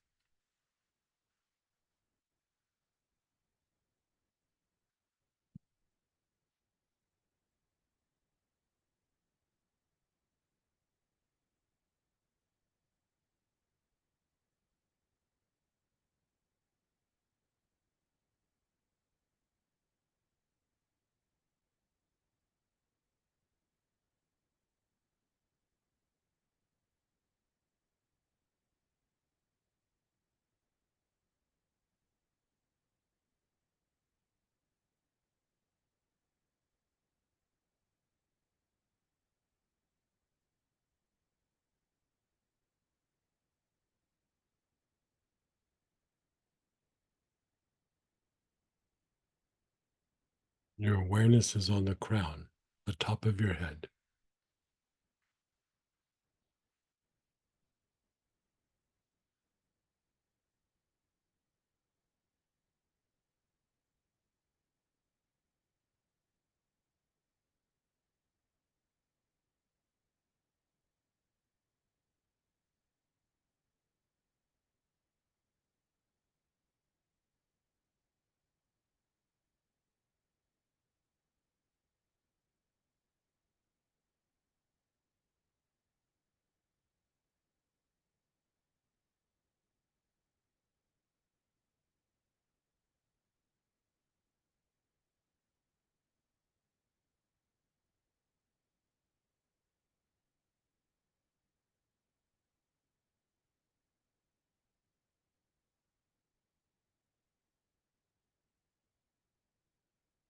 And then just pause. Pause and be still.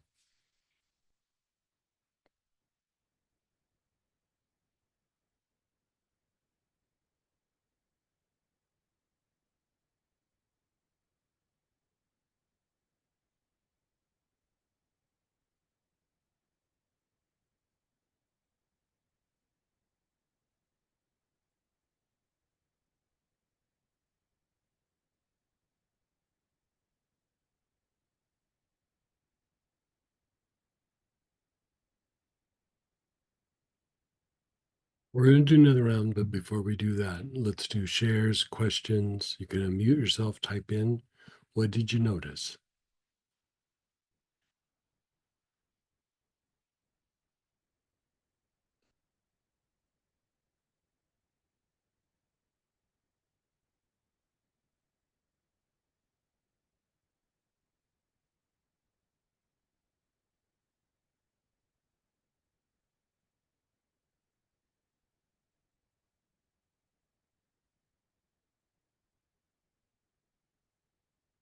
There's not enough people out officially now, Greg.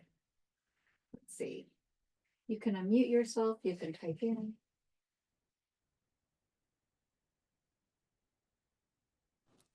Hey, Greg, it's Tracy. Hey, Hey, I got a headache after doing that. at the first part or the second part? It just kind of started happening at the end. What part of your head? It's kind of back of my neck, like up that area, occipitals and a little bit above.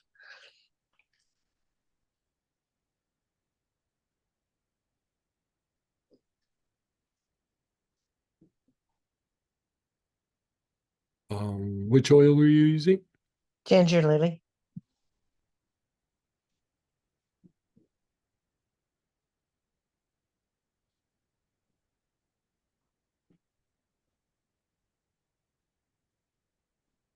Let's have you inhale marjoram just on the Mingmen. Okay. Yeah, there's a bunch of stuff stuck there. I don't doubt it. So Thanks. try marjoram and let's see what that does. Okay, thank you. You know, Someone said, I'm still sniffing Rose Alba. Yeah. It's addictive. yeah, no joke. Was my name ring related to? Mhm. Yeah. I'm with you, Tracy. Yeah. You know, that's the thing is sometimes the sadness, the grief, or the traumas, they're stuck in the body. And so when you go through and you do this process, you're not just flushing out the lungs, you're flushing it out of the body. So, yeah. That's it. Okay. Oh, no, we got more. Yeah. I feel very neutral. Surely there is sadness, known and unknown. I've been demurred to, so I'm not inclined to believe it. A mourning. Curious. De-armored. De-armored. Oh my gosh. I'm sorry, guys. I am not a plus reader today at all. Well, you look pretty altered. So, I've been de-armored, so I'm not inclined to believe it's armoring. Yeah. Curious. Yeah. I mean, it's hard to tell. You know, I would say, do a few more cycles and if it flushes out. You know, sometimes if it's in the unconscious, it just passes. You don't know. You know. Someone's asking, is ginger lily better than rose alba for this process? Not necessarily. Ginger lily is usually the thing that I use for sadness and grief, but any of the oils listed there will work. Someone said, I feel more energy in solar plexus and meridians that run alongside of stomach. Yeah. I'd say there's something coming out. Yeah. For some reason, 4 or 5. Oh, ha ha ha. That was for me. Sorry.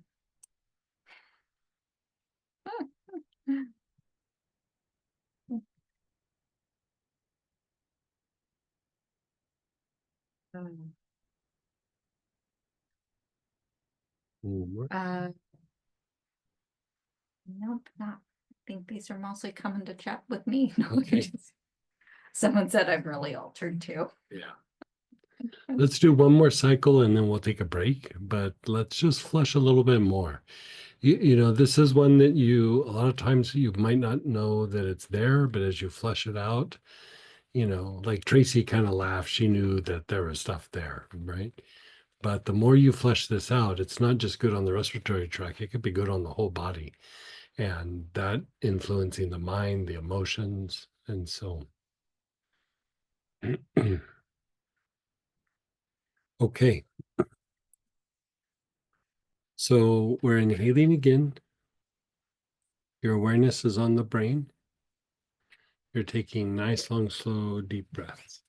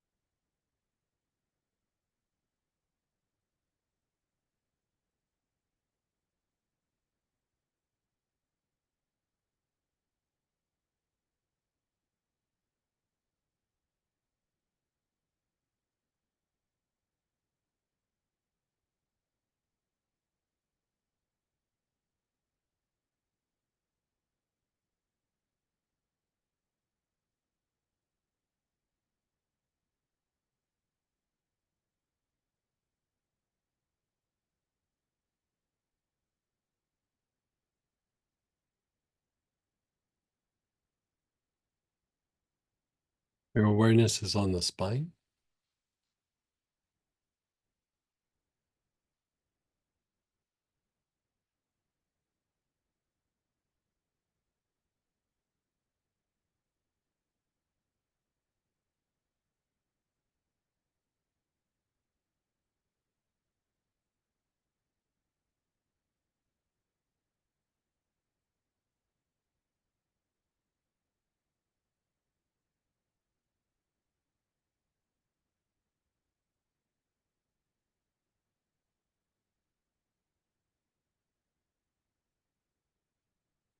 The brain and spine both at the same time.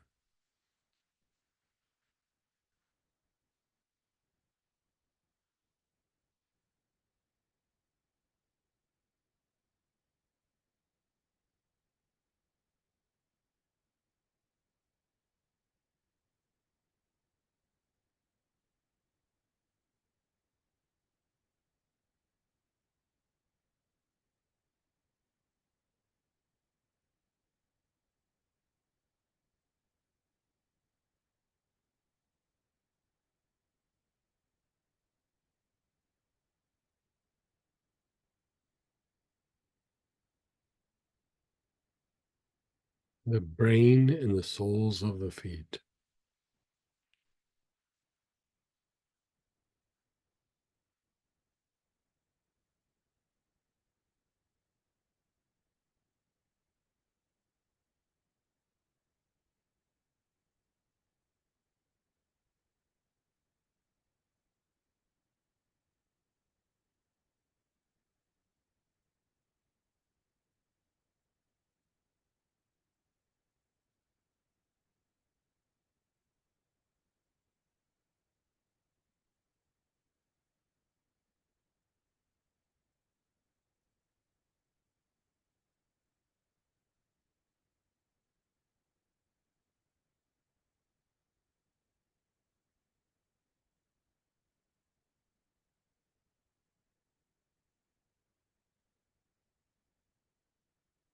And then just let go. Release and let go.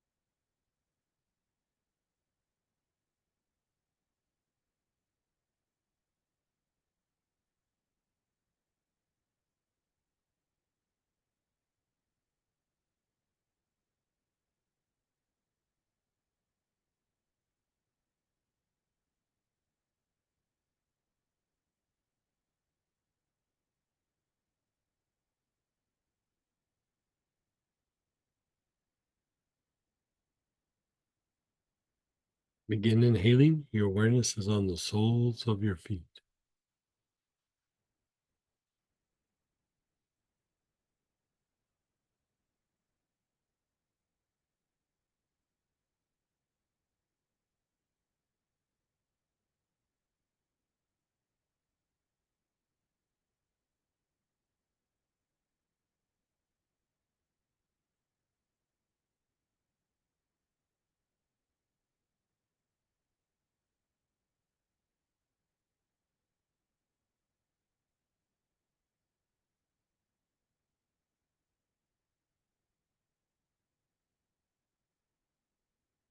Move your awareness up to the low back area, the main vent.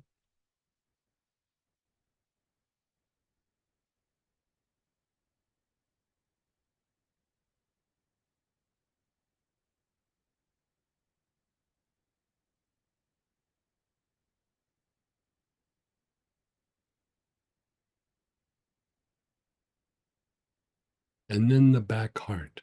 Your awareness is on the back heart.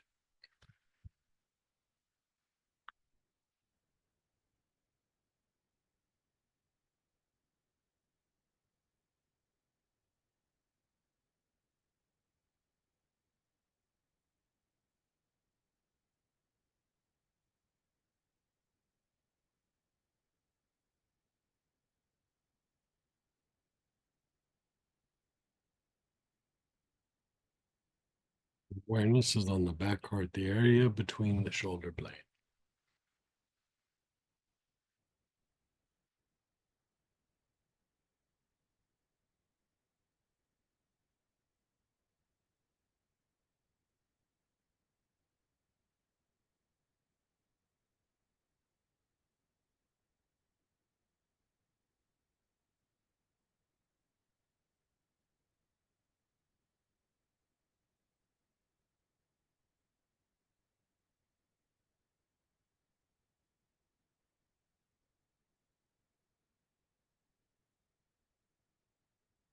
And then the top of your head, the crown.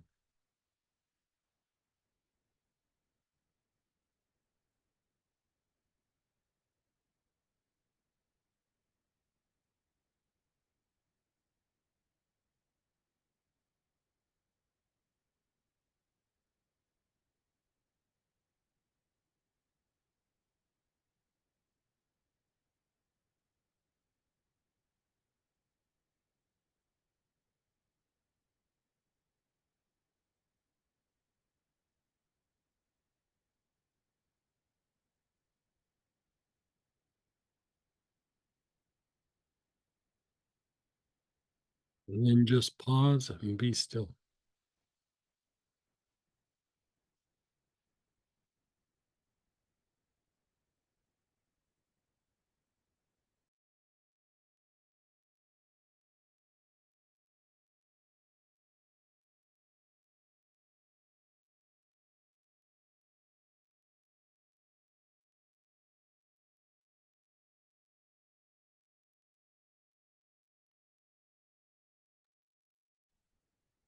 Or just be still.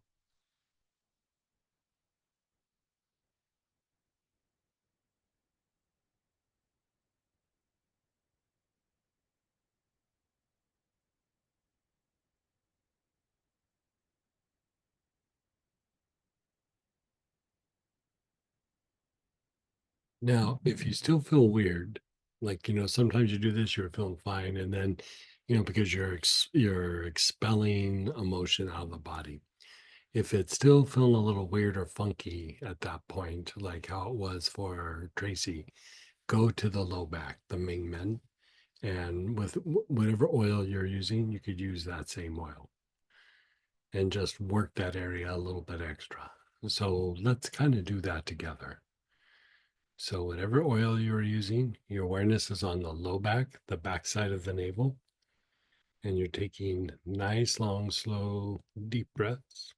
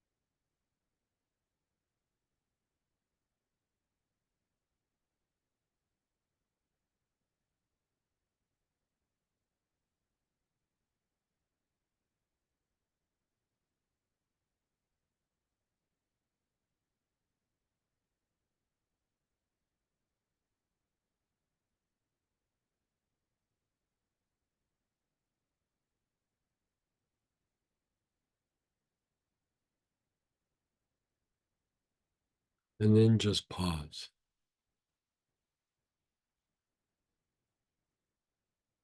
So let's open it up to shares or questions.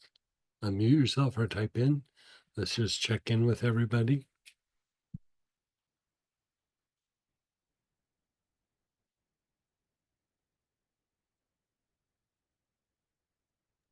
Hey, Greg.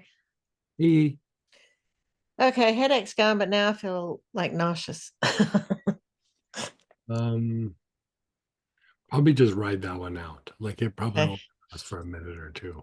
Like sometimes when something's releasing from the solar plexus and it's coming out fast, you'll feel a little nauseous for a moment. And so I don't know that doing the oils is going to make that a whole lot better. Like just let it kind of resolve itself. Okay, thank you. But at least the headache's going away and you flushed a big thing out of your system. Good. Yeah. He's in China.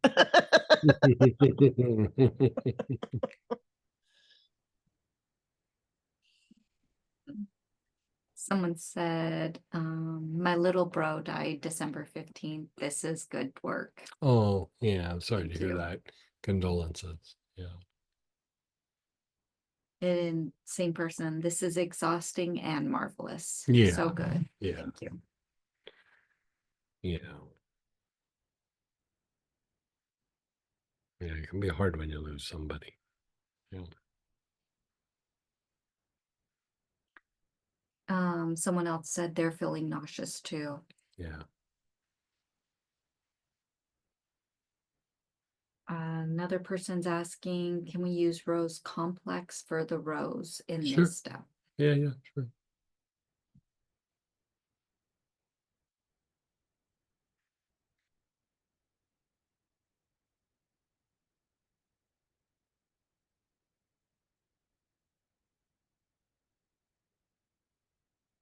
Okay, so let's go ahead and take a break. We'll come back at 35 after the hour and we'll start going into digestive issues. So I'll see you in 15 minutes.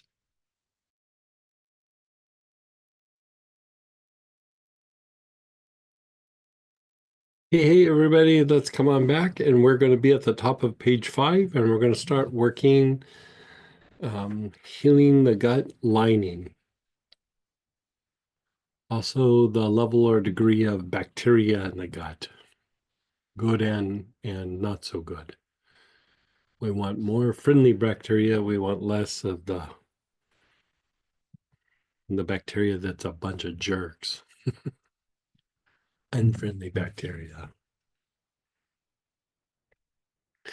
So, here there's a breathing pattern, but probably the best and easiest way to treat this is to take Pomarosa internally, a few drops in water. Sometimes time can do it a little bit, but I would say nothing touches Pomarosa. And so if you don't have Pomarosa for this, maybe you could substitute thyme. But Pomarosa would definitely be the A choice.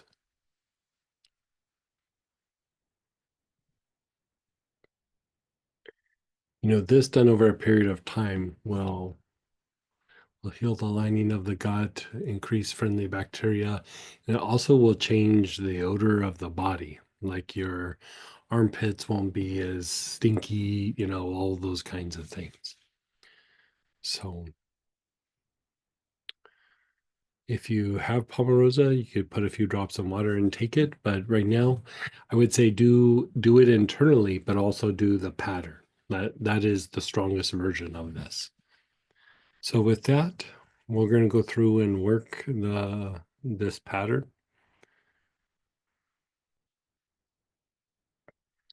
Your awareness is on your front solar plexus, that area below your ribs on your upper abdomen. You're taking nice, long, slow, deep breaths.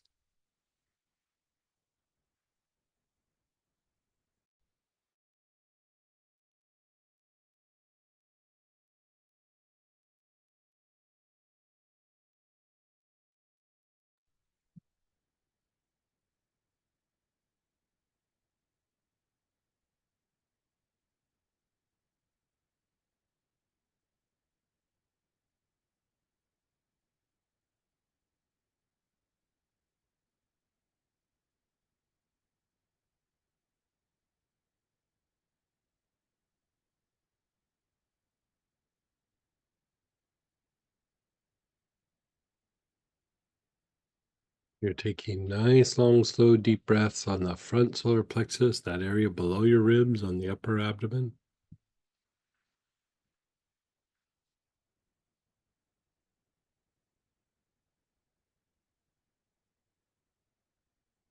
And then you're hitting the back solar plexus, the mid back area, that area below the shoulder blades.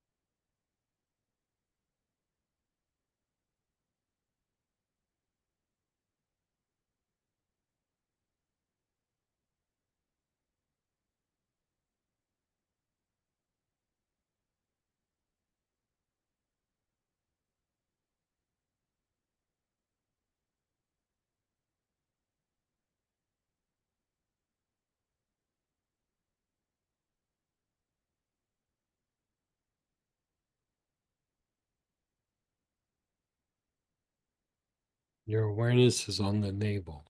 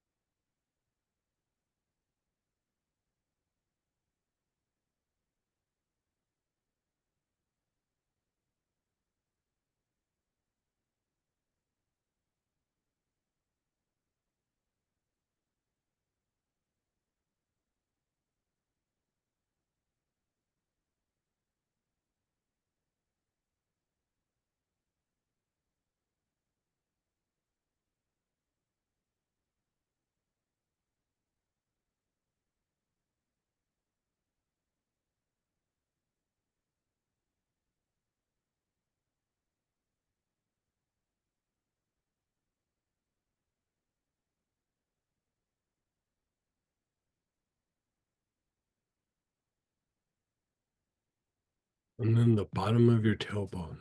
Your awareness is on the bottom of your tailbone.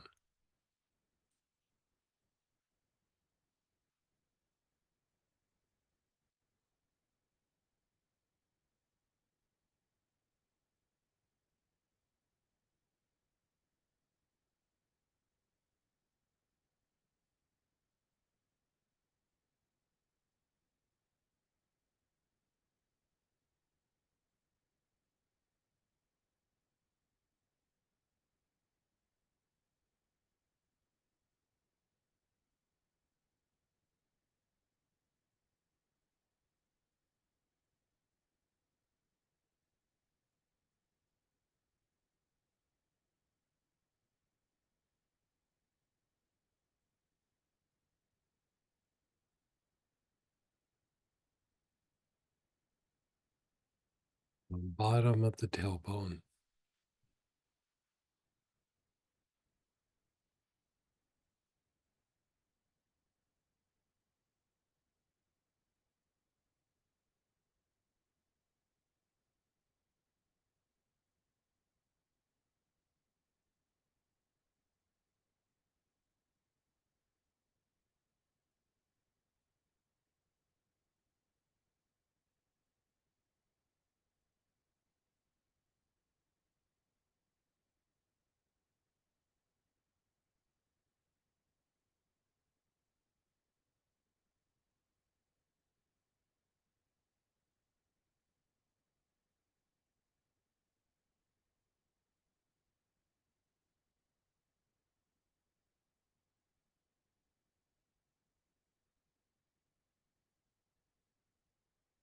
And then the abdominal area. So going just to the internal organs of the abdominal cavity and just take nice, long, slow, deep breaths into that area.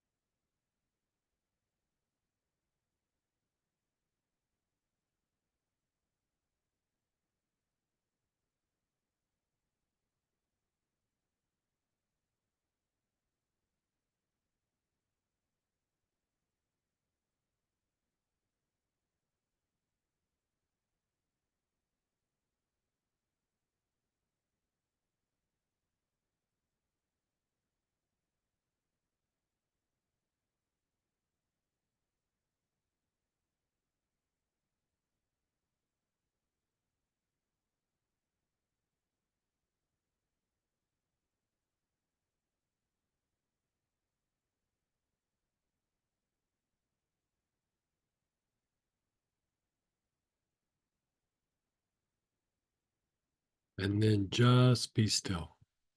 Just be still.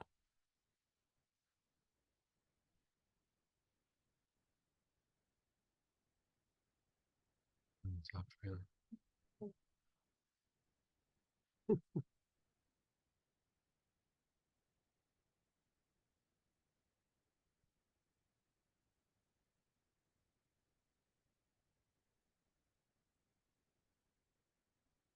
Just be still.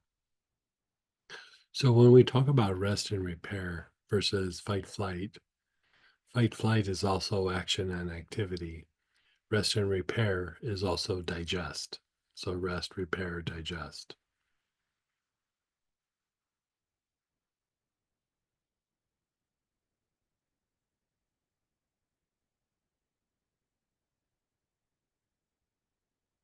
I guess my point being that when the stomach gets better, usually you're able to relax more, rest more, sleep better.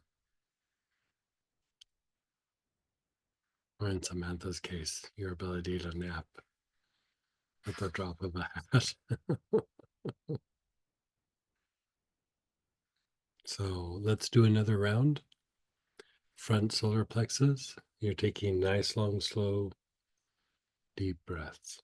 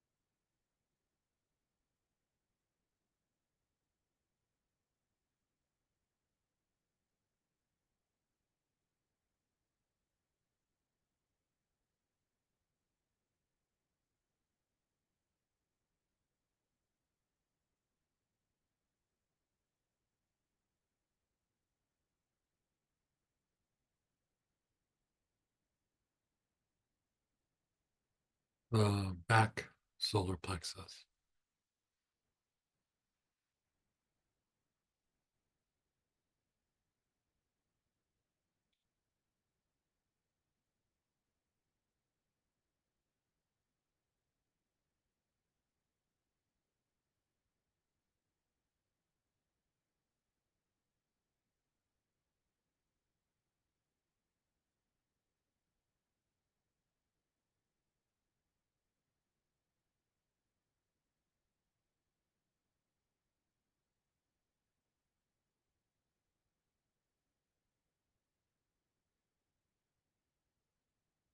Nice, long, slow, deep breaths with your awareness on the back solar plexus, that mid back area.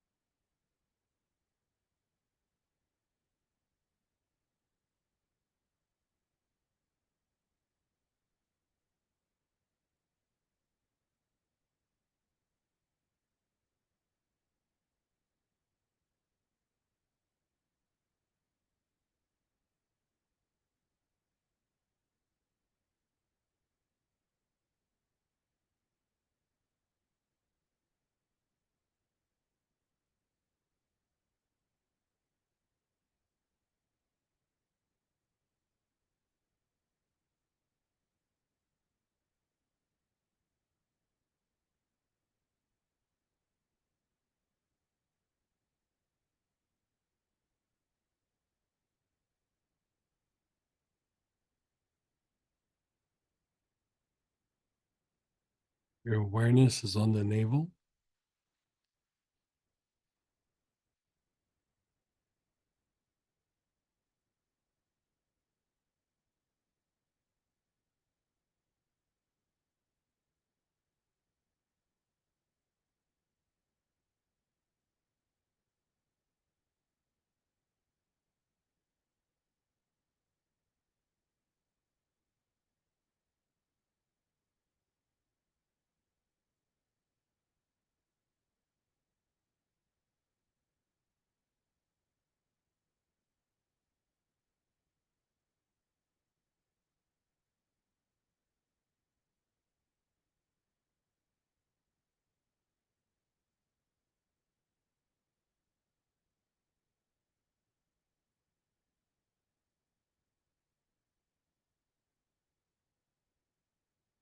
The bottom of the tailbone.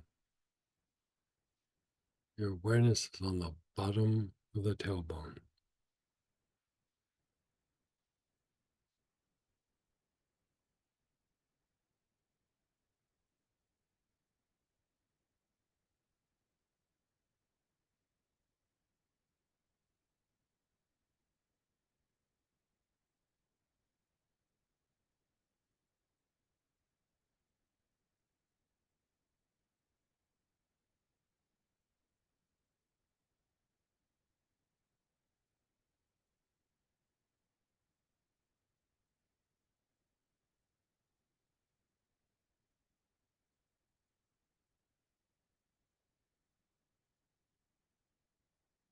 And then the whole abdominal area.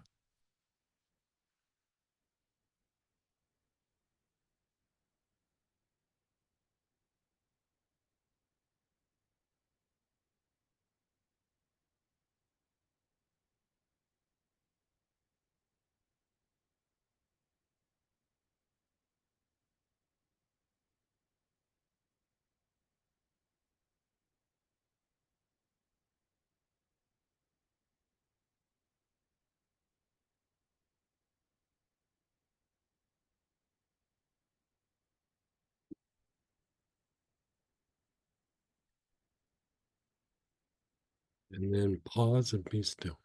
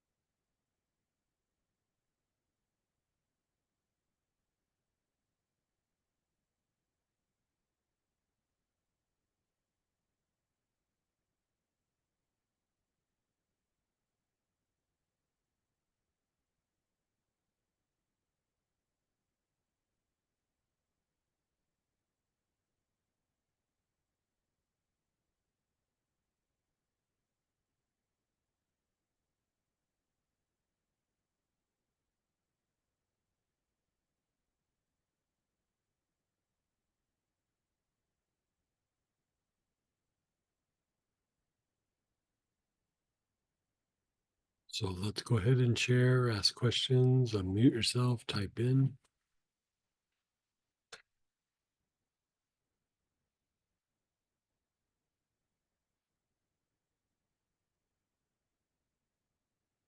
What happened there?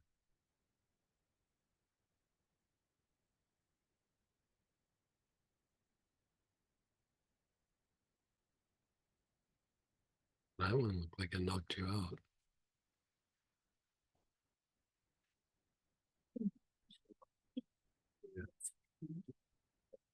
I could smell it, like I'm following in part of my Right, brain. but you were gone. You were gone, gone. So for Samantha, it knocked her out. I mean, way knocked her out. So let's hear some of you guys' experiences, and we'll do another cycle, and then we'll jump into the next protocol. Go ahead, Barbara. Hey, Barbara, Hey there. how'd you do? This was more impactful than I expected it to be. Yeah. And I actually wondered how much of that was a setup from the last piece in the prior section. I mean, it could be some of it, but like even when I've done this particular protocol by itself, I'll take the few drops internally and I go, oh, I feel nice. And then I'll start doing the protocol and like it knocks me out. And so we did all that respiratory work. So that's putting the body in a place of rest and repair already. But all these areas, the respiratory tract, the digestive tract, and urinary tract, are all impacted by the vagus nerve. And so when we start treating these and everything gets kind of regulated, it does tone up that vagus nerve and makes it much easier to go into rest and repair. And, especially the respiratory tract and the digestive tract, they get hit pretty hard when there's lack of tone or there's stress or, we just have easily could have called this a stress class, but it's not going after stress exactly. it's almost like going after the byproducts of stress. And, stress being the physical stresses on the body. It's not necessarily emotional or mental stress, but, an injury is a kind of stress. Allergies are a kind of stress. Body misalignments are a kind of stress. Body misalignments generate a lot of stress on the body. And, any amount of stress at some point or dysfunction in the vagus nerve or vagal tone, um, it is going to produce digestive issues. We were talking, I don't know, about a month ago or a few weeks ago about like how neck injuries, at first, they do the neck and the neck is sore and this and that, and then it will start to affect the respiratory tract. But, it was very common, like when I was treating in that study that I was involved with, where we were treating whiplash. It was very common to see after about 9 months or so, like 6 months, a year. On average, I thought it was about 9 months, but it would fluctuate. But almost always, there was digestive issues that came along. And we have a good friend who she got into a bad car accident. She walked away, but it was a bad car accident. She luckily only hurt her neck a little bit, but about what was it, 8 months later, maybe, she started having substantial digestive issues. And at first we were talking about it, and after she left, I said to Samantha, I was like, 9 months, that's usually the marker, like digestive issues. Like, so sometimes even the digestive issues can be an issue with the neck, so it can be all kinds of things. But, as we get older, just the digestive system being stress plagued for one reason or another, you can almost just bank on it some way, somehow. There's a bunch of stress in the gut. And so, as we get older, the more and more that we pay attention to it and treat it, not just that our digestive system will feel better, but we'll have better overall vitality, and, brain function works better, and you'll sleep better, and, all those kinds of things. Yeah. Thank you. My crown was activated for most of this process, which That surprised. might be a little bit of the palmarosa. We're going to explore a little bit of that in the power of realization. Is that, for the most part, when we look at it from the point of view of intellect, and in the body, intellect is repetition and maintenance. We have a health issue that, we're trying to get it back to where it was. But in the art of mystical healing, those things that are the difficulties become, because the healing process is tied to intuition, not intellect. And so the the mystical approach to healing these things are not just to heal them and resolve them and get everything back to normal, but the thing that was the difficulty becomes the thing that also stimulates a greater spiritual connection, because part of how you heal that is by increasing spiritual connection. And so it sounds like you're having a little bit of that experience. Palmarosa is actually very activating to the heart. And then if you already have the pathways, it'll activate the crown and go up. But, the idea of palmarosa in the old days, before they were really using it for therapeutic reasons, they were using it as inexpensive replacement for rose. They would call it poor man's rose. And the idea of palmarosa is they associate the oil with Christ. And so it is activating to the upper center somewhat. At one point, my solar plexus felt what I'll call yucky. It's feels less of that now, and my whole abdominal cavity feels nice and warm, which Oh, good. is nice. I don't know Yeah. what that means. What kind of schedule should you use the Pomerosa if you're taking it internally? Like You, how you many know, days or how long at a time? yeah, it doesn't matter if it's day or night, but if you're doing the breathing pattern, I mean, you can really do the breathing pattern anytime. I like to do them both together. If I'm going to do it, I usually do them both. But I would say you might get more bang for your time and energy doing the Pomerosa, at least the breathing pattern component at night, just because it will probably help you sleep better. And but if you did it in the morning, it's still effective. You could take the drops at any time in the day. And so I would say whatever works in your schedule. You know, for me, I either take oils in the morning or I take them in the evening. I don't really do in between, you know, unless I'm sit down for a second and it's in front of me. I don't really think about it. So I would shoot for either morning or night and then let that be what it is. And how many days consecutively or so would you I use would it do it for a for? while. Like Like a I would month? do it for 3 or 4 months or so. Yeah. Oh, how long? Okay. Yeah, I would do it for a while. And the great thing is like a bottle, like a 5 ml bottle will probably last you 3 months. So it's not like you have to stock up on some huge amount. But unless you have like some really bad issue with the bacteria in the gut or the lining of the gut, a month or 2 or 3 is really solid. If you had a really substantial issue, you might do it for about 6 months or so.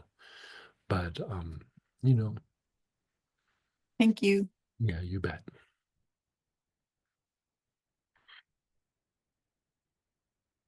I took 3 drops before inhaling it. Strong. Yeah. Yeah, yeah. And the idea with taking it internal, it's more about consistency than it is a big dosage. So like 2 or 3 drops is pretty solid, but then just do it every day for like, at least 30 days. But I would say for most people, like 60 to 90 days is better. How many times a day should we take it? Just once. You just need to take it once. Yeah. I feel itchy around my ears. Yeah, I don't know what that is. Yeah. Yeah. Very relaxed. Yeah. Yeah. Greg, that was me. Yeah. Your ears. Itchy around the ear. Yeah, it was just really weird. Like, I'm like, okay, that's a new one. I think you might have fleas. Could be wrong. I think what I have is negative talk from other people about me. Yeah, yeah, that could be, but we've explored this in a few of the past classes, and we'll do it again in the, a different version of it in the power of realization is.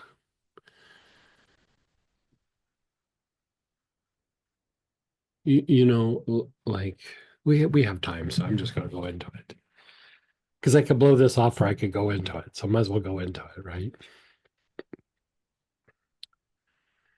So, like when we do practices in the heart, like both on Astara and here, we do that thing where we do the journey within, where you're going deeper and deeper into the heart. And, you know, for one, it's activating to the heart. It feels nice. It gives you a sense of well-being. But you're looking for that permanent seed that is associated with the spiritual cord and then eventually from the central channel, and it lies within the physical heart. And that physical seed has to do with your like your physical blueprint to your body. And it also is tied to destiny. It's a seed that comes from the soul. And so, you have one in your pineal gland, that's the mental blueprint. You have one in your solar plexus and the edge of the liver, that's your emotional blueprint. And then the one in the chest and the heart is your physical blueprint. And that one is also associated with your destiny. And so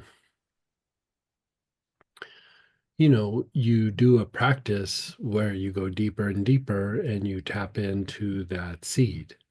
And in mystical and esoteric practices, they refer to that as going into the cave of the heart. And when you go into the cave of the heart, like things that are very opposite, or you can sit with it and they can both be true, right?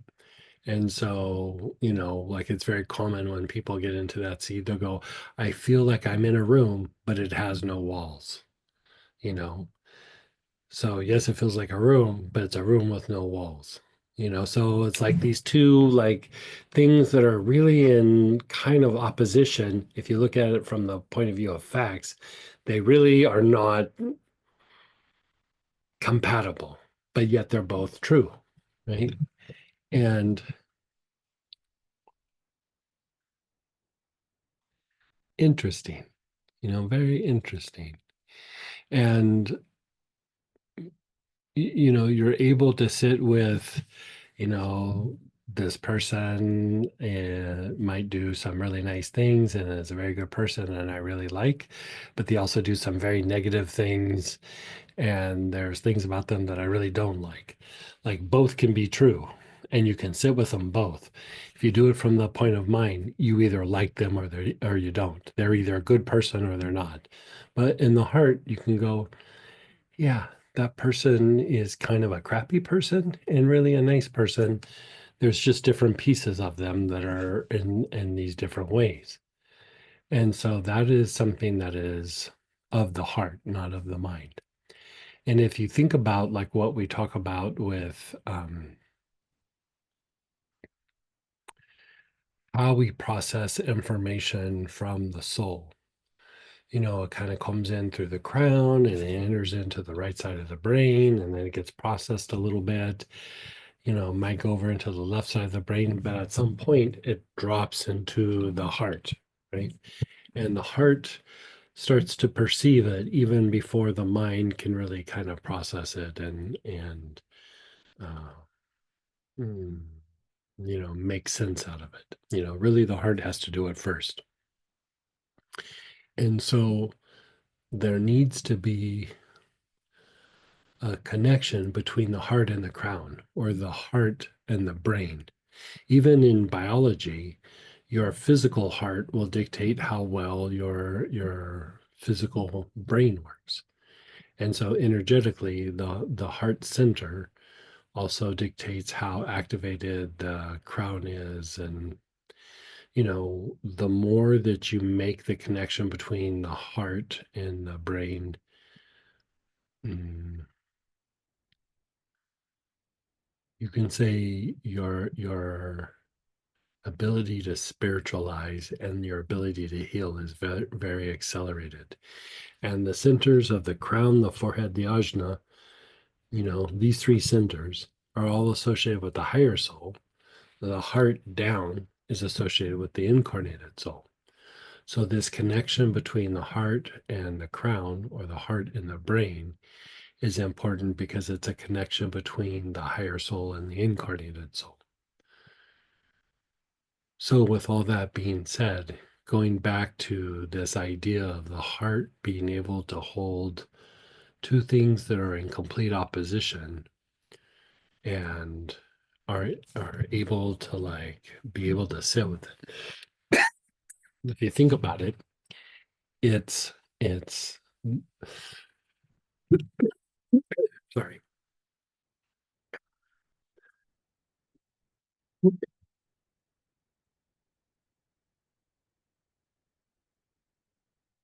This idea of these two opposites. What?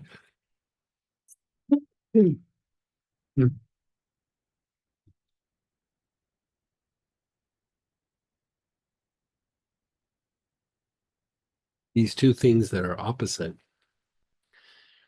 and the heart is able to sit with it. It's able to sit with the two sides of your brain. It's able to sit with intellect and intuition. And so this merging between the heart and the brain is,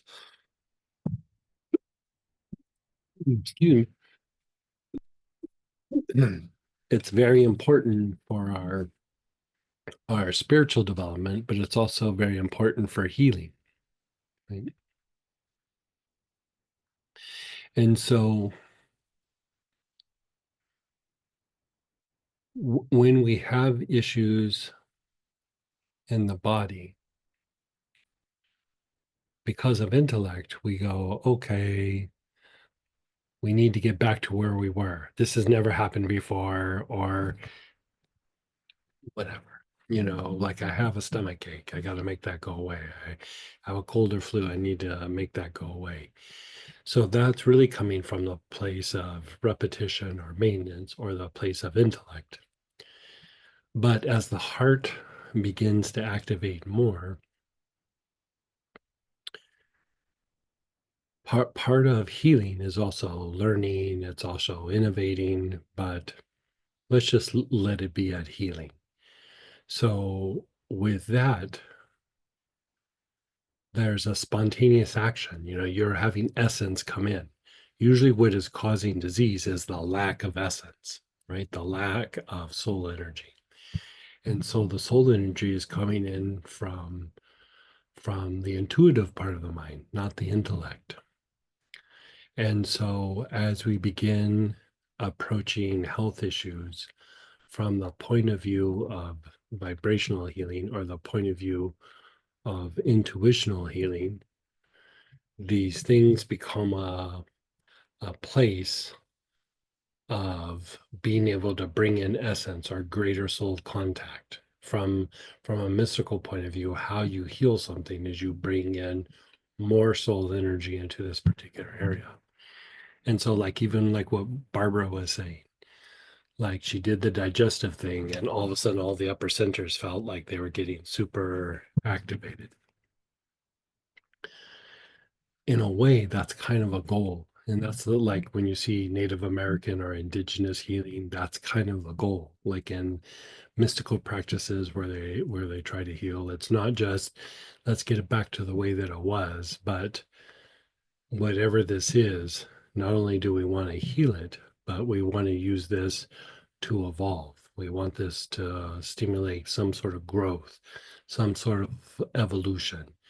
And the evolution in the body is the immune system gets better, the immune system gets stronger, the nervous system adapts, the endocrine system adjusts and adapts. The body is able to go into deeper states of rest and repair and deeper states of healing that are even beyond just normal vagal tone. And so the idea is that when these issues arise, it's a potential for like accelerated growth or accelerated healing or an acceleration of soul contact, whatever that might look like. And so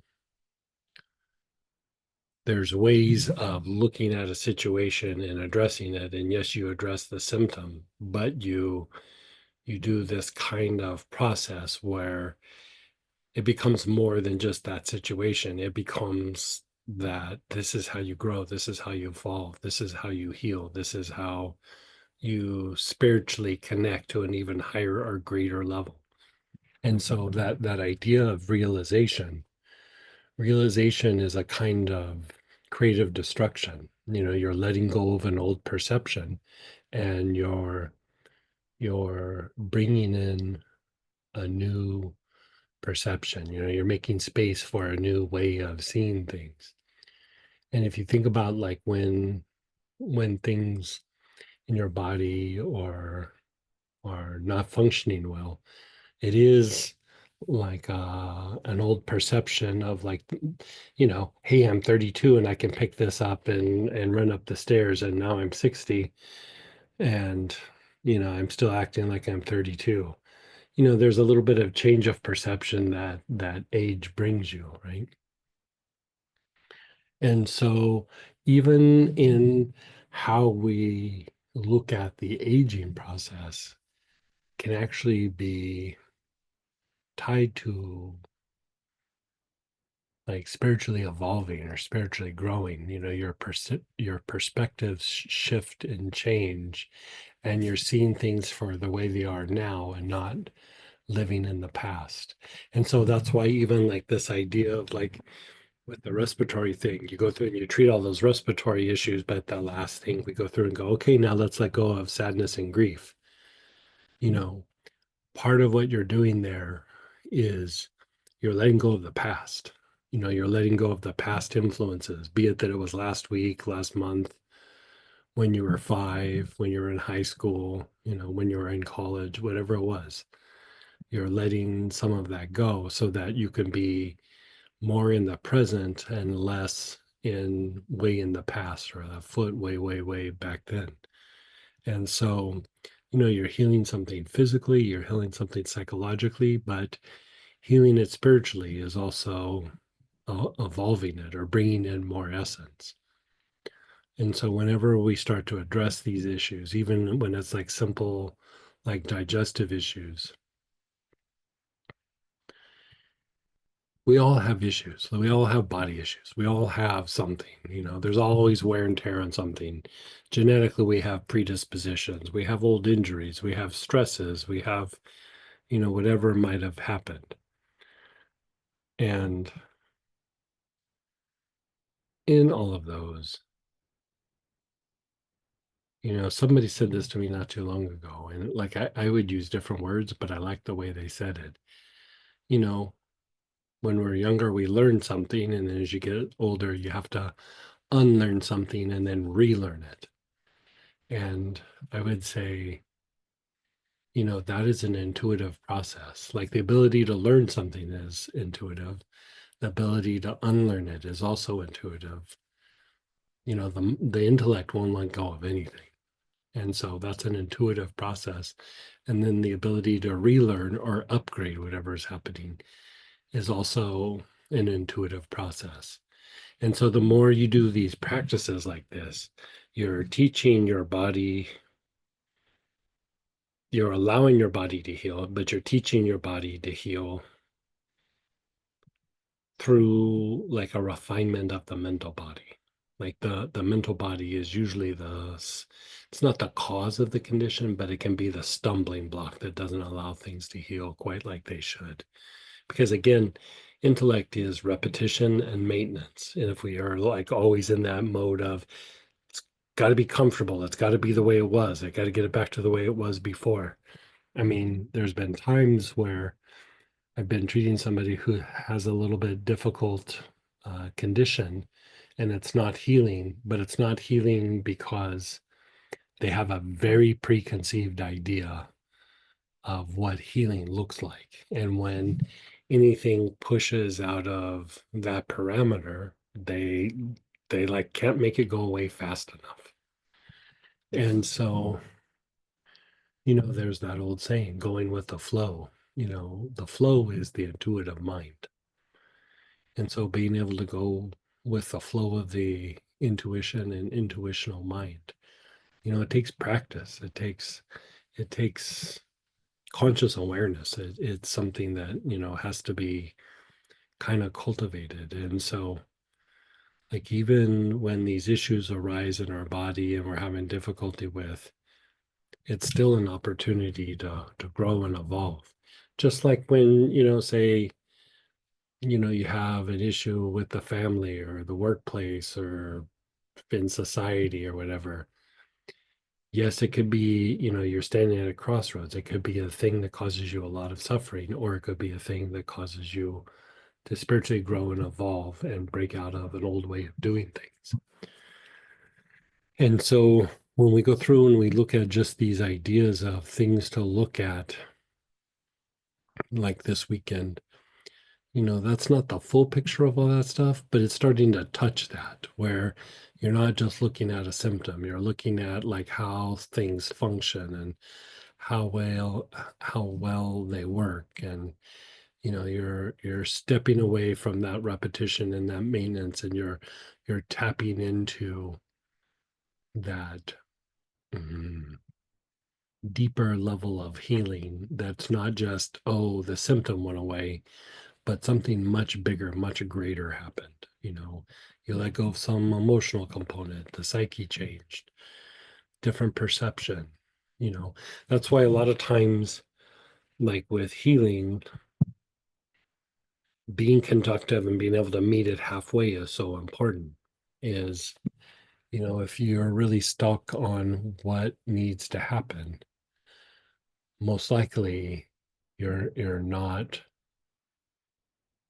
pursuing healing.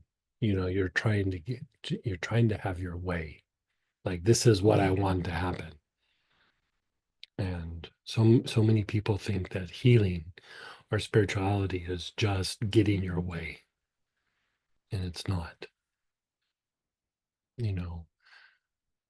As a spiritual being, as an organism, there's so many dynamics in play that we get used to the way life is, and we get used to the way it is in society. We get used to it all.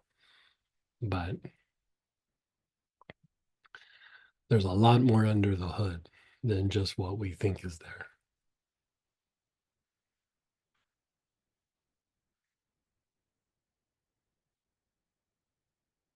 Kind of interesting. I don't know.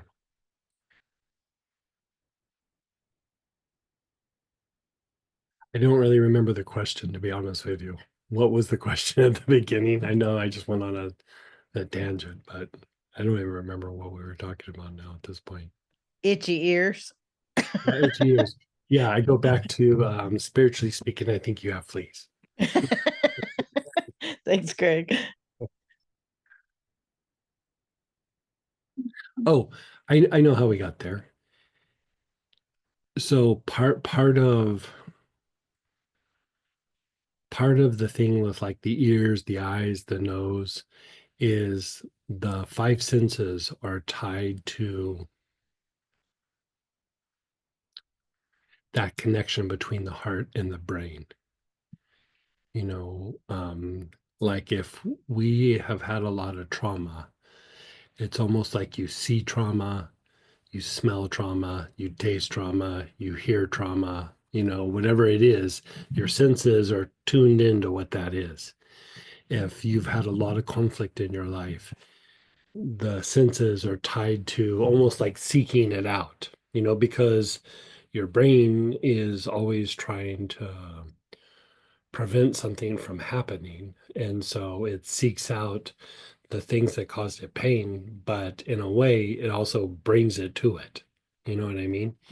And so when you have like these deeper experiences where there starts to be greater union between the heart and the brain, not even the heart and the crown, the heart and the brain, what starts to happen as a byproduct of that is the five senses expel. You get things out of your eyes, you get things out of your nose, out of your tongue, out of your ears, off your face or off your head. And so in deeper practices, that harmonizing between not just the two sides of the brain, but the two sides of the brain and the heart, when that really starts to sink in, the five senses will start to expel. So you might have fleas, or you might have a stronger connection between the heart and the brain. That's where I was going with all that. That actually makes a lot of sense. Like, Right. while you were talking, I'm like, what does that have to do with my ears? Right. But that makes perfect Yeah. sense. Thank you. Yeah. And if you think about like everything that's going on, you've had difficulty with the family, with, parents passing away and the dynamics of the family. And then you have a family dynamic in the workplace. It's not your direct family, but it's in-laws and things like that. And, they've posed their difficulties and things like that. And so, trauma or abandonment or conflict, whatever it might be, the senses start to be fine-tuned into that. And then when you have a healing experience, part of what happens is it starts coming out the senses. And so, the ears I could see that. A lot of times it's the eyes. Like I mean, it comes out of all the senses, but most times when I'm looking and evaluating people, it's coming out of the eyes usually the most. But it can come out of the ear. I mean, it comes out of everywhere, but it could be more dominant in the ears. Yeah. It kind of Like makes when I sense. do deeper work on somebody, like when I'm doing healing, you know, if I'm going after trauma, if I'm going after fear, if I'm going after abandonment, whatever it is, I clear it in the senses first before I go in, because it will allow it to like rise to the surface and becomes easy to clean out. But otherwise, if I just clean it out, it will clean out, but the eyes, the nose, the ears will seek it out and kind of bring some of it back. Not all of it, but some of it. Do you clean the extremities first and then the senses, or the senses then It the depends on the extremities and person. then the It okay. depends on the person. Yeah. Okay. If they're pretty overwhelmed and a little bit checked out, I do treat the arms first, arms and legs. Okay. But if not, I usually do that at the end.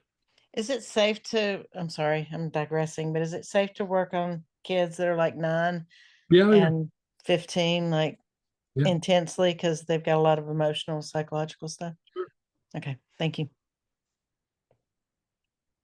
So just on the ears again, somebody else said, me too, my ears are itchy. Mine is inside the ears, LOL. Yeah, it will a lot of times come out the canals, like the ear canals. Yeah. Can I take Palmarosa internally if I'm taking intestinal detox and black cumin? Yeah, you could do that, just space them out. But yeah. And that was somebody else's question. They were asking, can I take the Palmarosa drops at the same time as Shazandra drops? Same cup of water or separate? I would do it separate and at least give it like maybe 5-10 minutes in between. That was the other part of their question. Yeah. Thank you. I don't know, this is kind of specific. Are there 80 drops in a 5 ml bottle? It depends on the viscosity of the oil. So it's hard to gauge, you know. I would say there's usually more, Yeah, I would too. but it depends. Like if I do it with a pipette, there might be more. The dropper at the top of the essential oil bottle actually allows for bigger drops. And so it's not equal. We would think a drop is a drop, but not all drops are the same size. And the viscosity of the oil will change the size of the drop. So it's hard to say. I mean, that's why, like, when I buy oils, I don't buy them like when they're sold from the distiller, they don't sell it to me by like volume, like, oh, you get a liter. They sell it to me by weight, so I get a kilo. So some oils that might translate into even maybe 34 or 35 ounces, but like with sandalwood, it's probably 26 ounces. Very, very big difference because that oil is much heavier. So then the volume is different. And then the viscosity of that oil, because it's a thicker, heavier oil, the size of the drops will be different.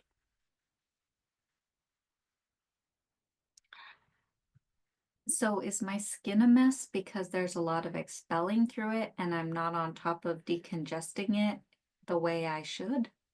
What's happening? When you were talking about like coming out of system, No, if the skin's expelling, I mean, it could be things coming out of the health rays. Is that what they're asking? Yeah. Could be things coming out of the health rays, but it also could be like part of the five senses and the sense of touch. And so things are just releasing out of the body. Yeah.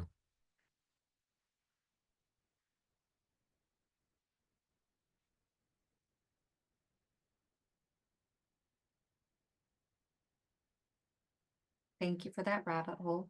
I think that should be good. Everybody's shared. Yeah, oh, so Sometimes it feels like everything feels like it's coming out of all my holes. I hear you on that one. But Mm. yeah.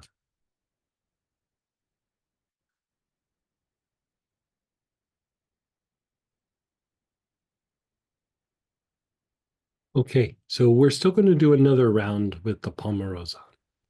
So again, begin inhaling. Your awareness is on the front solar plexus.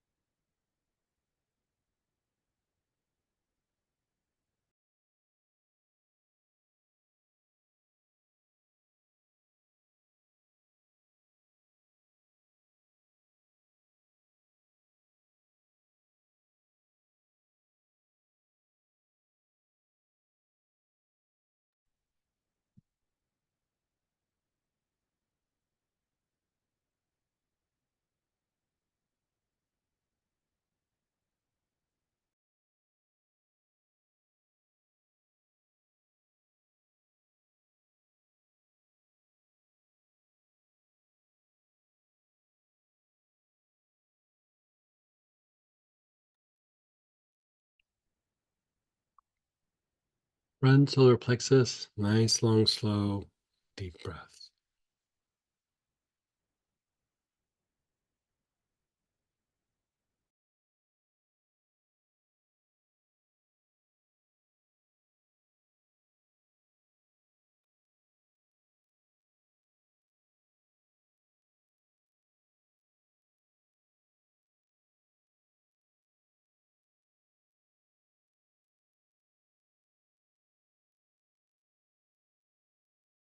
And then your awareness is on the back solar plexus, the mid back area.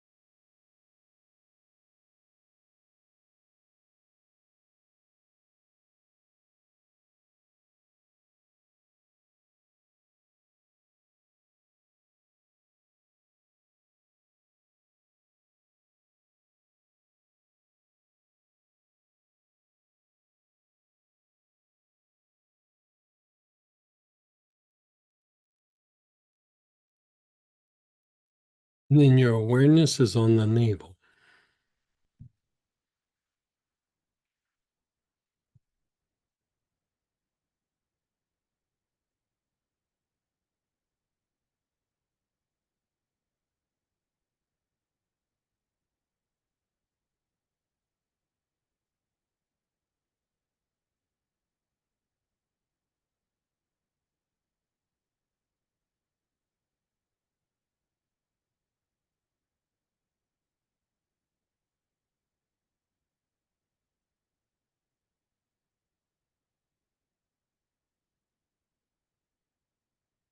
Nice, long, slow, deep breaths with your awareness on the navel.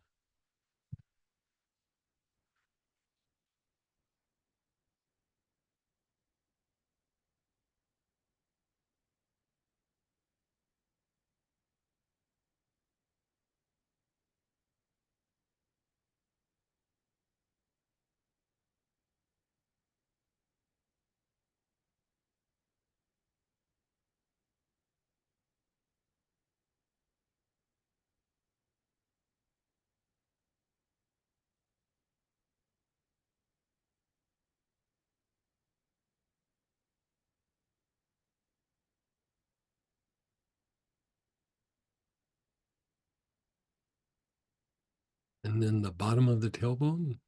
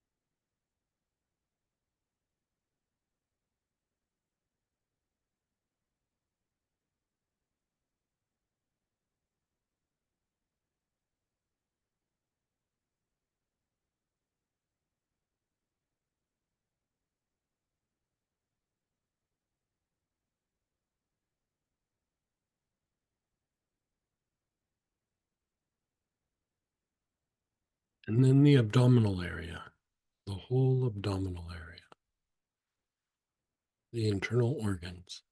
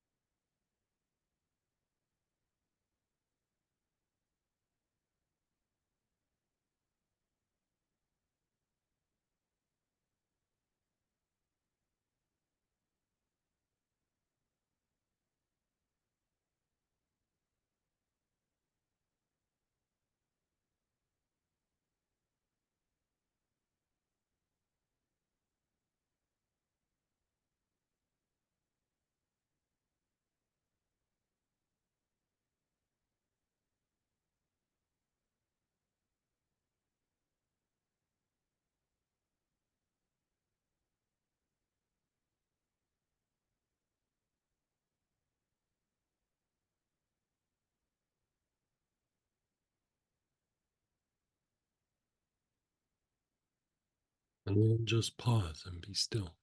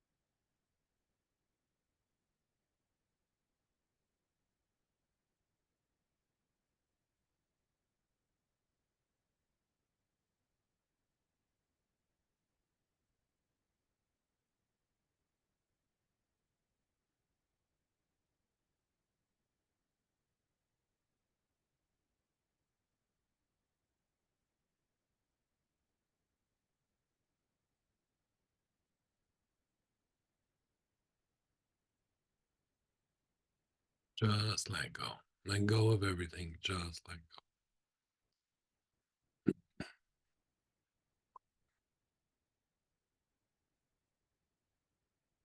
go. Just let it incubate there for a moment.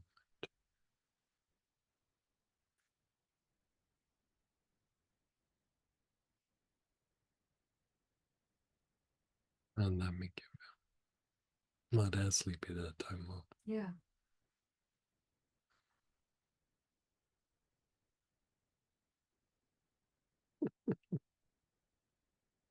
yeah, so anybody have some shares or questions? I mean, I know we just did shares but with the little bit of practice that we just did, anybody have anything else? Mm. Like you said, like like you noticed, I'm not so tired like Right. that time around. Yeah. And I was knocked out. You were super knocked But out. prior, yeah. Yeah. Yeah. Oh, I forgot how spicy kind of the Palmarosa is. I used to take it like almost every day, and it didn't register that it was a little bit. Yeah. There's a cousin to Pomerosa called Jamarosa, and it has similar properties. Not quite as potent for this as Pomerosa, but kind of interesting as well. But yeah. Anybody else have shares or? Is there a substitute for Palmarosa? For this practice, like you could use like time or something like that, but like in real time, if you're trying to address the friendly bacteria and diminish negative bacteria, I would use Pomerosa. There's really not any great substitute. Yeah, time a little bit, but not like Pomerosa. Yeah.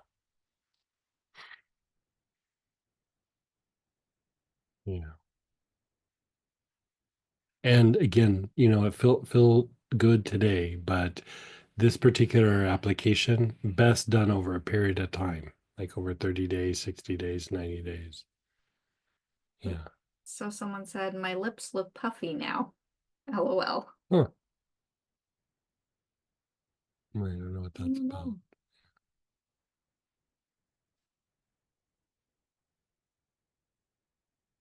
Huh.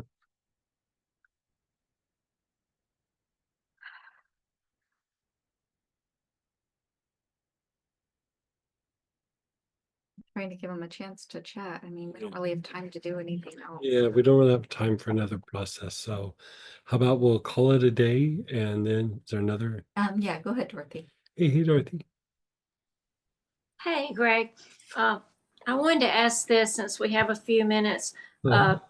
Recently, I don't remember the last week or two, and we were discussing, or you were discussing, the either the gut or the digestive system. Mhm. Anyway, well, you mentioned that sometimes you could get trigger points around the navel. At least I think this is what you said, if this is making any sense. And that could affect the gut. So Sure. I was wondering if any of what we would be doing in the digestive system would address that, or if not, how do we address that? Or For that, like here, I'll show you a picture of it. I'll send it to Samantha and I'll show you the thing that I'm talking about here. Okay.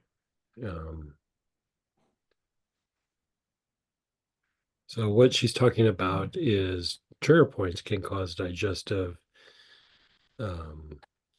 issues, and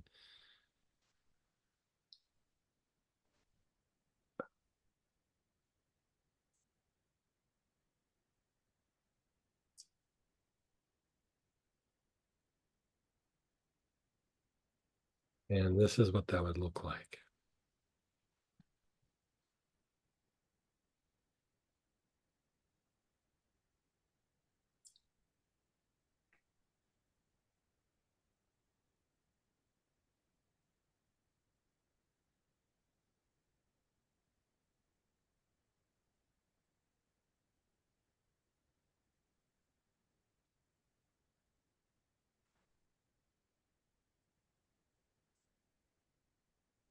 So if you can see, I'm gonna let you get that posted. Yeah, I'll have to keep refreshing till it shows up.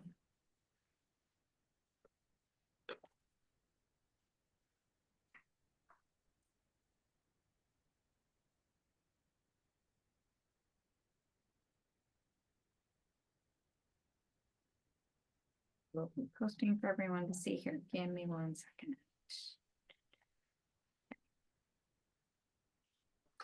Okay, so if you look at that picture at the bottom right, where there's all those X's on each side of the navel, below the navel, but on each side, those are like basically when those are very contracted, they'll cause diarrhea. Yeah, and so doing this, I mean, it might be a little bit helpful, but if you have trigger points, you would have to treat because that's in the skeletal muscle, like it's not in the smooth muscle or in the gut. And so things like ginger or marjoram, trigger point blend, Do you apply it topically or? topically. Yeah, you would have to apply it topically. Yeah. So actually the trigger point blend, because I think you make an ointment or something. I think I have it. That would help it topically. Yeah. I've never been sure about Yeah, that. topically. Okay. And you know what else you could do? I think you have that tincture of lobelia. Yes. You could take a dropper full and put it down on each side and then rub it into that. And that would also be deactivating to the trigger points. Oh, thank you. Okay, great. Thank you so much.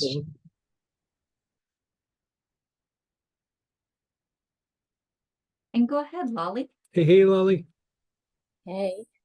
How are Yeah, you? this thing totally knocked me out. All of them. Yeah, oh my God. I'm like, I can fall asleep now in a second. So thank you. Yeah, and the other practices, it's been good. Yeah, it's a lot of things I This need to was a work on. double secret sleep class that I didn't tell anybody about. Yeah, oh, that's quite nice. Thank you. So Palmarosa, I remember you mentioned that in the past, and also on the website, it mentioned the benefits for the skin. And so, but I also remember that you mentioned that it would be beneficial for the skin only if the skin issue is related to the gut. Well, So, like taking it internally, it would be beneficial to the skin if taken internally, it would be beneficial to the skin if there was a gut issue. You can still use Palmarosa topically for like eczema and things like that, especially the kind of eczema where there's a little bit of weeping, like a little bit of fluid that gets generated. Palmarosa can be helpful for that. I mean, it's never a for sure thing, but there's several things that are good for eczema. Usually the first thing I go to is Kunzia. But if there's a little bit of weeping, I do start with Palmarosa. Yeah. okay. So then you would use it Topically. so you would use it topically for that, but then if there's a gut issue, then you would use it internally. And if the skin situation is related to the gut, then it's gonna work. Internally, yes. Internally, yeah. But then topically, there could be no gut issue, but if there's eczema, which usually with eczema, there's usually a gut issue. Yeah. Not every time, but it's usually there.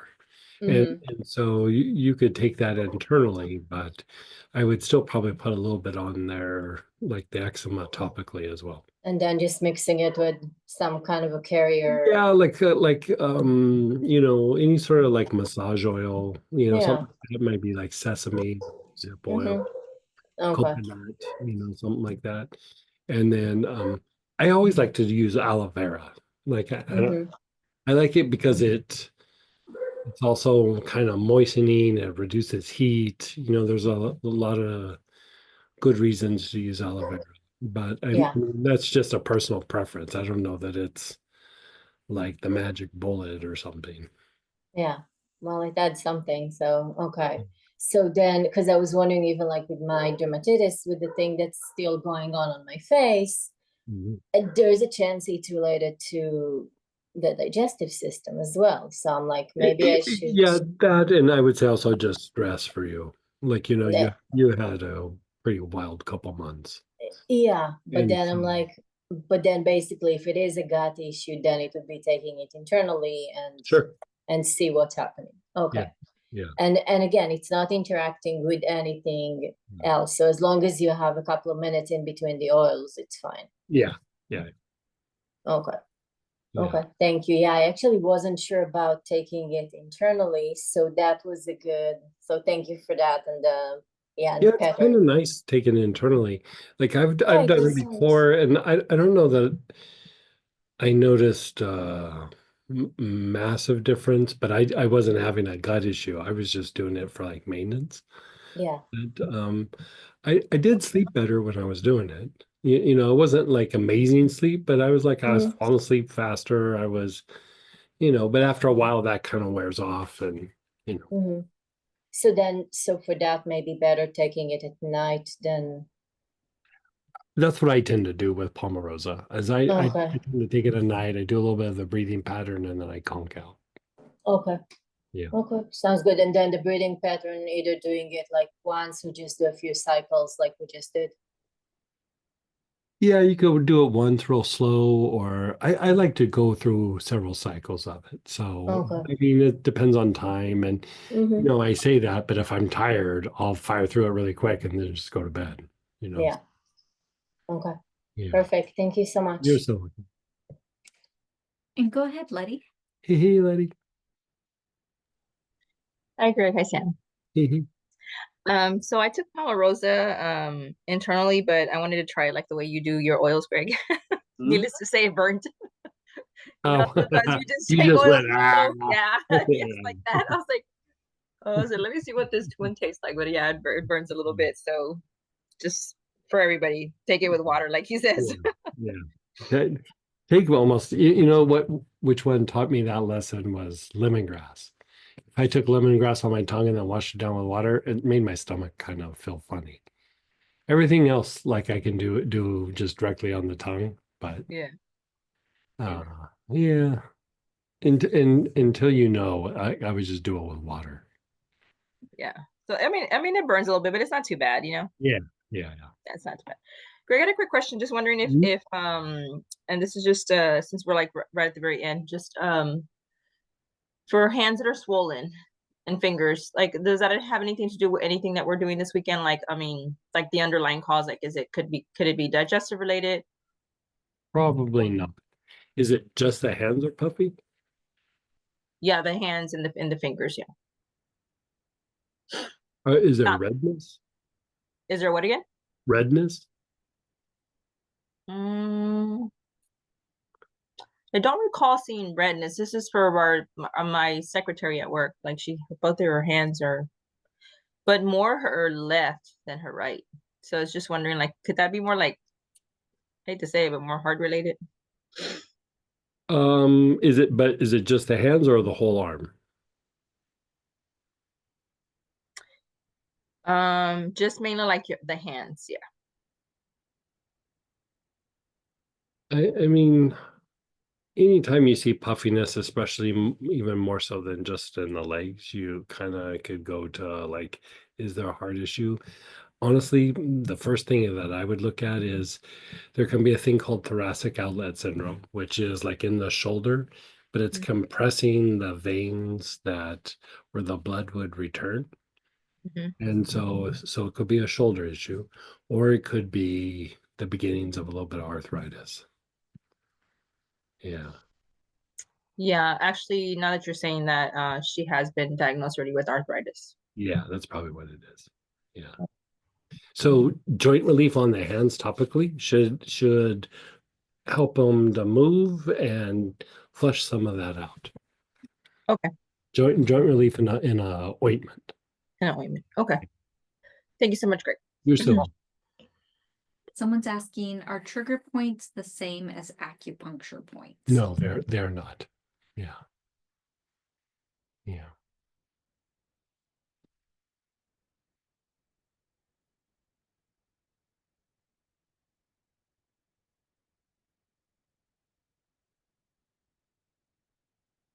Just making sure I didn't miss any of your guys' questions. I think we're good for the night. Okay, you guys. Well, we'll see you at 10 in the morning Central Time. So we'll see you in just a little while, and we'll hit the ground running with the digestive system. And at the end of the day, we'll hit the urinary tract. So, And I'll be getting you that link for Sunday here in the next couple hours in your email. So keep an eye on that. And yeah, we'll see you guys tomorrow. Thank you. Thank you for a great day. See you tomorrow. thank you.